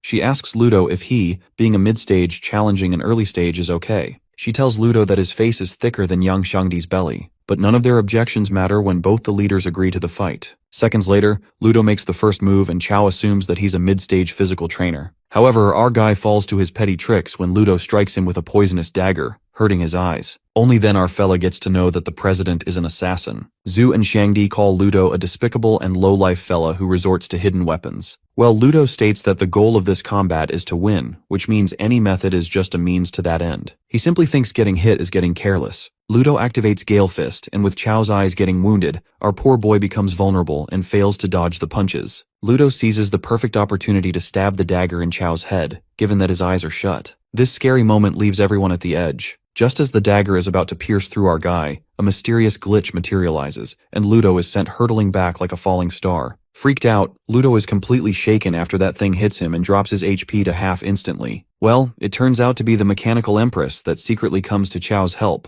The president, scared as fuck, admits defeat and tells Chao that he won. But our boy refuses to retreat like this. He activates the corpse ancestor's ring and reminds Luto that he hurt his friends, so he can't just admit defeat and walk away as he pleases. With that, our fella dashes towards Luto. Terrified, the president asks Yu if he's really trying to push him into a corner and our guy smashes the fuck out of him. The Blazing Fire Guild members gasp at Luto being banged like that, and the president loses his shit completely. Luto notices that the strange thing from before has gone and feels that using that move took a heavy toll on Chao. That's when the president spits out poisonous little darts at our boy that he halts with his bare hands. Furious, Chao Yu charges at Luto since this despicable guy even poisoned him and thrashes him insanely. Luto gets beaten to a pulp and his pride is ruined to shatters. He finds it hard to digest that a mid-stage assassin like him is being humiliated by an early-stage kid. Luto activates Gale Fist, and to hinder our boy's movement, he launches hundreds of blasting darts from his mouth. While Chao is already struggling to dodge those, the president traps our boy into an insight bind. The black strap-like binds snare him, and the president confidently claims that evil will always triumph over good. So once Yu is hit by his insight bind, any warrior-type player loses their ability to move, becoming nothing but a helpless sheep for him to slaughter. Luto thinks that this punk Yu had fooled him and asks him how it feels to be completely immobilized. The president lightly slaps his face and mocks Chao for acting tough a moment ago. He's certain that our boy's body is stiff, or so he thought. Meanwhile, the guild members of the Blazing Fire cheer for the president and call Chao Yu naive for going against a mid-stage assassin. Young Shangdi can't believe that Brother Yu has lost. Luto, on the other hand, admits that our guy is the strongest early-stage player he's ever met. Moments later, Chao Yu flips the cards when he speaks up. He questions Luto if he has considered that he might not be a warrior at all. The president is left speechless for a second, but after recalling his attacking and defense technique, he's convinced that our fella is a warrior. Luto feels there's no point in talking anymore and proceeds to smash Chao. The Blazing Fire Guild believes Chao is going down to their boss while the God-Killing Guild gasps with shock, worried that their leader is about to get hit. That's when our hero impeccably halts Luto's punch and makes him believe that he's not a damn warrior. Chao delivers brutal blows to the president, who is still in disbelief that our boy can keep moving after clearly being struck by his insight bind. Ge reminds him that he's not a warrior, but rather a necromancer with a slightly stronger body. With that, he lands a critical hit on the president, thus defeating him. With that, the guild members surrender, and Chios Guild, now called the Killing God Guild, wins the guild war, and the Blazing Fire Guild's honor points are transferred to them. Yu checks up on his friends to see if they're okay, and Shangdi lets him know that they have some minor injuries, and they're all fine except for Zuo Yu. It's revealed that her shield broke and our boy starts summing up his stats. He concludes that he doesn't need to train in the Dark Forest anymore for now, hence, he decides to run a new dungeon and farm a shield. Yu, in his subconscious mind, asks the Queen of Mechanical Heart if she knows which dungeon drops shield-type equipment daily since she's a boss in the underworld. The Queen reveals that there is one such dungeon, but she advises him not to go as he probably won't be able to beat the dogs in that dungeon. Chao believes that's not possible and asks her for the intel anyway. Returning back to the real world, he assures Zuo to leave the shield on him as he claims to know a dungeon that, if they manage to clear it, will definitely drop a shield. Zuo insists that she'll come with him, and the Queen lets our boy know that the dungeon requires at least 2 people, hence he agrees to it.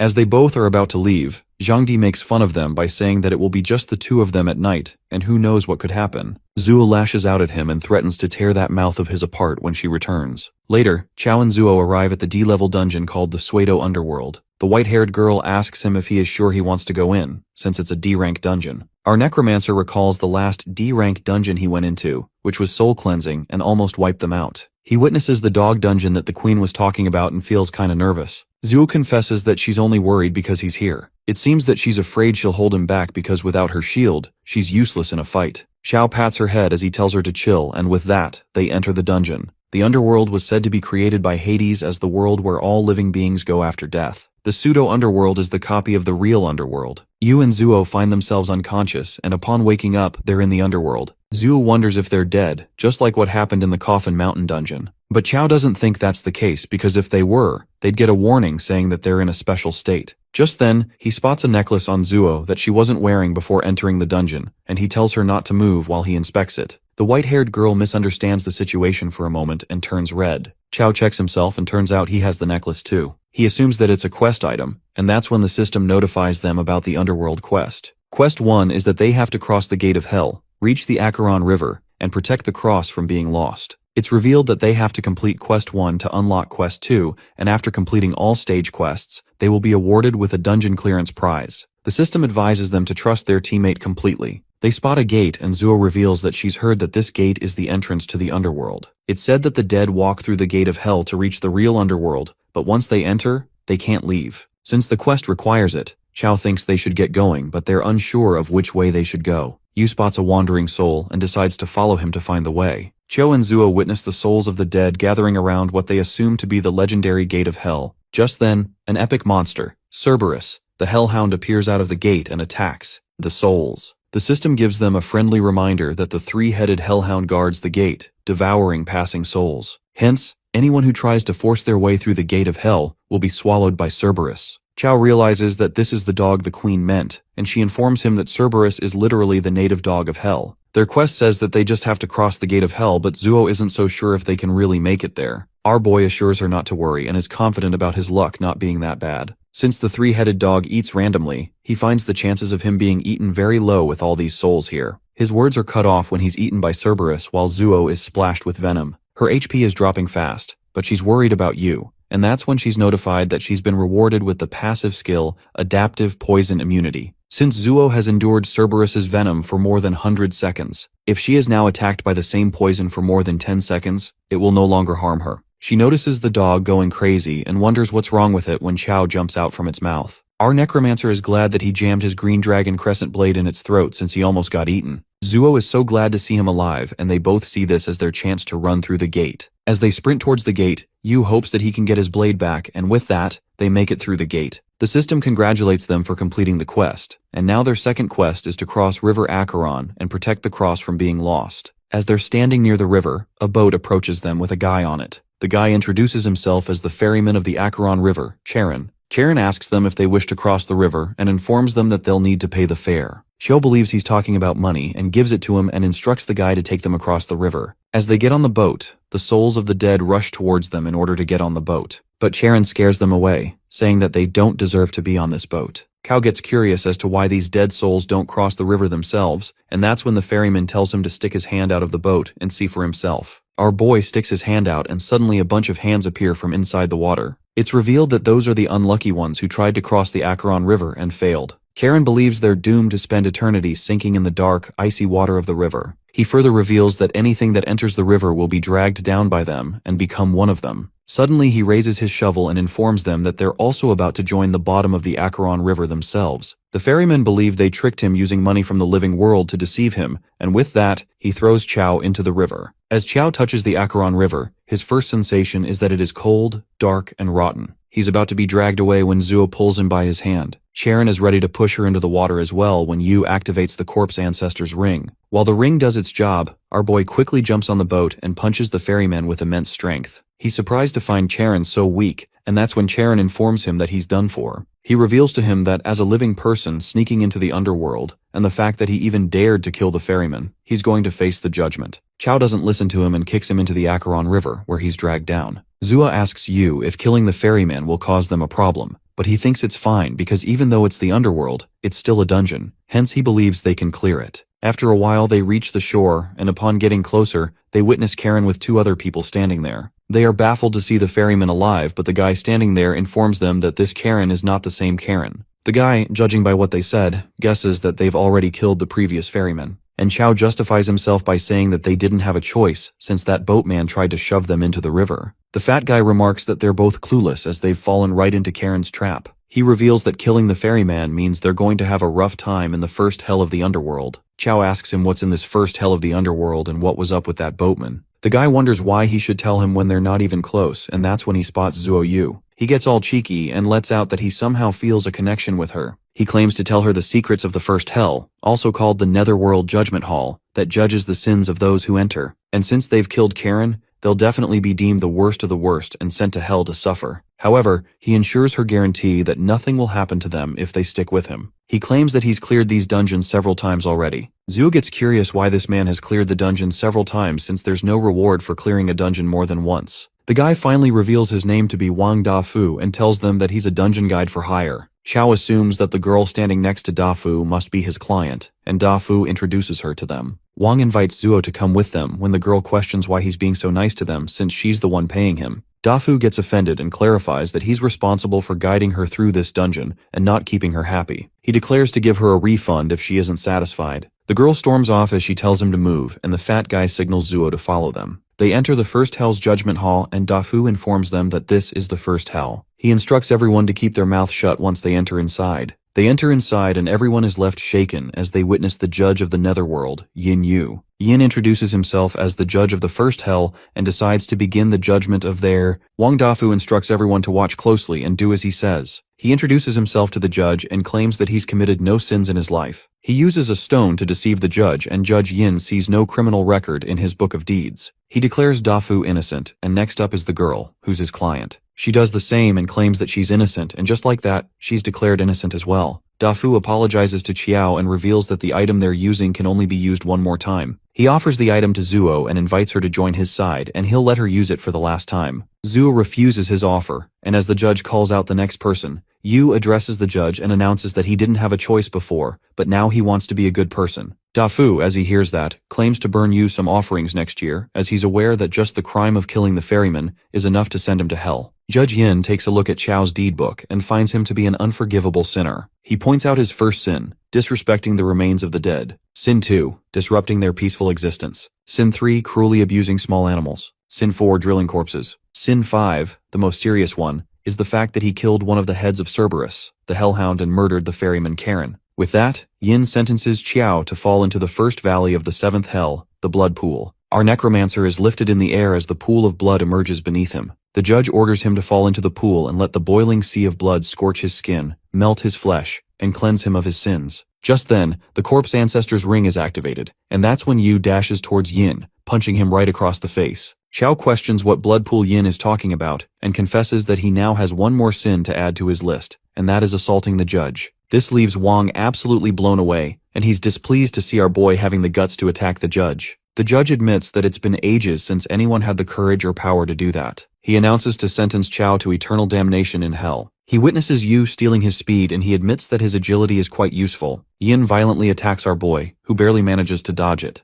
Dafu remarks that he's going to get hurt, and the girl is curious as to why he didn't dodge it. Chao didn't expect just the shockwave to injure him so badly. His current defense is a solid 500. He is convinced that he would have been crushed if he was still a guy with only 6 defense points. The mechanical queen warns him to beware of the weapon in Yin's hand, as it has an armor-piercing effect. Yu asks her if she can fight, but she refuses, revealing that since she's the boss of the mechanical empire, she can't act in another dungeon, or else she'd be erased. However, she offers to teach Chao a skill. Chao takes a look at his mental state, which is 0, and informs the queen that he can't use skills. The queen ensures him not to worry since her heart is within him. Judge Yin claims to send our boy personally to hell and emits such powerful energy that it affects everyone present there. Dafu's client insists on helping our boy because she knows if he dies, they're next. But the fat dude decides to wait a little longer as he watches the show. Chao attacks Yin first, and that makes Wang wonder if he still has a trump card to play. He's about to step in as he witnesses Yu being overpowered when suddenly, he finds his powers skyrocketing, thus wounding the judge. The queen asks our boy how that skill is working for him, and he admits that it's really good, but he finds the skill to be draining. However, the system notifies him that the wrath of the mechanical empress, when injured, enters berserk mode. For every 1% HP lost, increase attack, defense, and speed by 0.5%. A friendly reminder is also given that if Chao stays in the berserk mode too long, it may have mysterious side effects. Our boy finds this skill to suit him perfectly, while the judge finds it really intriguing that a heinous criminal manages to wound him. The system gives Yu a reminder that the Netherworld judge possesses one of the coldest hearts in the world. Judge Yin stands up again and Chao pulls out mechanical knuckles. They dash towards each other, boosting their power to the max. While Zuo blames herself for being useless when she's supposed to be blocking attacks as the tank of the guild, Yin, as the judge of the Netherworld, sentences Yu to death and strikes him with a deadly attack. The attack causes huge damage to our boy as he lays on the ground with his mechanical knuckles being damaged. The judge assumes that he's dead and turns towards Dafu and others in order to kill them as well. When Chao stands up yet again and declares that since he damaged all his equipment, if he doesn't drop something good, he won't let this slide. The berserk mode of Yu's skill is activated, and the judge calls him an ignorant fool for getting back up. He strikes his staff, but our Necromancer stops it with his bare hands. With that, he lands a vicious blow to the judge, who goes flying back from the impact. Dafu witnesses the judge of the first hell being defeated, and is glad that he didn't fight that kid. Yin is in disbelief about the fact that he's dying at the hands of a criminal, and it seems that he's finally met his end. As Wang sees the soul core, greed takes over him, and he tries to take it. He praises Chao, and seeing him so hurt, he tells him to heal himself as he approaches the soul core. Yu throws an attack at him and warns him to step away from the soul core, or else he'll see what happens. The fat dude lets out a nervous laugh and claims that he just wanted to help as he steps back. Just then, our Necromancer notices the Bei's tattoo on his arm. The attack from earlier grazed Dafu's shirt, and now his tattoo is exposed. Chao is curious about his connection with Bei's and contemplates if this was just a coincidence, or if he came here on purpose. He acknowledges the fact that bringing Zuo to this pseudo-underworld dungeon was a last-minute decision, and considering the possibility that Dafu really works for Bei's, he finds its intel network is terrifying. Zhu rushes towards him to check if he's okay, and Chao lets her know that he's fine, and is just wondering what good loot will drop from the judge's soul core. The equipment from the soul core is revealed to be an upgrade stone, a B rank one-time item, that can upgrade any piece of equipment to B rank and add a special enhancement. Yu, as he sees the item, is pissed off as he wonders what the hell he is supposed to do with this. Our boy was expecting weapons or shields, but instead, he's been granted this. The system notifies them that Quest 3 is complete and a new quest is issued. They decide to move forward, and the 4th quest is revealed to them, requiring them to pass through the hell ahead, reach the Temple of Hades, and protect the cross from being lost. Dafu informs them that ahead of them is Gluttony Hell, and people who were gluttonous in life end up in this hell. He believes it shouldn't be much of a problem for them, and warns them to be mindful of the hellhound that guards the place. Zhu wonders why the hellhound is guarding Gluttony Hell when he's supposed to guard the Gate of Hell. Wang lets her know that the Gate of Hell is that dog's workplace while Gluttony Hell is his dormitory. He further elaborates that Cerberus isn't interested in the living, hence as long as they don't wake him up, there shouldn't be any danger. As soon as he says that, they find the Cerberus watching over them and they all start running for their lives as they realize that it's awake. Wang is confused as to what's happening since he's been here so many times, and that beast has never attacked a living person. Chao admits that he didn't expect it either. He confesses that he killed one of its heads and now it hates him. Dafu, as he hears that, freaks out and wonders if he's crazy or what. Suddenly Yu stops running and informs Zuo to go ahead and run. He lets her know that he's still got something to retrieve from that beast, while Zuo announces she will wait for him ahead, and with that, she runs away. As the Cerberus reaches Chao, our boy activates his new skill and decides to settle the score from earlier. He punches the Hellhound and continuously strikes it for a while, but the Hellhound is tougher than he expected. It spits the venom on our boy, who's in disbelief that he can't even take down a dog. Chow traps the Hellhound in chains and that causes a lot of damage to it. But he ends up being hit by the chain as well and is smashed into the pillars. He pulls it closer by grabbing the chain and lands a fierce blow to it. However, Cerberus stands firm against the attack and that makes our boy wonder if this dog has gone mad. Meanwhile, Zhu and the others reach a safe spot, and that's when Dafu tells her that Yu is probably inside that dog's stomach by now. He lets her know that his broad shoulders are always available for her, if she wants to lean on them. Zhu tells him to shut up and at that exact moment, she spots Chow on top of one of Cerberus's heads. She asks him if he's okay and he lets out that he's just strolling. The Hellhound takes our boy somewhere and Wong realizes that he's taking him to the 7th hell. Chow is confused as to where it is taking him, and at that moment, the 3-headed dog breaks through the chains and throws him to the ground. Yu smashes on the ground and as Cerberus roars, the green crescent blade is visible in its throat.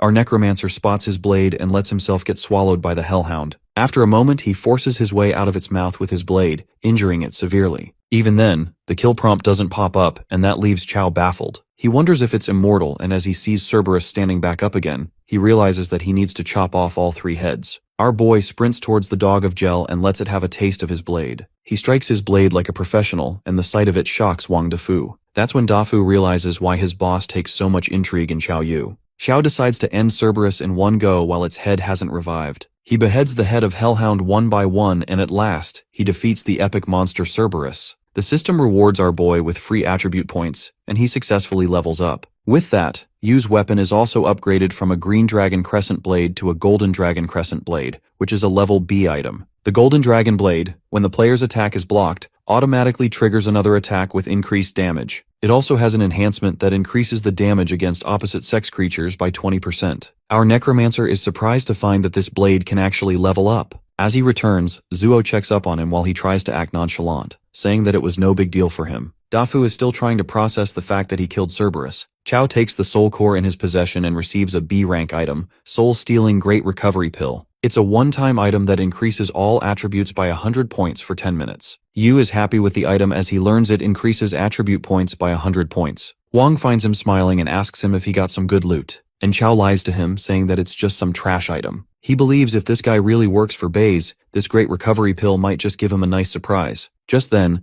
Zuo calls him out to a side and tells him that she asked Dafu earlier and he's never seen a cross like this before. Yu concludes that they're the only ones who encountered these 2 crosses in this dungeon and wonders what could be the meaning behind them. The system congratulates them on completing the quest and informs them that an ultimate quest is being issued. Just then, a bright blue beam of light appears and Dafu questions them if they're the ones behind it. Chow asks Dafu what the ultimate quest was when he cleared the dungeon before, and it is revealed that the quest was entering the Temple of Hades. As long as they enter the temple, the dungeon is considered complete. Our boy figures out that he and Zuo triggered something that changed the dungeon. Wang's client suggests that they keep moving and complete the dungeon as she doesn't want to stay here a second longer. The fat guy leads them the way to the Temple of Hades, and upon reaching there, he finds it weird that the temple's gate is not opening as it used to open easily before. Zhu notices 2 holes beside the door, and Wang finds them strange as he didn't see them here last time. Chow observes the holes and finds the shape to match the crosses they have. As they place the crosses in the holes, the gate of the temple opens. And that's when Yu is shown a vision, where he sees a guy. Coming back to real life, they are all welcomed by the sight of a coffin of the same guy Chow just saw.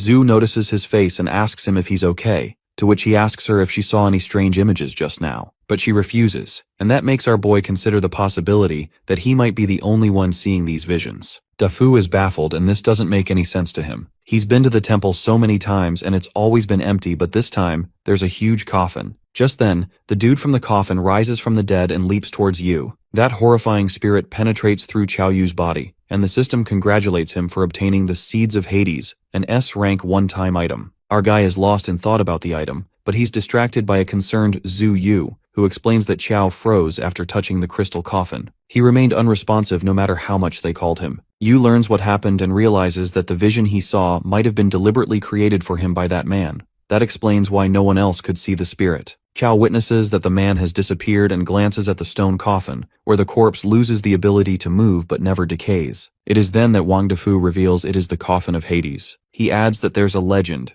One can enter the real underworld from the pseudo-underworld dungeon. It's said that the real underworld is a place of terrifying, almost certain death. Our guy doesn't see the point of entering the real underworld if it's so dangerous. Abruptly, Wang Defu points at the 2 cross keyholes engraved in the coffin. The moment Qiao and Zhu insert the keys, the whole place begins to tremble. They are notified that they've completed the quest and the dungeon is about to collapse in 10 minutes. Our fella is rewarded with the Staff of Wisdom, and Zhu is rewarded with a shield. While Qiao hurries to get out of the collapsing area, Wang angrily kicks the purple-haired woman who was with him since she had been nagging the whole way. In the meantime, our boy approaches Dafu and speculates the reason he's trying to stop them is because of the dungeon itself. Wang tries to act naive and asks Qiao if he thinks there's another reason. Our boy happily reveals that Wang is actually working for BaiZe. The traitor gets exposed and finds it no surprise that the boss specifically wanted Qiao captured. Wang admits he had been hiding it well and asks our fella when he first started suspecting him. Dafu waits with anticipation, but is rendered speechless when our guy confesses he saw the BaiZe tattoo. Shortly, Qiao also tosses the cross keys, believing they were BaiZe's doing as well. That is when Wang shows his real face and assures our dude he won't be escaping today since he's figured everything out. But before that, Yu questions if their goal is to capture him, why they are destroying the dungeon. Dafu is kind enough to elucidate that destroying the dungeon ensures the underworld can't trace Qiao Yu. To be more exact, once our boy disappears, Ji Pinyang won't let it go easily. The principal will mobilize every resource to find him, but once the dungeon collapses, they'll never be able to track his location. But given how weak Wang is, Qiao wonders what makes him think he can capture them. Suddenly, Wang exudes a dark aura and leaps at Qiao at such insane speed that even the corpse ancestor's ring can't track the fatty's movements. Wang is about to ambush our boy, but Zhu Yu intervenes with her shield, driving back the enemy. The BaiZe fella is shocked to see the A-rank shield and finds it amusing that they cleared a D-rank dungeon but walked away with A-rank gear. Wang dreams of stealing the items soon, while Zhu Yu becomes determined not to hide behind Qiao or be useless baggage. With that, Zhu's shield sends Wang flying like a ricochet, and even Qiao didn't expect Zhu Yu to be that strong. Fatas Wang's pride is hurt after getting beaten by 2 early stagers, and he vows to teach them a lesson for standing up to a mid-stage player like him. Wang comes back stronger to ensure Zhu won't be able to block the next attack. Zhao Yu fails to keep up with Dafu's speed, convinced that he's a damn assassin. The Baizo fella blames Zhu for her refusal to yield, showing no mercy since she's so determined to protect Qiao, and she gets hurt pretty badly. Our guy immediately swallows the soul-stealing Great Recovery Pill, which increases all stats to 100 and smashes him with brute force. As our fella asks Zhu if she's alright, they're attacked by Wang once again, and Zhu, despite her injured arm, holds up the shield. Qiao switches places with her and tells her to rest because from this point on, he'll be taking charge. With that, our fella summons the Staff of Wisdom, which increases skill damage by 30%. The moment he holds the staff, energy violently revolves around him. Wang Defu is baffled by his outfit, recalling that he was supposed to be a necromancer. Well, our fella is anything but a typical necromancer. Qiao strikes with an ambush attack, which the BaiZe dude dodges, scoffing that a necromancer wants to sneak attack an assassin.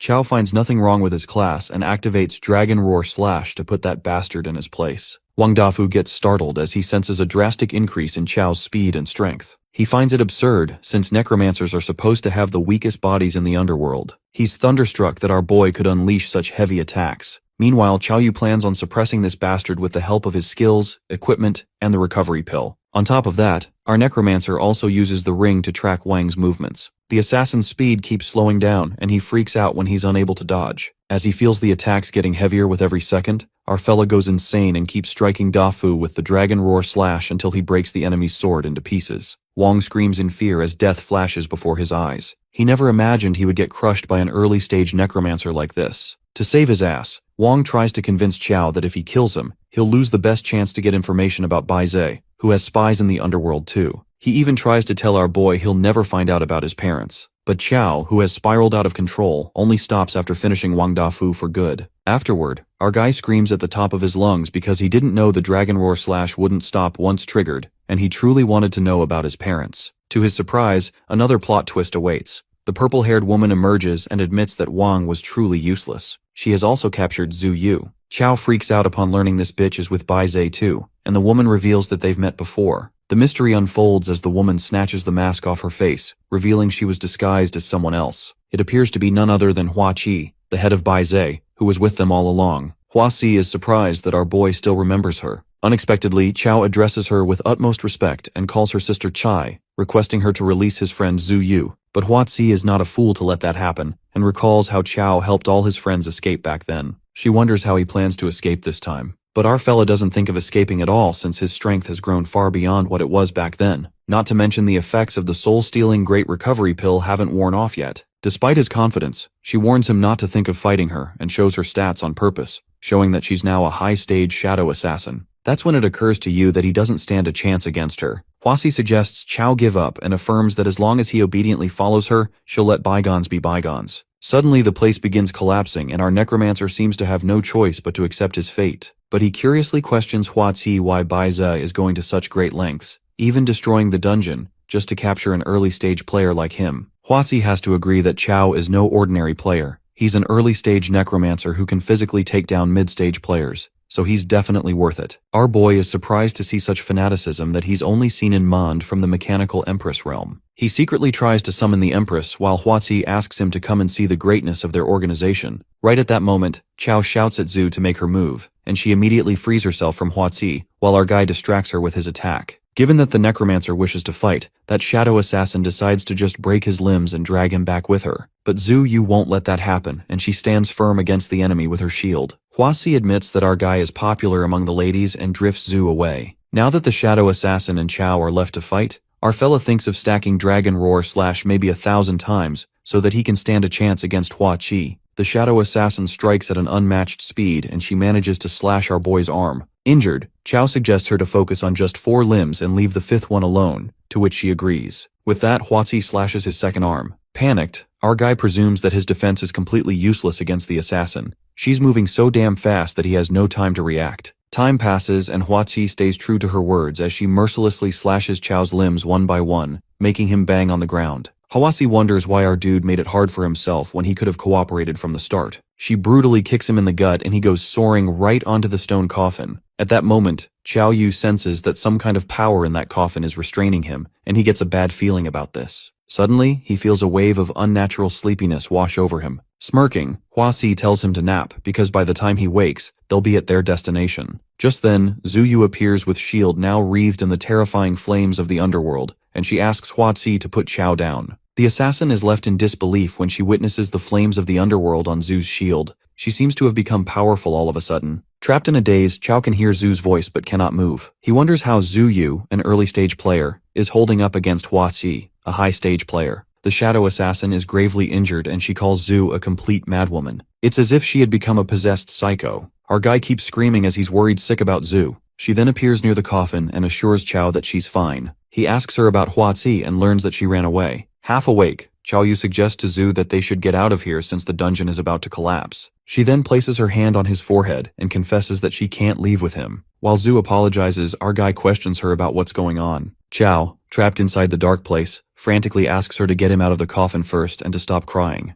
Tears stream down Zhu's face as she kisses Chow's forehead and expresses that she has so much to tell him. But there's no time, and since the dungeon is about to collapse, she sends him out first. Our guy screams hysterically, unable to grasp the situation. To save him, she uses the blue flames to shatter the ground and sends Chow out in a protective shield. That's when our boy gets out of the coffin and finds himself drifting away. He watches helplessly as Zhu smiles and withers away. Chow can't process this and his mind floods with questions, wondering why it turned out like this. She wishes our fella to keep living well. The scene switches to the hospital, where Yang Xiangdi, Ma Fei, and Ziyue gather around Chow Yu. Ma Fei thinks it's unfair to hide things from Yu, while Xiangdi agrees but says the doctor stated our boy can't handle any shocks. Momentarily, our fella opens his eyes, his vision is blurry and his head hurts. Yang reasons that they drank too much last night, and Yu ran headfirst into a lamppost. Well, our guy can sense that he's lying to him because there's no way he'd be so careless. Yang then asks Ma Fei to back him up, who admits that this fat guy is telling the truth. Deep down, Chow feels a massive void in his head. He doesn't remember anything that happened in that dungeon. On the contrary, at Bai Zi's castle, Hua Qi is called out for failing at another chance to capture the necromancer she was given. She admits that this time it was an accident, and the woman she was fighting with was too strange. Not to mention that she ignited the flames of the underworld. Terrified as hell, Hua Qi pleads with her boss for another chance, followed by a death stare by his boss. Later in the hospital, Chow Yu notices that all his stats have drastically increased by several levels.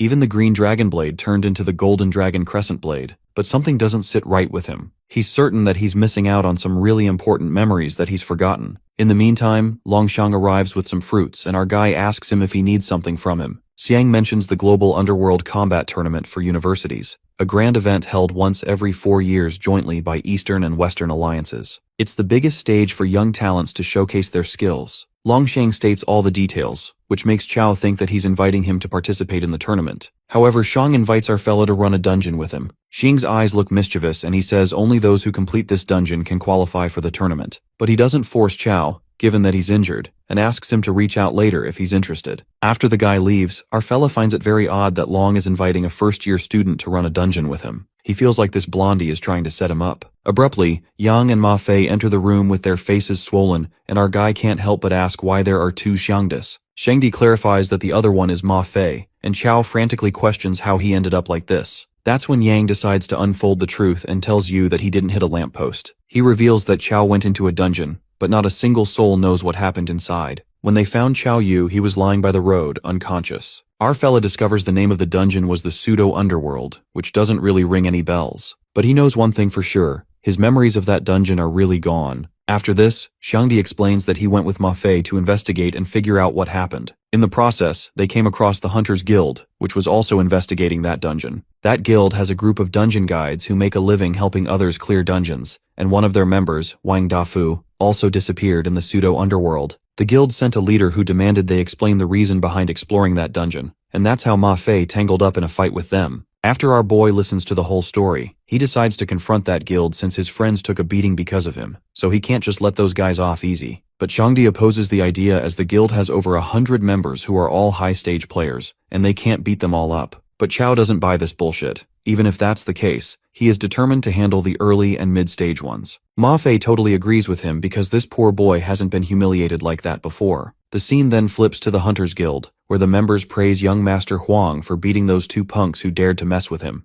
Huang tells them to stop bragging about roughing up two nobodies and mentions that it's more important to find Wang Dafu. One of the members asks Huang if he needs protection, but the leader takes this as an insult. The member laughs it off, assuming that they're overthinking it. Shortly, Huang crosses paths with the two punks he beat up earlier, and they're now back with another one. They turn out to be Ma Fei, Yang, and Chao Yu. Leader Huang suggests they figure out who they are before they even think about revenge. But our hero, cocky as ever, asks Huang to apologize so that he might go easy on him. The leader bursts into laughter and thinks they should be grateful that he beat them up. Huang advises them that when he hits, they ought to take it quietly because his dad is the head of the Hunters Guild, so whatever he says is the law. While Huang flaunts his power, Chao Yu is impressed by him showing off and tells Ma Fei that he has a lot to learn. But Ma Fei calls that flattery too forced, nowhere near as smooth as him. Huang gets mocked real bad and gets pissed off. Without any reluctance, Chao Yu pulls a move and smacks him in the face, assuring Huang that he'll make him fatter than Shangdi. The cocky leader gets humbled real quick and fails to process that someone dared to attack him, the young master, like this. Yang Shangdi assumes that his brain got fried from all that flaunting while young Master Huang gets hopping mad. He attacks Chao with a giant hammer that clashes with his staff. Chao discovers that this arrogant young master's strength is not weak. While Huang is low-key impressed by Chao's strength, Ma Fei, using his sword technique, manages to injure Huang so that he starts to bleed. The young master starts laughing after seeing his blood and tells a story. He narrates that when he was 18, he was clearing a dungeon when a player injured him. After exiting the dungeon, he sent people to capture him. He then sliced his flesh piece by piece and made him eat it. That guy went insane afterward. The point being that since no one has ever dared to injure Huang Ying, he promises to treat them well. The murderous intent coming from that guy is insane. While our fella suggests that instead of threatening them, he should consider how to escape from here. But Huang Ying has no plans of escaping, and he uses a skill, Blood Chaos Hammer, but Chao Yu deflects his attack by striking his staff. Ying admits that he underestimated our Necromancer,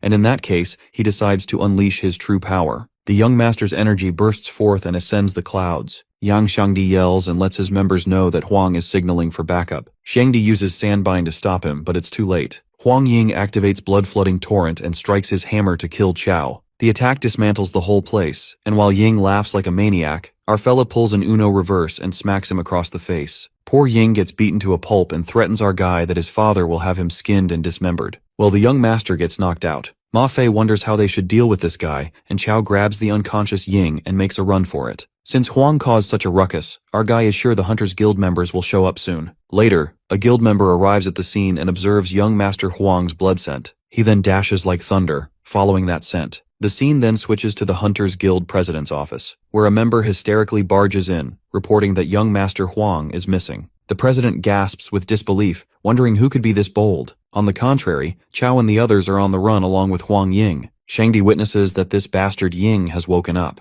The young master praises their skills but suggests they release him, or else they will suffer the unending retaliation of the Hunters Guild. Our boy thrashes that bastard on the ground and asks Huang to behave since he's a prisoner now. Poor young master groans in pain and warns them that his father will kill them. Ma Fei and Shangdi, on the other hand, are ready to take their revenge, and Fei has been waiting for this moment to beat him up. Just as young Shangdi plans to rough him up and enjoy beating Huang Ying, their revenge is interrupted by a sudden lightning strike that aggressively cascades. As everyone gets startled and wonders who this light-type mage is, it turns out to be Charles, Huang's butler. The butler really did search high and low for his young master. Just as Huang Ying spots his butler, he immediately commands him to kill them. The butler assures his young master that he won't let 3 cunning evildoers escape. He asks them to surrender so perhaps they'll suffer less. But Xiangdi refuses to surrender and attacks with his earth explosion technique. There is an explosion, but the butler remains unaffected. Chao Yu realizes that this old man may not be top tier, but he's definitely close. Since they wish to resist, the butler warns them not to blame him for making a move. With that, Chao, Ma Fei, and Yang rush to attack while that butler commands a holy attack to spot the enemies. Suddenly, the 3 of them are unable to move as the light shines on them,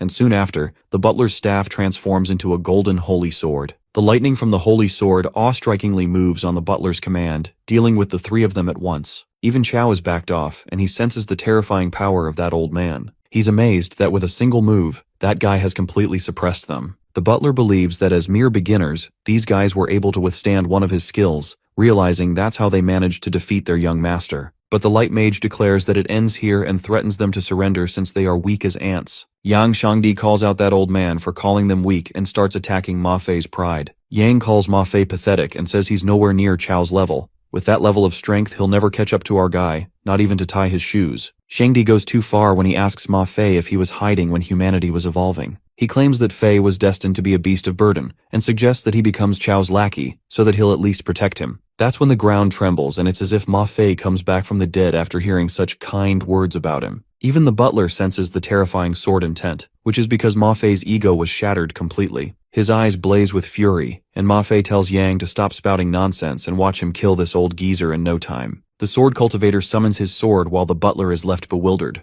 Ma Fei comes back stronger tenfold and activates sword slash across eras. He leaps at the butler, who appears terrified and commands holy light to shield him. The old man's trick is halted by Xiangdi, whose fat burns once again, and he strikes with the earth explosion technique. With 2 of their great moves combined, the energy manages to penetrate through the old man's holy shield, more like pierces through him. After the butler goes flying away, Yang questions if the old man is dead, but Ma Fei is not certain. However, their suspicions turn out wrong when the old man sneakily strikes with the holy light, and Chao jumps in to take the damage. The butler is about to go on a rampage as Chao sees through him, presuming that he's about to explode. Suddenly, our boy suffers from a severe headache, and it appears that the dungeon memories are flooding back. The flashbacks of Zhu Yu fill his head. Our fella is flustered, and he feels like someone has been shielding them from damage all along. He can't remember who it is. Dazed by the flashbacks, our boy gets struck by the butler's golden holy sword. Yang Shangdi grabs Chao and advises Ma Fei that they better run if they can't handle this, given that the butler is terrifying. Ma Fei seems to be in the mood to fight the old geezer, but when he looks behind, he witnesses Yang scampering from the scene with Chao Yu on his back. Ma Fei, freaked out, asks them to wait for him. Abruptly, he grabs Huang Ying to drag him along. Poor young master begs his butler Charles to save him. Charles runs to save his master, while the 3 of them escape from the holy light that follows them. They drag a screaming Huang Ying toward Jingdu University, with Charles in hot pursuit. In the meantime, they arrive at Jingdu University, while Shangdi curses that old geezer Charles for daring to chase them all the way to the university. To make it worse, the students there spot young master Huang Ying being dragged mercilessly, wondering if someone kidnapped him and brought him to the campus. The security guard tries to stop Charles, but he throws that guy aside. The cat and dog chase finally comes to a halt when Chao and the others bump into teacher Wan Li Hao. Teacher Wan wonders what they're all up to, and our guy immediately reveals that a crazy dude is chasing them. Furious, Wan Li Hao finds it oddly bold and assumes this crazy dude seems to have a death wish, daring to chase their university students even onto school grounds. With that, the teacher fiercely jumps in for a fight. The butler tries to save his ass with his holy light shield, but Wan's single punch sends him flying. Beaten to a pulp, Butler Charles realizes the true strength of Jingdu University. Teacher Li Hao interrogates the butler and warns him that if he won't answer, he'll make sure to send him to his next life. That fierce punch scares the shit out of Charles. Shortly, things take an unexpected turn when the president of the Hunters Guild, along with the guild members, makes a surprising entry at the university. The president threatens Wan to let go of the butler, or else he'll join the butler in the afterlife today. This triggers something in Wan, and he lands a deadly punch right across the butler's face.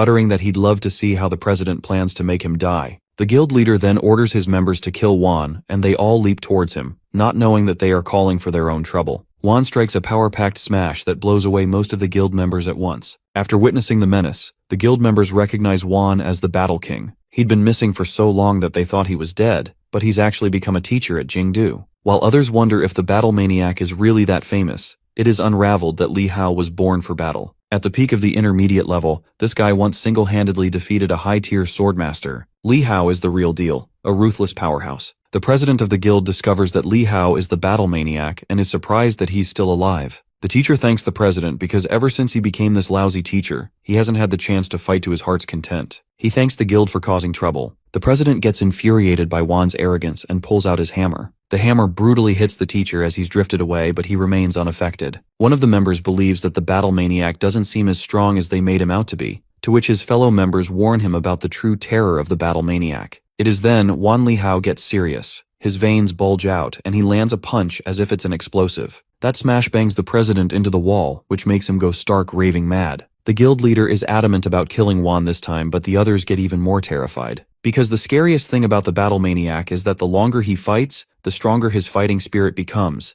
and the stronger his battle fist gets. Suddenly Li Hao is distracted by the loud sound of a heartbeat, and it turns out to be the guild president who is about to go on a rampage. While the members appear terrified since their leader is really pushed to kill this time, Li Hao scoffs and finds it ridiculous that one hit is enough to kill him. The tension between the two escalates to an extreme level, and that's when a black aura strikes the ground, gripping everyone's attention. Everyone is perplexed by that terrifying aura, as it feels like the slightest move would cost them their heads. Juan takes it as a sign to stop the fight, while the guild president is thunderstruck when he notices the S-rank equipment, the Kunwu sword. And the only master of that sword is the #1 swordsman in the world, Principal Ji Pingyang. The sword majestically rests on the ground, and Ji Pingyang makes quite a grand entry. He immediately demands an explanation from the Hunters Guild, or else he threatens to annihilate them. It is then Butler Charles calls for his own death, and makes things fucked up when he boldly throws a rope towards Pingyang and calls him an old geezer. The president screams at that stupid butler to stop, but things get out of hand when his rope swirls around the principal. But Charles is too busy bounding that old man with his immortal breaking whip to make his escape impossible. Little did he know that he wished for his own death, and the whip sets on fire as Pingyang lightly slams his sword on the ground. That swish carries the command, and Charles's B-rank whip disintegrates,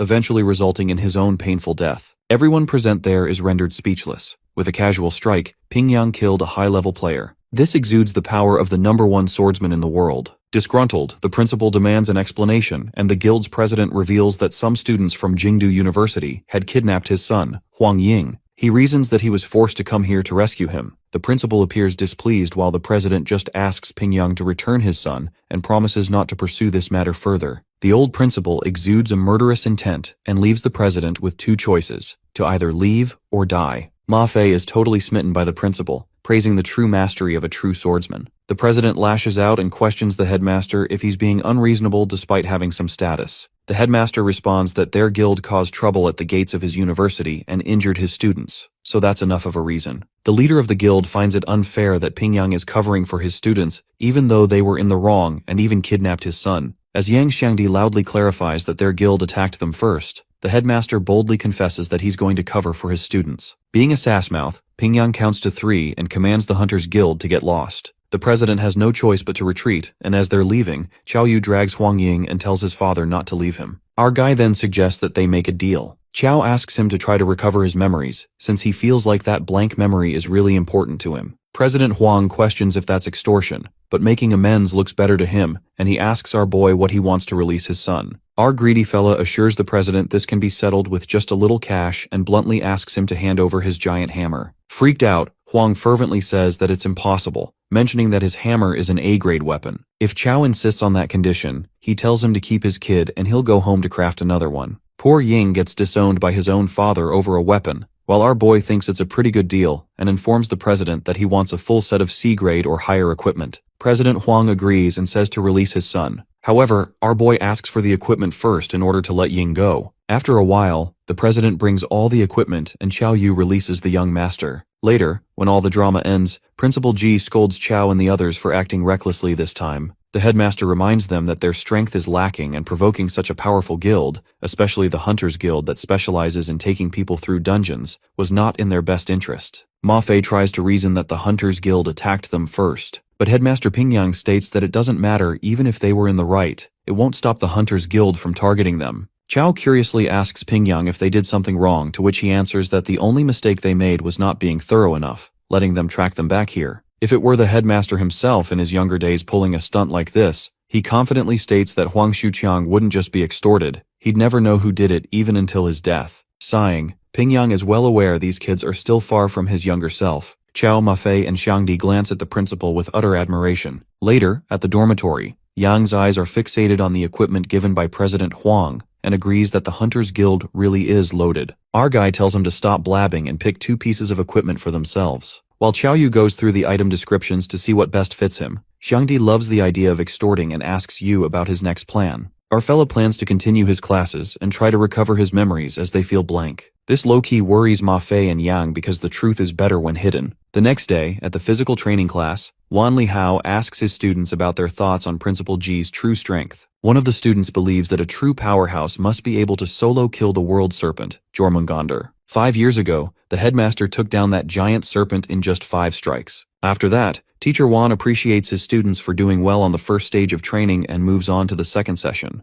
The second training session will focus on their agility training. He teaches that strength and defense alone aren't enough. Without agility, they're just a lumbering target, destined to get kited to death. For this reason, Body Refiner is the hardest class to succeed in the inner world. Our Necromancer feels good about this, since his agility is too low, and he doesn't plan on relying on the Corpse Ancestor Ring's effect all the time. After that, they all teleport to a sea-level dungeon, the abyss of the deep sea. The students wonder if Teacher Wan is planning to have them dodge the ocean waves. The instructor elaborates that the second part of their training is to cross over those pillars. The real challenge is that if they reach the peak of the opposite mountain within 5 minutes, they pass. Chao Yu observes that these stone pillars are constantly battered by waves, which makes them super slippery, so standing firm on them is tough. Moreover, some of the pillars are severely corroded by seawater, so one wrong step could make them completely collapse. Wan Li Hao wonders who'll be the first to go, and Lin Lang willingly responds. Lin begins jumping on the pillars, and seconds later, he gets the hang of staying balanced. Watching Lin, everyone assumes that it's pretty easy, but shortly, it becomes certain that this test will get the best of them, when suddenly a fish pops out of the ocean, and Lin Lang loses balance, hence falling into the water. Poor Lang swims back to the shore 15 minutes later. That's when Li Hao opens up about the strange fish called the gray swordfish, which are unique to this dungeon. Any creature attempting to reach the opposite mountain will face an attack from the gray swordfish.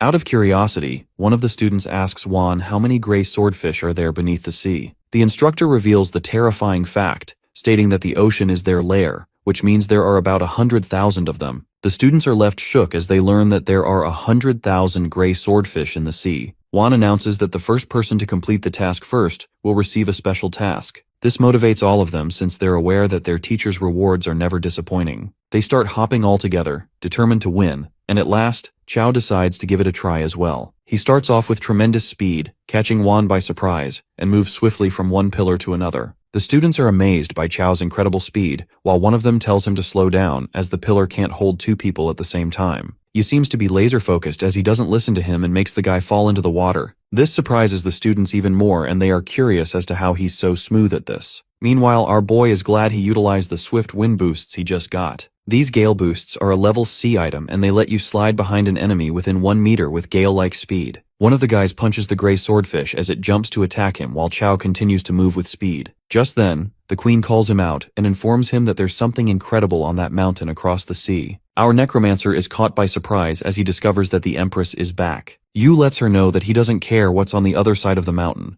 Instead, he demands to know the truth about what happened in the pseudo-underworld dungeon. The queen apologizes and reveals that she can't tell him that because when the pseudo-underworld collapsed, the main will of the inner world focused all its attention there. Hence, in order to avoid being discovered, she confesses that she had no choice but to go dormant. As a result of that, she doesn't clearly know what happened after that. She lets Chao know that the memory he lost wasn't accidental, but rather deliberate. It seems that Zuo Yu sealed our boy's memory because she doesn't want him to remember her. This baffles our main character even more, as he wonders why she would do that. This triggers something inside him and he starts punching the gray swordfish like a madman. Everyone is astounded to see this side of him while Wan contemplates what's gotten into this kid. Chao is deep in his thoughts and continues to clear the task. He asks the Empress if she has a way to break the seal, and she tells him that she does have a way, but before that, she wants him to obtain one thing. Yu desperately asks her what that thing is, and she informs him that it's the ghost eye. Suddenly something starts happening to him, but he's determined to know where he can get it. The queen notices that there's something wrong, but before anything could be done, our boy falls into the sea of the gray swordfish. As Chao falls into the water,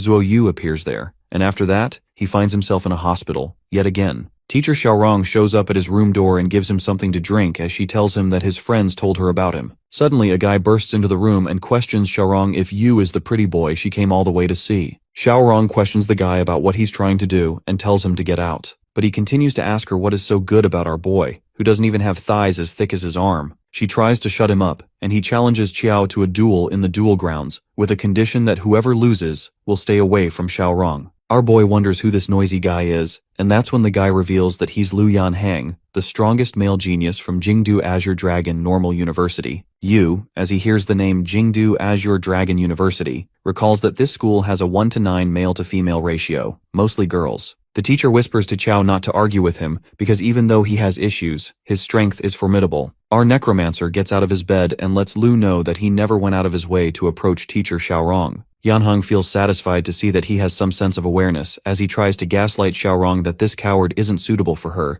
and he's the only one worthy of her. That's when Yu interrupts him and tells him that he's misunderstood him, and what he actually meant was that the teacher came to him on her own. He further adds that she also poured water for him and took care of him day and night, and that she even told him that he's not as handsome as he is and shorter too. This provokes Lu, to the point that he tries to hit Chao, but the purple-haired lady interrupts and protects him with her shield. Yanheng challenges our boy in a one-on-one fight in the duel ground while Yu calls the security to drag him away. The guy is dragged away while he continues to provoke him to fight. After he's been taken away, Xiaorong apologizes to Qiao and tells him not to listen to his nonsense. She rants about him pestering her and her not being able to get rid of him. Yu assures her not to worry, and declares to take care of him for her. The scene is then shifted to the duel ground. The audience in the ground gossip about the fight that's going to happen today, between Lu Yanhang from Jingdu Azure Dragon University and a genius from Jingdu University. They wonder if the genius from Jingdu is Longxiang, but one of them reveals that he's heard it's someone named Chao, a freshman. As people hear that a freshman and a junior are fighting,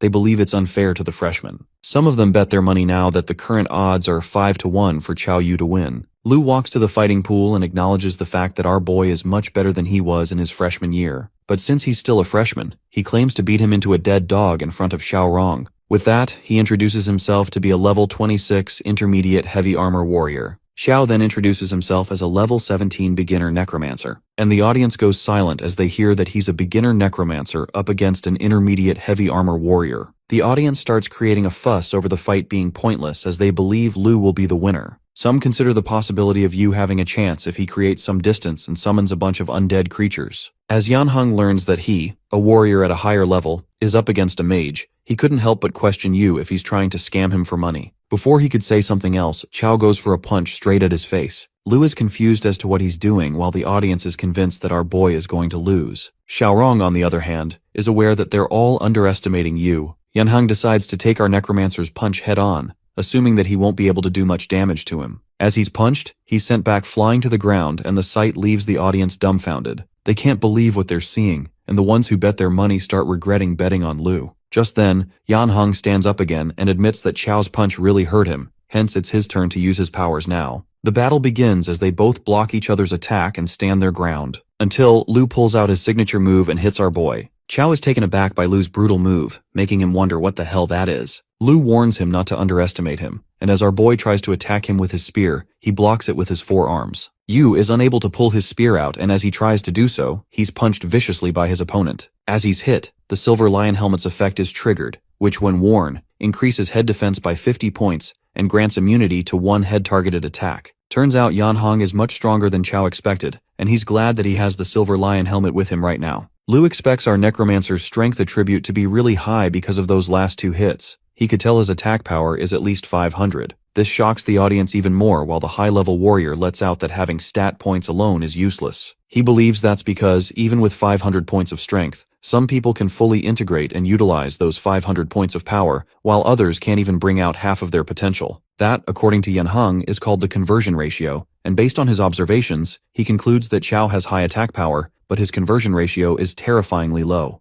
And that's when our boy realizes why his stat points are so high, yet he always feels like he's falling short of being invincible. Now he knows the problem. Lu further elaborates that conversion ratio is simply the proportion of stat points converted into combat power. Between two players with identical stat points, the one with the higher conversion ratio will always have the upper hand. And as for Chao, he bets that he doesn't even have a 1-to-1 conversion ratio, and that makes him wonder how he calls himself a top student at Jingdu. Our boy lets him know that's none of his business, but he still thanks him for answering one of his questions. And as a reward, he claims to punish himself with one punch first. With the punch, Wrath of the Mechanical Empress is triggered and Yu enters a berserk state. Lu reminds him that everyone's watching while Xiaorong along with everyone else wonders what Chao is trying to do. Meanwhile, our boy informs his rival that it doesn't matter if the conversion ratio is low, because as long as the stat points are high enough, it's all the same. He activates the Corpse Ancestor's ring and springs towards Yanheng, punching him like a punching bag. The audience is caught by utter disbelief, not being able to process that a low-rank necromancer just knocked out a mid-level warrior. Lu refuses to give up as he declares that he's someone who's preparing to represent the Jingdu Azure Dragon University in the Global Underworld Combat Tournament. Therefore, he refuses to be defeated by the likes of someone like Chao. That being said, he pulls out the move that he was originally saving for the tournament: 3 heads and 6 arms. With that, he leaps at our boy and lands multiple punches at him that start triggering the berserk state.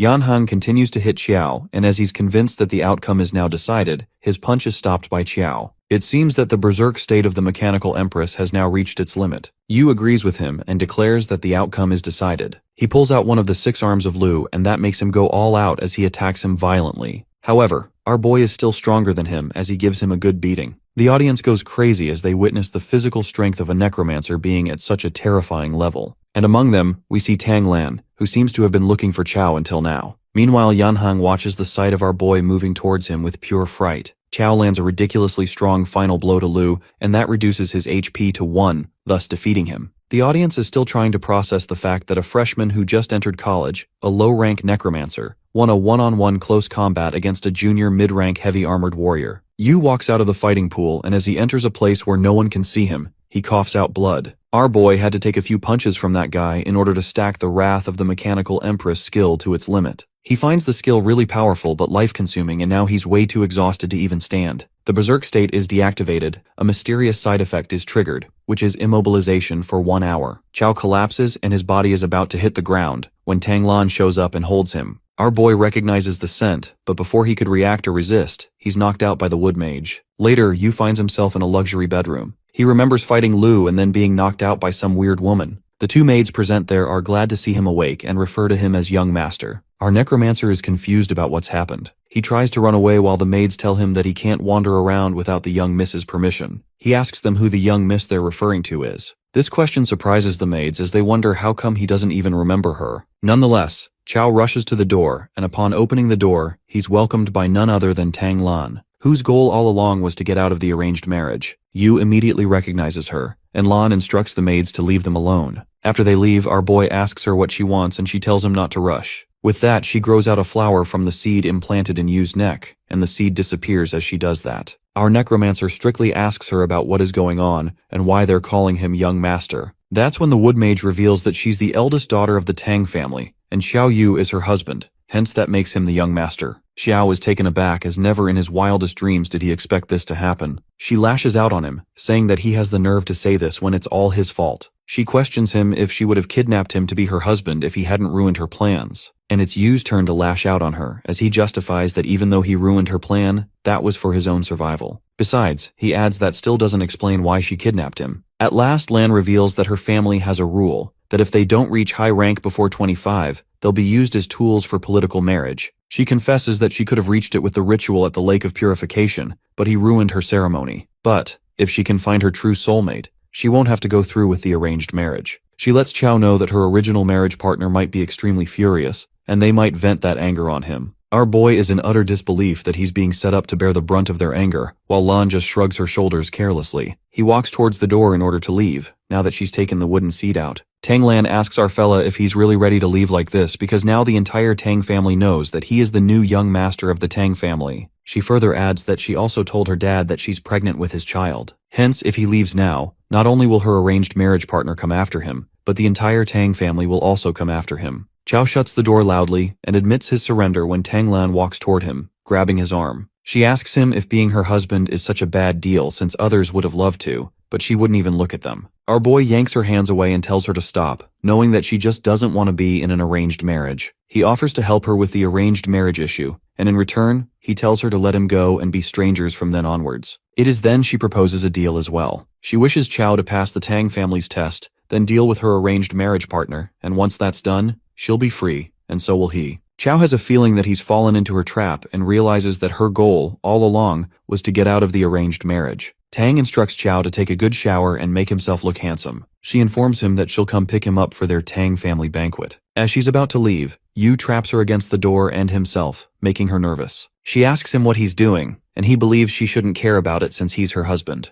Tanglan covers herself and warns him not to try anything, reminding him that it's her Tang family home. Chow pulls his head back and headbutts her, leaving her feeling furious. In the evening, Tang comes to pick our boy up, and our boy walks out, dressed all handsomely in a tuxedo. The wood mage feels shy and leads him the way to the venue. As they both enter, all the maids greet their young mistress and master. Lan instructs Chow to say less, do less, and just follow her lead. He assures her not to worry, and as they walk forward, they're welcomed by Tanglan's mother, Kong Yun. Lan introduces Yu to her mother and he greets her while also flattering her. Seeing him act so informal with her, Tang wonders who gave him such liberty. Her father sees Chow's sweet talk and flattery and finds it foolish and nonsensical. Our boy approaches him and believes that he must be Lanner's grandfather as he greets him. Tang interrupts him and lets him know that he's her father, Tang Dingshan. Our necromancer apologizes and lets out that his eyesight is terrible since he thought he was her grandfather. Dingshan feels like slapping him dead with one hand if only he wasn't the father of his unborn grandson. Lan grabs our boy and whispers to him to behave himself while letting out a forceful smile. Chow assures her not to worry while he's actually doing this intentionally, and decides to show her how he ruins her family's banquet. Just then, the Tang family's head, Tang Wumu, shows up and everyone bows their heads out of respect. Yu gets a feeling that this old man is not simple, and Lan introduces him to her grandfather, the head of the family. His aura makes everyone go quiet and he suddenly starts laughing out loud. He calls Chow a truly young hero for being able to withstand his aura and compliments him that he's got some of his old Tang style. Tanglan apologizes on Yu's behalf to her grandfather and explains that he hasn't attended such family banquets before, hence he might have been a bit disrespectful. Wumu thinks it's fine and tells her not to be formal and be seated. After a while, we see Chow munching on the meat loudly, and then burping out loud in front of the whole family. He wants to test how long Lan can tolerate him while she just feels embarrassed. After finishing their meal, Wumu orders everyone to leave except for our boy, since he wants to have a private word with him. Tanglan and Dingshan hesitate to leave the two of them alone, but the old man tells them to do as he says. As they all leave, he informs Yu not to be nervous as he means no harm to him. The old man judges that Chow was brought here by Lanner. He rants that Lan has been spoiled by them in the Tang family since she was young, hence it's normal for her to be a bit willful, but her nature isn't bad.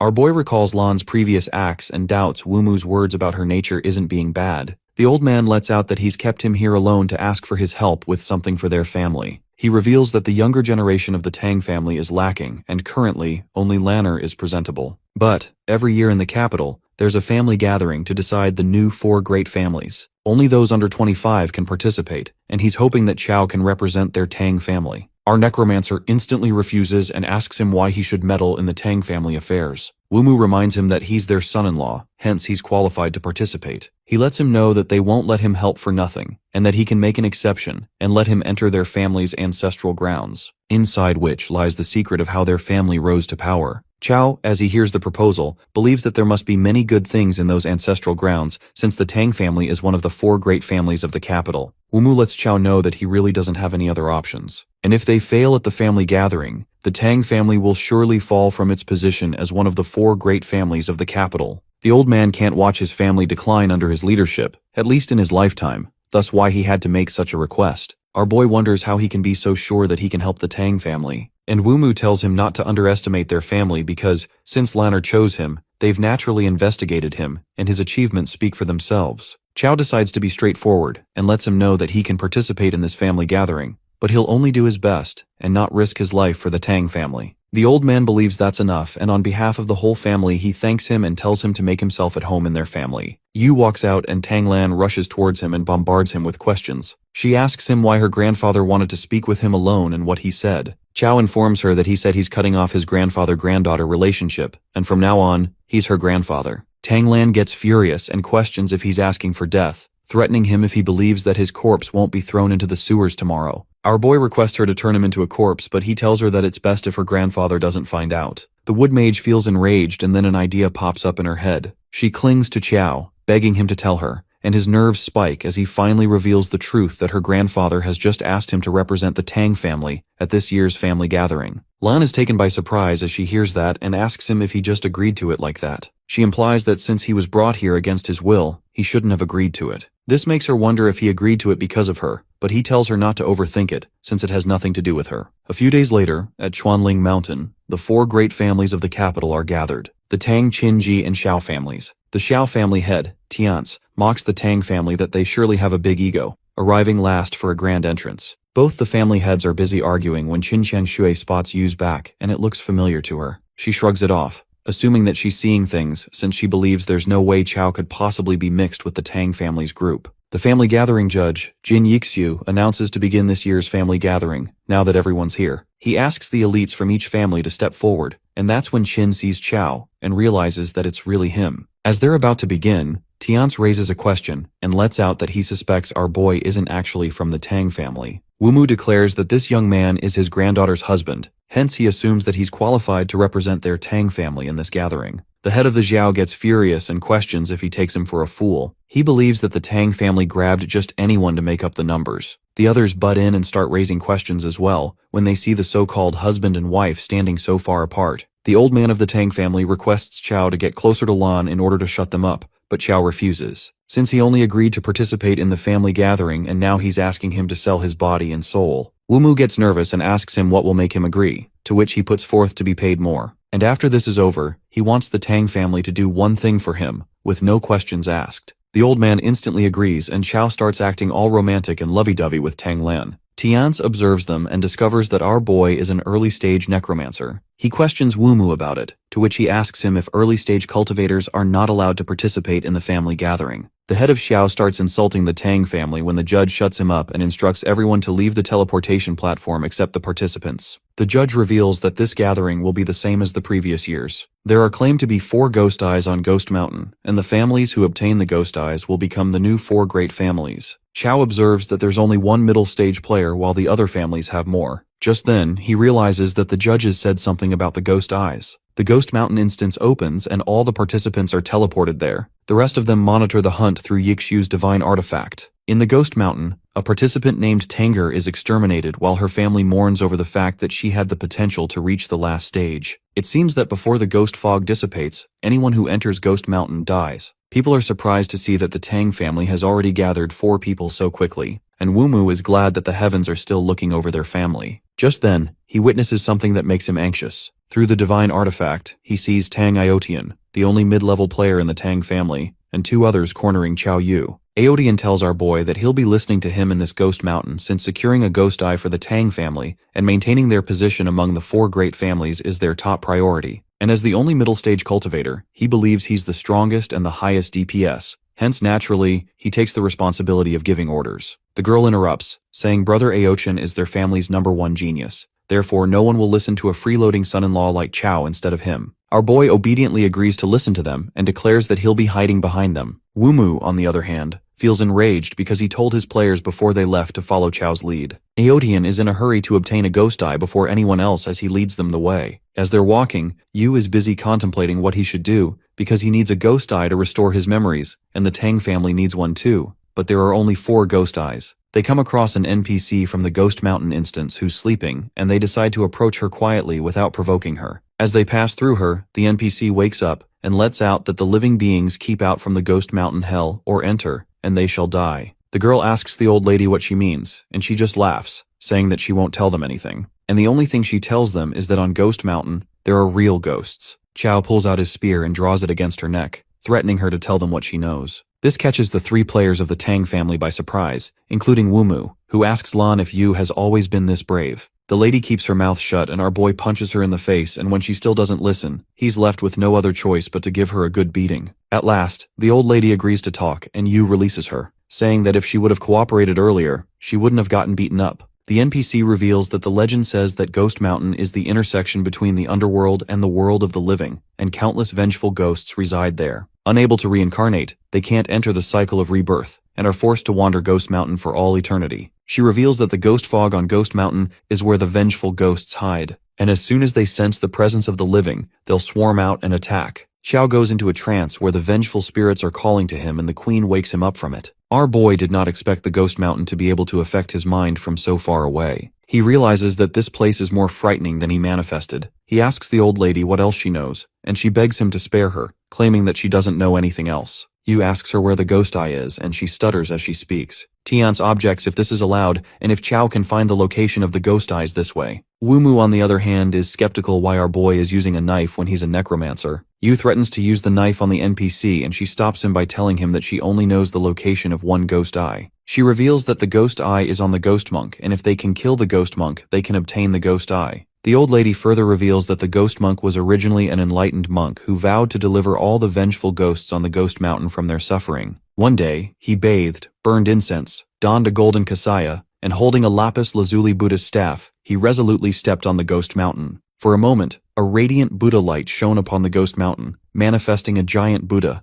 as if a true Buddha had descended. But not long after, the golden Buddha was swallowed whole by the ghost fog. Later, when people saw the enlightened monk again, he had become the ghost monk. The NPC lets Chao know that the ghost monk is always at the ruined temple on the Ghost Mountain. Our boy turns around to leave, claiming to trust the old woman and go to the ruined temple and investigate. As he does that, the NPC tries to attack him, and it seems that our boy already predicted it. He knew she wasn't being honest, and that being said, he slices her body in half. As he defeats her, his golden dragon crescent blade's deathly energy increases by 1 out of 100. It's revealed that when the deathly energy reaches maximum, the golden dragon crescent blade gains an additional enhancement effect, called the Ghost Slayer. Our boy discovers the way to gain the deathly energy while his teammates seem to be intimidated by him. The girl, Tang Long, asks Aochin if Yu is possessed by something unclean, while he just warns him to avoid doing anything reckless. Xiao gives them an evil smile and reminds them that they're all teammates. Hence, why would he do something like turning them all into deathly energy? This leaves the players of the Tang family stunned, and Aotian, in order to ease the situation,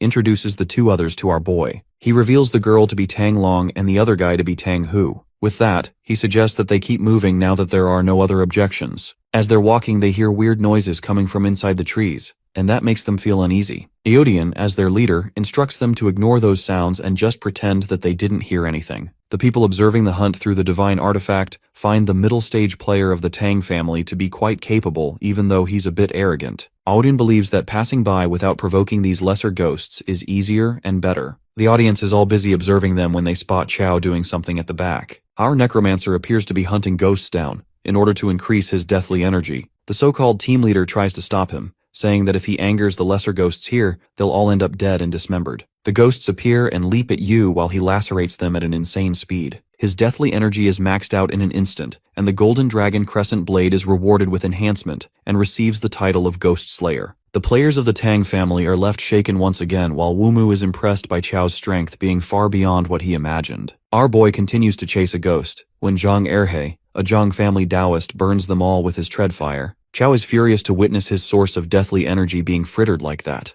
Erhe asks them if they're all right while the viewers are surprised to see him. It's revealed that he's a crucial NPC in the Ghost Mountain, and getting his help lowers the difficulty by a whole level. They find the Tang family to be lucky that they ran into the Zhang family Taoist. Meanwhile, Xiao Tiance is concerned if the Tang family will retain their position among the four great families again. Aodian thanks Zhang Erhe for his assistance, and he warns them about how dangerous this place is. The team leader explains their situation to the Taoist and reveals how they must ascend this mountain. Erhe understands his point and instructs them to follow him up the mountain. However, he lets them know that they still need to be careful since there are so many of them. He can't protect everyone. Therefore, in critical moments, they must rely on themselves. Tang Aodian is truly grateful for him as he believes that with his help, he's finally not afraid of Chao messing things up and dragging them down. As they're progressing forward, Tang Long gets frightened as there's no path around them. She asks Aochin if he's sure about going up this mountain, and he just reassures her that he's here to protect her. Chao gives them a look as he doesn't want them to be screaming for help later. With that, he effortlessly slices the trees blocking their way, and seeing such dense, deathly energy in his knife, Zhang Erhe couldn't help but ask Yu about what he does for a living. Our boy lets him know that he's a butcher, but this doesn't convince Taoist, who even gets more curious about him. As Yu cuts down a few more trees, they uncover a path, leading Aochin to realize that someone has already reached Ghost Mountain ahead of them, and that they need to pick up the pace. Just then, Erhe signals them to stop, and as they're wondering what it is, their eyes catch the sight of dead bodies of people from another family. This disturbs Long even more, and she's baffled as to what's on this ghost mountain. The Taoist preys upon the dead and suggests that they keep moving. As they are about to progress, they spot what seems to be a ghost devouring a human body. This catches everyone off guard except for our Necromancer, who dashes towards the entity, not caring if it's a human or a ghost. He slashes it in half, and after seeing his boldness, Erhei finds him quite formidable. Long pleads to the team leader to go down while he tries to explain to her that they have to find a ghost eye first. Suddenly, they hear someone singing opera, and they all look around, only to find themselves in water. They're busy contemplating what's happening around them when Long spots a ghost behind Aoshin, who's busy comforting her. The ghost disappears as he looks behind, but Long insists that there's a female ghost here. The Taoist uses the heavenly eye to take a look, and as he does that, the invisible female ghost injures his eyes without him being able to see her face. Chao looks around but doesn't find any ghosts, while Erhei utilizes the 7-kill ghost god order to attack the ferocious ghost. The female ghost is provoked by the attack and leaps towards Jang, who can't believe that she's able to move even after being hit by the 7-kill ghost god order. As she attacks him, he summons the 9 heavens responding Yuan, Thunderclap Universal Transformation Heavenly Lord, and lands a good blow at her. Aodian is quite impressed by his powers as he assumes that the female ghost is dead. However, Chao realizes that's not the case, and it's revealed that she's still alive. The opera continues, and Zhang Erhei senses the impending danger, alerting everyone to run. He figures that this female ghost has gone through a lot in life, and her resentment is like nothing he's ever seen before. As they all start running, the water still follows them, and Aochin realizes that it's no use, and they can't escape. Hence he decides to fight her, and the female ghost hides as he tries to attack her with his spear. He uses the heaven-piercing spear technique to strike her, but she vanishes and then appears behind him. Aodian is unable to move, and his body turns cold, and while he's immobile, the ghost tosses him away. The Taoist plans on using a secret move if nothing works, and that's when he senses a ridiculous amount of deathly energy from Chao. He advises Yu to run away and stop wasting his energy, since this female ghost's resentment is way overwhelming, and her power astonishing. Our Necromancer confidently remarks that times have changed and plans on showing him what it means to break 10,000 spells with one force. With that, he sprints towards the female ghost and strikes his spear at her, but she vanishes again. She appears behind Yu, but contrary to Aotian, he questions her why her face looks so pale. The female ghost is enraged, and that's when the Silver Lion Helm is utilized. Our boy uses his Gale Boots to attack her while she's weak, and at the same time, she's hit with the Dragon Roar combo. The Lady Ghost runs for her life while Chao aims his spear at her, trying to hit her at least once. The audience is taken aback to see that our Necromancer is the one chasing the ghost, and that makes them ponder what kind of a monster he is. Yu chases the ghost and tries to hit her, but she manages to escape. Zhang thanks Chao for his help, and Chao is thankful to him too, for weakening her. Aodian couldn't help but thank him as well. Meanwhile, Xiaotians questions Wumu if his son-in-law really is an early-stage player, doubting him. The old man of the Tang family gives him a glare and asks him if he needs to explain himself. Tiance realizes that Wumu has already reached the realm and is taken by surprise. Xiao's underling asks his patriarch if they should postpone their plans against the Tang family, now that it's revealed that Wumu has reached the realm. But Tiance doesn't feel the need as he believes that old man may have advanced. Inside the instance, we see Tang Long acting all clingy around our boy. She clings on his arm and pretends to be scared on this ghost mountain, wanting him to protect her. Lan, who's watching this, gives off an irritated look while Chao yanks Long away. He tells her to get away from him or he'll punch her. After our boy bluntly jerks Tang Long away and warns her that he'll punch her, she freaks out because this was totally unexpected. In the meantime, Aochin notices her anxious face and calls her out. Cunning Long clings to brother Aotian and reasons that she was just bewitched by the ghost, adding that he's the best to her. Shortly after, Zhang warns them of strong yin energy ahead and also hears the sound of fighting. He can't tell if it's a friend or foe. As the Taoist looks back, he freaks out when he realizes that Xiao Yu is missing from the scene. Well, it turns out that our guy's fighting spirit is through the roof, and somehow helping others is the root of happiness for him. But he's actually eager to acquire deathly key value. Chao excitedly glides through the air, declaring that he's an expert in exorcising evil ghosts. Just then, he jumps down the cliff, making an iconic entry, finding Xiao Zun of the Xiao family and the painted skin ghost there. When the Taoist witnesses the ghost, he looks terrified and opens up that this creature peels off people's faces and wears them, eventually transforming into that person. Just then, Xiao Zun requests our hero to help him subdue this evil ghost. But when Xiao realizes that it's the Xiao family he's talking about, he straight up refuses. Our fella bids farewell to him, but Xiao Zun stops him and agrees to pay him if he helps them eliminate the ghost. Well, when it's about money, Xiao shamelessly turns back and bids higher. Our greedy hero states that he wants at least 5 million since brother Xiao is being so generous. Surprisingly, the deal closes with Xiao Zun agreeing without any thought. This raises suspicion in Xiao's mind, assuming that it might be a trap. That's when our boy proceeds with the spell, 7 Killings Ghost God Decree, and Jang appears confused because originally, that's his spell. With that, our Necromancer strikes the painted skin ghost with his spear, and Xiaozun is taken aback. Even the 5 of them couldn't handle the ghost, but our boy is suppressing it alone. After that, Xiao Yu calls the Xiao members for help, and all the swordsmen join him to kill the painted skin ghost. Just after slashing that ghost, multiple red eyes begin to materialize. Smirking, Xiaozun clearly knows this feeling and discovers that this painted ghost has a ghost eye on it. The boy gets ahead of himself and believes the heavens truly favor his family, but it turns out that someone else is also intrigued by the ghost eye, and it's Xiao Yu. Our boy is the one who truly feels favored by the heavens. Just then, the Xiao members leap toward the ghost. Xiaozun commands them to rip open the painted ghost's skin since he needs to confirm something. They rip the ghost open, and the blonde confirms that the ghost eye is inside it. Xiaozun gets delusional and daydreams that if he brings back the ghost eye, he'll become the family's main focus for cultivation. It is then that the boy requests Xiao Yu to help him kill the painted skin ghost, and even agrees to pay him 10 times more. Our fella goes first to cover for Xiao, who invokes his wolf to attack. Xiao's wolf attempts to bite off the ghost's head but is smashed away. That's when the ghost eye becomes apparent to everyone and clouds over them. The ghost eye is now exposed, and it ominously begins to expand its aura. Jang and Xiaozun have a bad feeling about this while watching through the screen. They assume the worst, thinking that the Zhao family members and the Tang family's son-in-law have been pulled into the ghost eye space. The bronze mirror cannot see what is happening inside the ghost eye space. Everyone anticipates that the Xiao family members are likely in danger, given that the ghost eye space is filled with rampant ghost energy. Inside the ghost eye world, Xiao Yu finds himself in a strange place when suddenly a woman approaches him. This beautiful woman finds the place truly eerie and asks Xiao Yu if he is willing to escort her to a safe place. Our guy agrees, but he asks for something in return. While our dude wonders what kind of trick she is trying to pull, the woman bluntly reveals that she has nothing to repay him with except to offer herself. She clings to Qiao, expecting a passionate romance, but our fella surprises her with a forceful punch. He justifies it by saying he couldn't resist slapping her. The woman tries to seduce Qiao and wonders if the young master doesn't like damsels in distress. Then that concubine changes into someone else and appears more appealing, flaunting her body. But our boy still doesn't show any interest, and the concubine is curious to know exactly what is hidden in Qiao's heart, considering he likes neither young girls nor mature women. The concubine guesses that he has someone very important in his heart, which is the only reason he can ignore these carnal temptations.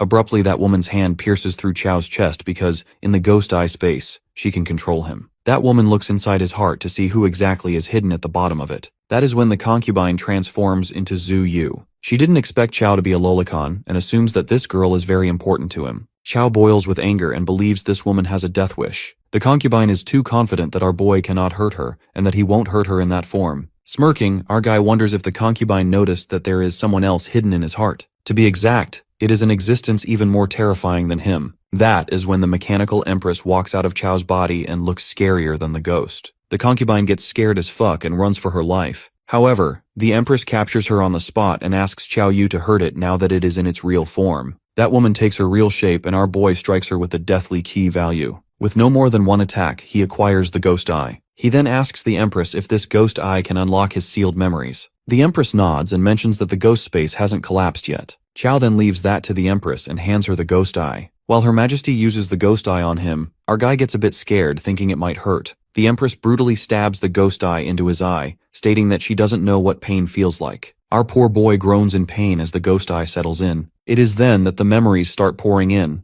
the memories of the pseudo-dungeon. There is a glitch in his memories, and he can see them only in fragments. Shortly, the ghost eye becomes ineffective, and the empress regrets to inform him that the seal on Yu's memories is stronger than anticipated. She explains that a single ghost eye is not enough. However, she assures our boy that there is more than one ghost eye.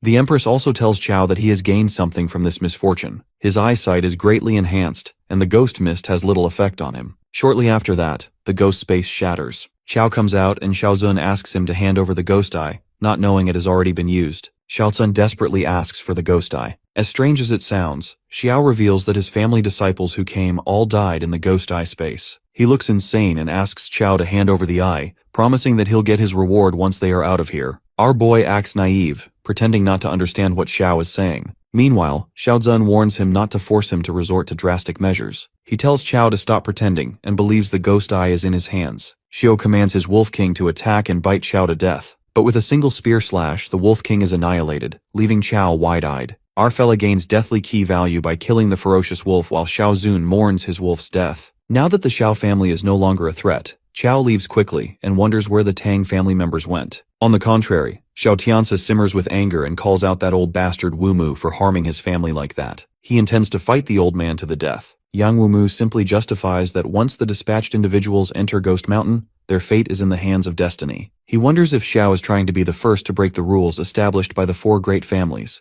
Xiao, Tang, Qin, and Ji. It sounds more like a threat, but the head of the Zhao family gulps his anger to avoid the consequences. Deep down, Tang Wumu presumes what Qiao Yu is planning and feels like the boy is slipping out of his control during this trip to Ghost Mountain. Inside the mountain, Qiao scampers to find the others and calls out Daoist Zhang and Tang Aotian. At that moment, our boy hears a strangled voice and assumes that it is Tang Long. He follows the voice and finds Long brutally killed. Xiao agrees this woman was opportunistic, but she still didn't deserve to die. He didn't expect that her end would be so painful. Our hero plans to eliminate the monsters in the mist when he abruptly witnesses an energy outbreak, identifying that it is Daoist Zhang. When he follows the energy burst, Qiao finds Zhang and Tang Aotian. Our boy asks where Tang Long is, when suddenly Aotian starts to sweat profusely and suffers from an emotional breakdown. Aotian confesses that it is his fault, revealing that they were walking through the thick fog and Long was behind him. But she suddenly cried out and then disappeared. The fog was too thick for him to dare to venture in rashly. Tang blames himself for letting her down, but Zhang affirms that it wasn't his fault. He believes the one who killed Miss Long must be a painted skin ghost in the mist. The guy elaborates that the painted skin ghost is one of the most terrifying types of vengeful spirits. They are ugly, so they especially like to lure those who are good-looking. The bone-chilling fact is that when humans lower their guard, the ghosts peel off their skin. The painted skin ghosts desire to wear the human skin, but in the end, they are just ghosts. Moreover, since the human's yang energy is too strong, the ghosts suffer terribly when wearing the skin, so they turn the humans into lanterns so they can permanently keep the beauty that doesn't belong to them. Upon hearing this, the guy appears terrified and assumes that Tang Long's skin might already be scratched by the ghost. To which Daoist Zhang sadly explains that Long has already been killed, given that she was separated from the group and alone. Suddenly, lanterns begin to materialize and the guy warns Qiao Yu to look behind. Numerous lanterns float in midair, while Zhang immediately casts spells to destroy them. As Zhang gets all the deathly key value from damaging the lanterns, our guy asks him to leave some for him. Qiao Yu jumps in to take the rest of the chi value, and the Taoist warns him to be careful since these human skin lanterns are just a minor trick. The truly terrifying thing is the painted skin ghost hiding behind the scenes. Well, to everyone's surprise, the horrifying creature ends up lurking behind Qiao Yu, who senses a deadly intent. That is when a giant arm ambushes him. Our guy is terrified by that sneaky bastard, the painted skin ghost. Shortly, an ugly-looking creature with a human body emerges and wants Qiao's skin. Since our boy stays silent, the painted skin ghost takes that as a yes and proceeds to take his skin. Enraged, our fella tells him to get lost and strikes with his spear, cutting through the lantern-shaped face. An even more hideous form of the ghost comes out. The ghost goes on a rampage and curses the humans. It complains that it kindly asked for Qiao's skin,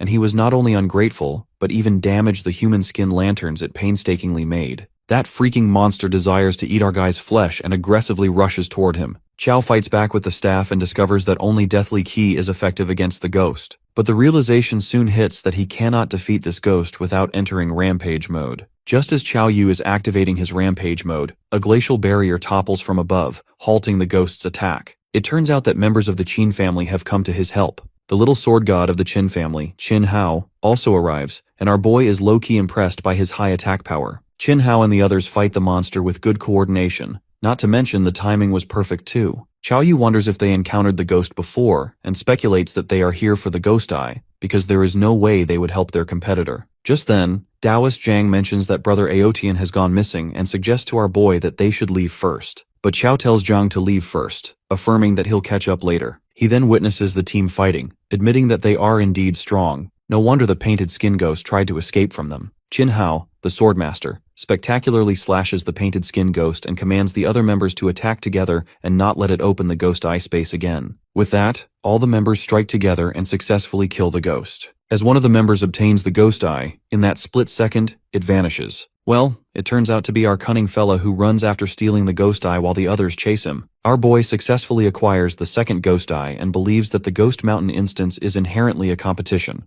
Also, they plotted against him first. Qin Hao tosses his sword toward his teammate, and that sword helps him catch up to Qiao Yu in no time. Our guy freaks out when he witnesses that the sword can even do that and stops running. The Chin member warns our dude not to escape and plans to hold him back until brother Chin Hao arrives. Right at that moment, we see two masked figures standing at a distance with their weapons. The anonymous group surrounds Chin Hao and his members. Chin questions the masked assassins, asking who they are and calling them out for breaking the rules of the Ghost Mountain instance. Deep down, Chin Hao observes that all these people are mid-stage and if they attack together, his team is dead for sure. Tang Wumu and the others notice the masked group lying in wait in the mountain to ambush their juniors. It is clear that their behavior is no different from provoking all the families in the capital. On the contrary, Chin Hao asks the masked assassins what they want, to which they reply that they wish to spar with the Chin family's little sword god. Chin, assuming it is a one-on-one spar, challenges that guy to fight him. On the other side, Qiao Yu and the other Chin members are also ambushed by two assassins. The guy reminds them that he is from the Chin family and warns them of the wrath of his family if they dare to attack him. The assassin bluntly claims that they are here to kill them. The Chin guy has had enough and scampers to throw a punch at them. He activates the Chin King's tyrannical fist and relentlessly throws punches at the assassin, who keeps dodging effortlessly. After a few punches, that assassin calls the Chin dude trash and counterattacks with a painful smash, banging him into the ground.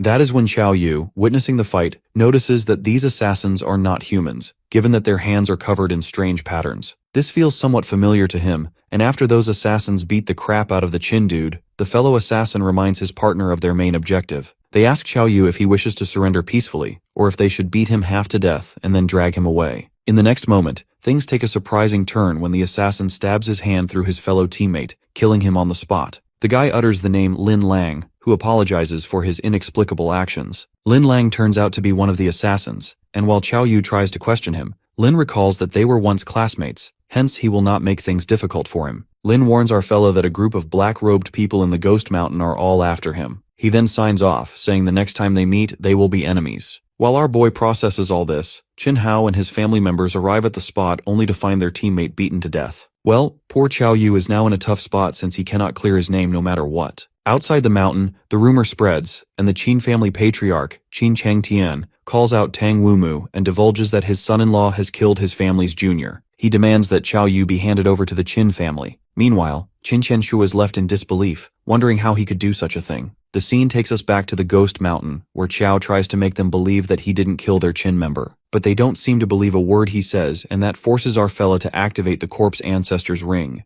Qiao thinks it is best to run away, and he escapes. Chin Hao follows him with his sword, drawing energy and asks our boy to stop if he hasn't killed their teammate. Our hero keeps scampering and manages to hide in a tree as the Qin group loses track of him. Hiding, Qiao Yu blames Lin Lang for putting him in such a mess, and he manifests that when he leaves the mountain, there will be an uproar. He is reminded that Zhang is still waiting for him, and decides to get the ghost eye first to restore his memories. The scene then takes us to Taoist Zhang, who reaches the temple to find his sect's lost Dharma artifact. He decides to go on this journey alone since it is too dangerous and apologizes to Qiao for leaving without saying goodbye. Nonetheless, Zhang enters the temple and witnesses a giant Buddha statue holding the lost artifact of his sect. He easily finds the Taoist sect's artifact, and the moment he touches it, a dark, ominous aura emits from the statue. To make things even more terrifying, that statue starts to speak and wonders how many years it has been since a Taoist was able to reach this place. Meanwhile, Zhang is rendered speechless by the strange occurrence.